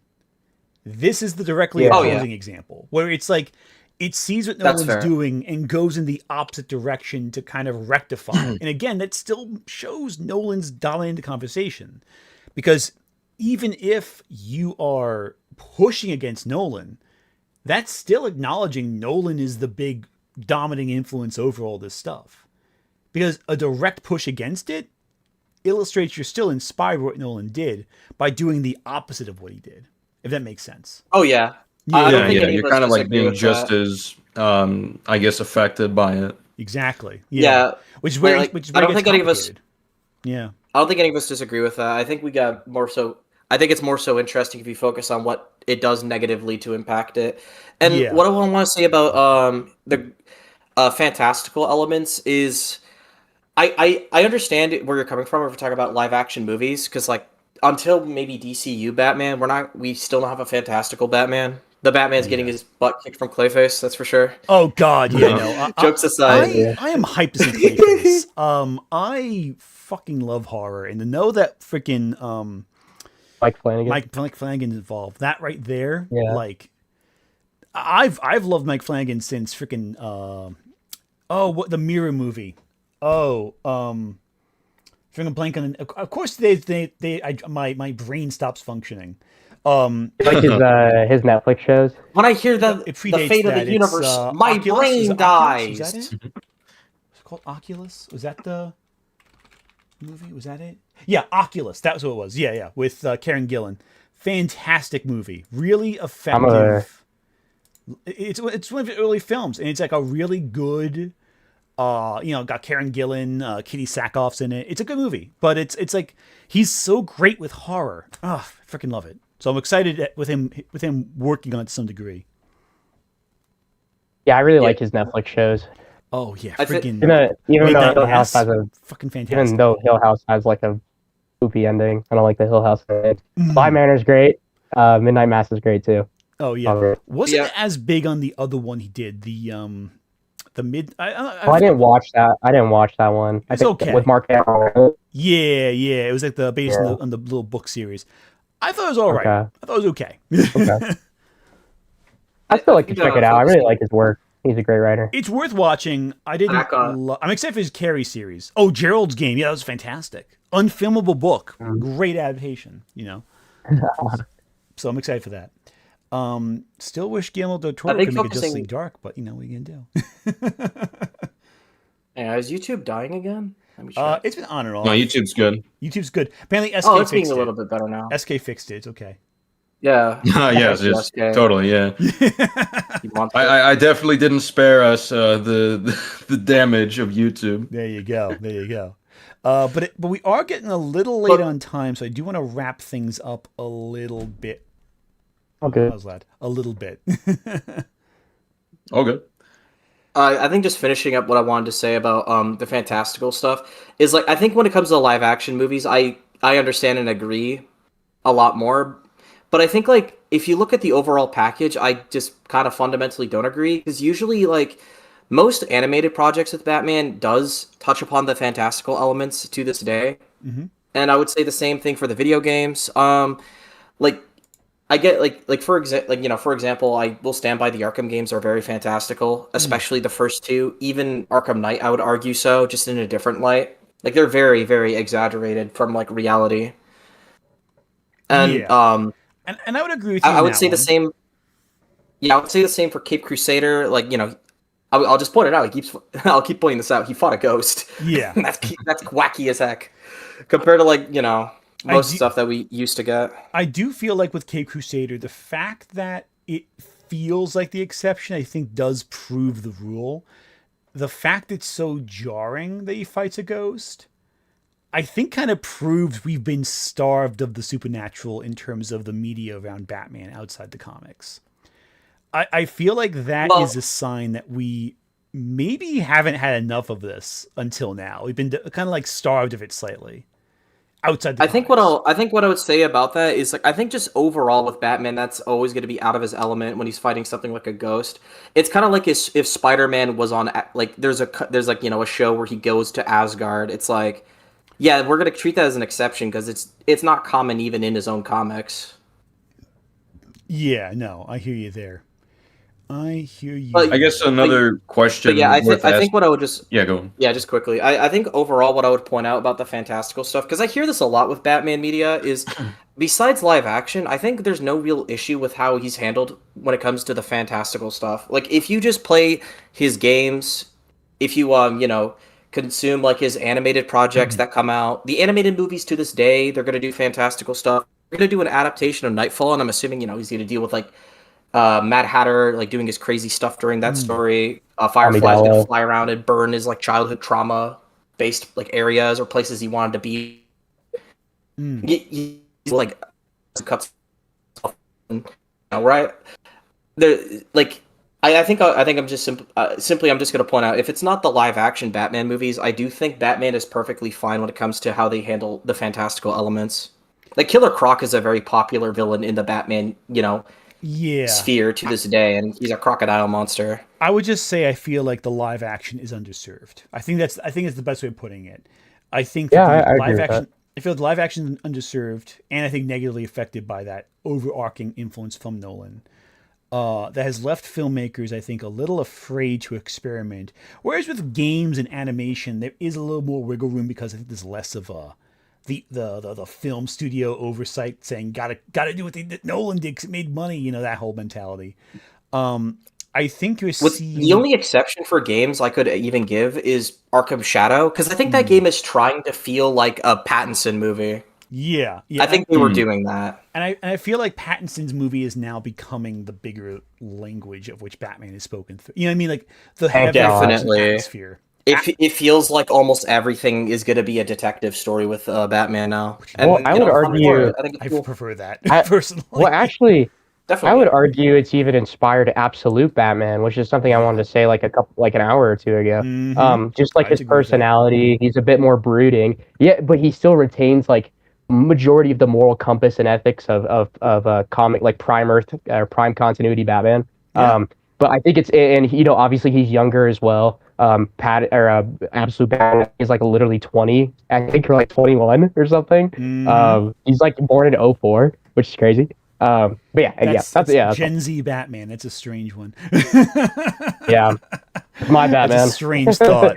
God, I'm older than Batman. This is terrifying. Anyway, but yeah, no, I hear you on that one. And I think it is the cycle of inspiration. And I think also we see the influence of this the more in hindsight, right? We kind of see how each element of the story has influenced everything that follows a little more a couple years off, right? Like when it's happening, we don't see all the influence as much, but like a few years back, we can take a step back and have a more holistic look at like a span of a few years and go, okay, this is the era in which this was influential. Much like how the era of the 90s, Tim Burton's Batman influenced everything to some degree or another, I think. Yeah, even the comics, they gave him like an all-black suit. Exactly.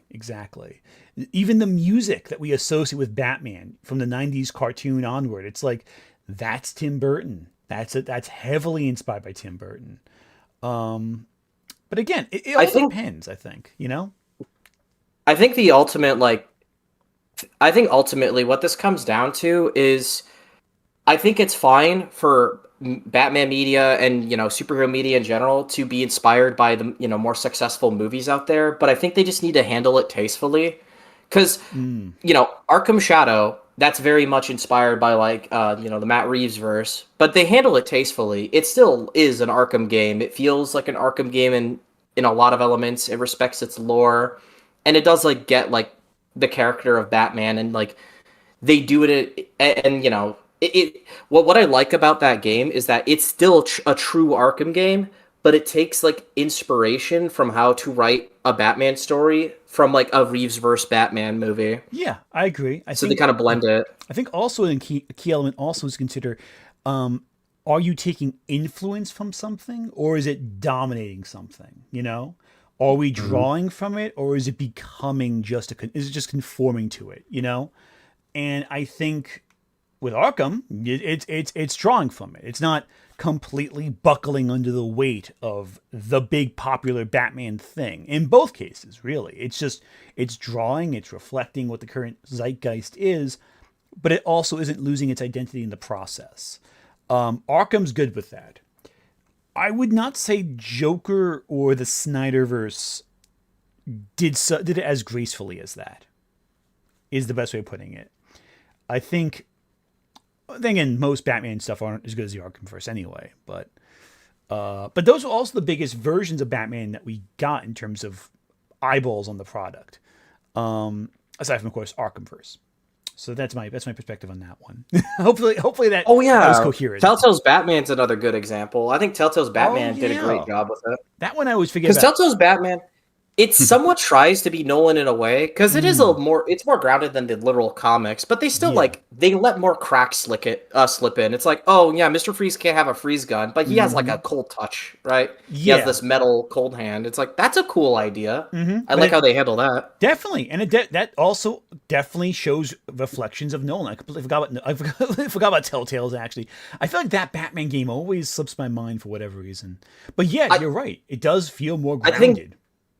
I think ultimately, though, I think the thing is, the reason I don't side with this, how it negatively affects Batman, is they take those elements, they take inspiration from the elements of the Nolan trilogy, but they turn it into their own special thing. Because when you play Telltale, you're not gonna go, oh, this is Nolan Batman. No, this feels like Telltale's Batman, but you see the inspiration from other Batman stuff, especially those movies, but they do it in a way that's so fun and different. It's we're not going to be super duper crazy, but like I said, they let the cracks slip a little more. Mr. Freeze is neat. It's he doesn't have a freeze gun, but he has this cold touch. That's a fun new idea. It is for his fun. Ability set, for example. Here's the thing: it is fun, but it does kind of feel like it is avoiding the more fantastical elements, even though that does make it unique in its own right. And I don't disagree with you on that one.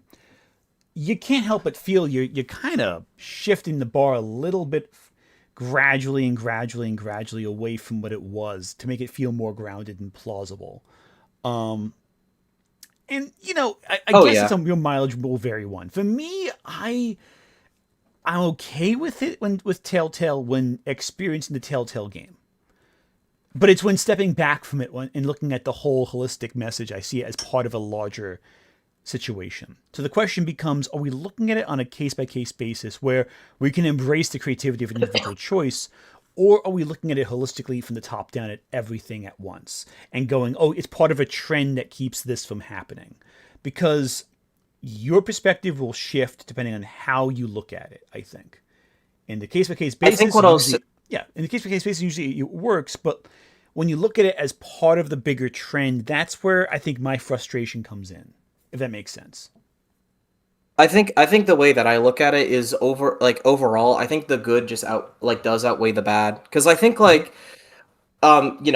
think some of the best stories can be stories that were inspired by other things, and they take elements of that, but they twist it into their own special piece of art. And I think something like Telltale can definitely do that. The elements you can say that are even in Arkham, Origins, I think does that very tastefully.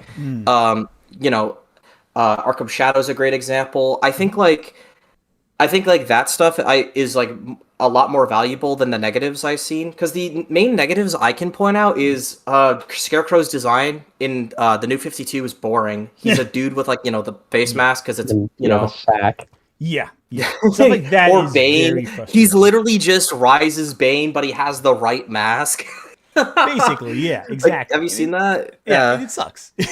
That's not cool. No, yeah, that stuff definitely sucks. But at the same time, it's like I think like the bigger stuff usually is like a net positive, because I think like most people, like, especially the people that are good at creating their own Batman stories, are smart enough to understand they should take elements for inspiration, but they shouldn't just take the whole. And that's what we see usually. Like Telltale definitely is a good example of that. I wouldn't say Snyder did that very well. I think he did that badly. Yeah, I think most of us agree Snyder did a lot that wasn't great. Yes. All on the same page there. But yeah. But no, I hear you on that one. And again, it's a homage and Volveri thing. That's a very subjective thing. And I don't disagree with what you're saying. I just think, for me, I look at the holistic top-down perspective and I see trends I find I see trends I don't personally love with where the character went. But I see those trends going kind of shifting now. So it's like, I can't really complain about that when we're moving on to things that I personally want to see more of myself, just as a fan. That we just didn't at all because of the influence and shadow Nolan had over the franchise. So it's one of those things where, like, were the creations bad? Were they all non-fantastical? No, by no means. A lot of them were great. But I do think that as we move further away from Nolan, we'll be getting stuff that I personally want to see more of. And that's why I present my opinion in that front, if that makes sense. Oh yeah. Like I think nowadays it's gonna be more Reeves, and we're gonna get a lot more Batman detective stuff. But I'm gonna be fair here. Eventually, I think people are gonna get sick of it. I think eventually they're gonna go, "Oh, another Batman detective story. Can we not have a fun crime thriller? Remember the Dark Knight? We used to have fun crime thrillers. Well, Come that's on. a cycle of Let's have some everything. fun action, you know? I mean, that's a cycle of all stories. Eventually, people want to see something different. That's how it always is. Yeah. Yeah. Anyway, I do want to start wrapping things up just because I got to check on my son. I don't want to pull that card. I'm like, I should probably check on my son. But I do want to let some super chats play real quick, and then we'll have some. What doesn't Backseater say your son doesn't exist? Yeah, but he still says that. He was on some message. He was on some fucking social media thing saying that. I'm like, dude, come on, chill the fuck out. I'm gonna let show me your son right now, or I will find you. He's so creepy, man. Marge Simpson. Anyway, I'm gonna play. He's the greatest League Entertainment villain. Basically, he's a Batman villain. Yeah, I'm gonna play these super chats real quick. Let's have a few play real fast. Not too many here, I don't think. All right. At Racer45 super chatted $5. Oh yeah. I'm curious if you guys had seen or heard of DC Superhero Girls 2019. If so, what did you think of it? That's the Lauren Faust one, right? I like that. That was all right. At Mega Volcano 1 super chatted $4.99. I'll never forgive King for ruining Bruce and Selina's wedding. Yeah. I was so excited when it was announced. Yeah, that skeptical smiley face. Yeah, I didn't love that. That was underwhelming. I didn't like how they handled the Selena stuff. At Maryland 614 super chatted $5.12. She stated that she wanted to create a film of the Wuthering Heights she remembered reading in her youth. So she basically directed fan fiction. That movie feels like fan fiction, man. I'm not gonna lie to you. I freaking did not enjoy that movie. At KJ Zana super chatted $2. Ever heard of King Gizzard and the Lizard Wizard? Yeah, King Gizzard and the Lizard Wizard. There you go. At Racer45 super chatted $5. One thing I wanted to see is a crossover between Batman and Miraculous Ladybug. You and Baichi can get that Miraculous Ladybug crossover if you really want to, but sure, go for it. Okay, so we're going to wrap things up right now. Any final thoughts that we can say quickly in 10 words or less before we wrap up for the night? Well, I got a genuine question just out of curiosity, because we're on the topic of Batman movies. What are your thoughts on the Tim Burton and Joel Schumacher movies? Okay, so that's complicated, but I'll give you a quick version of it. I do want to wrap things up, but I'll give you a quick version. I generally like them quite a bit. Even the Schumacher ones. I think Agreed. they are definitely a product of their time in terms of what people could put on a movie for Batman. I think the first Batman has a really good balance between like Batman being this mysterious figure in the shadows. I like how Batman's nature is a mystery in that one. How we're kind of revealed who Batman is over the course of the story. I feel like we know the Batman story so intimately now. They would never do that. But I like how they present Batman himself as the mystery in that film. Batman Returns I like a lot, but it has a lot of problems. I think I have a lot of issues with how Batman kills in all these films. That's I have an issue with. Though there is kind of a meta-narrative throughout if you really force it to exist about the kill rule I've discussed in videos. Batman Forever I like quite a bit. That was like a good college, put it on at 11 p.m. kind of movie, you know what I mean? Where it's like you and a bunch of guys in a dorm room and like, well, you want to watch a movie? Like, let's watch Batman Forever. Why not? Like, that's a fun one. Get a few beverages, you're good to go. Batman and Robin is entertaining as a so bad it's entertaining movie. I don't want to say so bad it's good, but it is. It's not a good movie, but it is fascinating. The creative decisions in that movie are fascinating in a way that most bad movies today just aren't. Because the difference between a bad movie that's boring and a bad movie that is baffling. And Batman and Robin is baffling. Like the choices made creatively are like, what were they thinking? But also, I'm so glad they thought it because there's nothing quite like this bizarre mess of a film. Even if it's pure fun. Yeah, exactly. Like it's not good, but you're never bored. Like I've seen boring bad. That sucks. This is not that. It's bizarre bad, which is the best kind of bad. Like I would much rather. There's rage-inducing bad, boring bad, and then there's just bad, but it's so much fun. Oh yeah, no. For me, this is up there with like movies like Troll 2 or The Room. Like they're baffling, but they're so entertaining. You know what I mean? I would say Catwoman is bad but boring. That's a great example of a terrible, boring movie. This is not that. Or Elektra. That's another example of that. But this is not that. But Daredevil's so funny. Daredevil's entertaining. I think.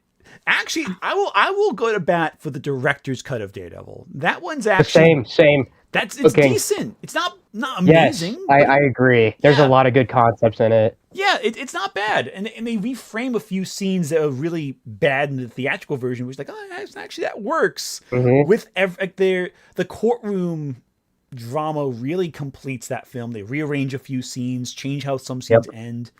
It works better, I think. It's not like Donner's Superman cut good, but it's good. I'll go to bat for that movie. I'd have to rewatch to remember all the details of it, but I remember loving it when I saw it last, so there you go. Well, the plot of that movie is literally just me and SK trying to kill Daredevil. That's that movie. Yeah, basically. Yeah, it's us trying to kill Batnick. Yeah, literally, Batnick is Daredevil. That's literally the movie. It's so funny. There you go. I love that movie. It's such a fun one. All right, so we're going to wrap things up now, I think. Where can everyone find you? You can find me on YouTube, SK. The site you crashed? Yeah, the site I crashed. Why did I flood the site? Yeah, they can't find you. You crashed the website. Exactly. Why did Edward flood the site? Yeah, right. That's the next DFAP criticism. Oh, there you go. There you go. They might criticize you for that one, man. Man, it's convenient that Batnick likes Batman. That's contrivance. And where can you find you? I run a YouTube channel called League Entertainment where me and my friend Skids make videos mainly on stuff like Star Wars, superhero media, video game stuff. Currently, there's a Fallout video coming out for the second season that's gonna be broken down. Yep. Okay. Yeah, go. I was gonna say, it's your turn. I don't really do like content anymore. I used to do YouTube videos. Batman.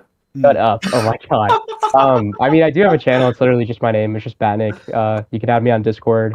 Like I'm in school, so I don't really like make YouTube videos. I'm in like college, so don't have a lot of fair. time. I just read. We're still I waiting read for comic part books. 3.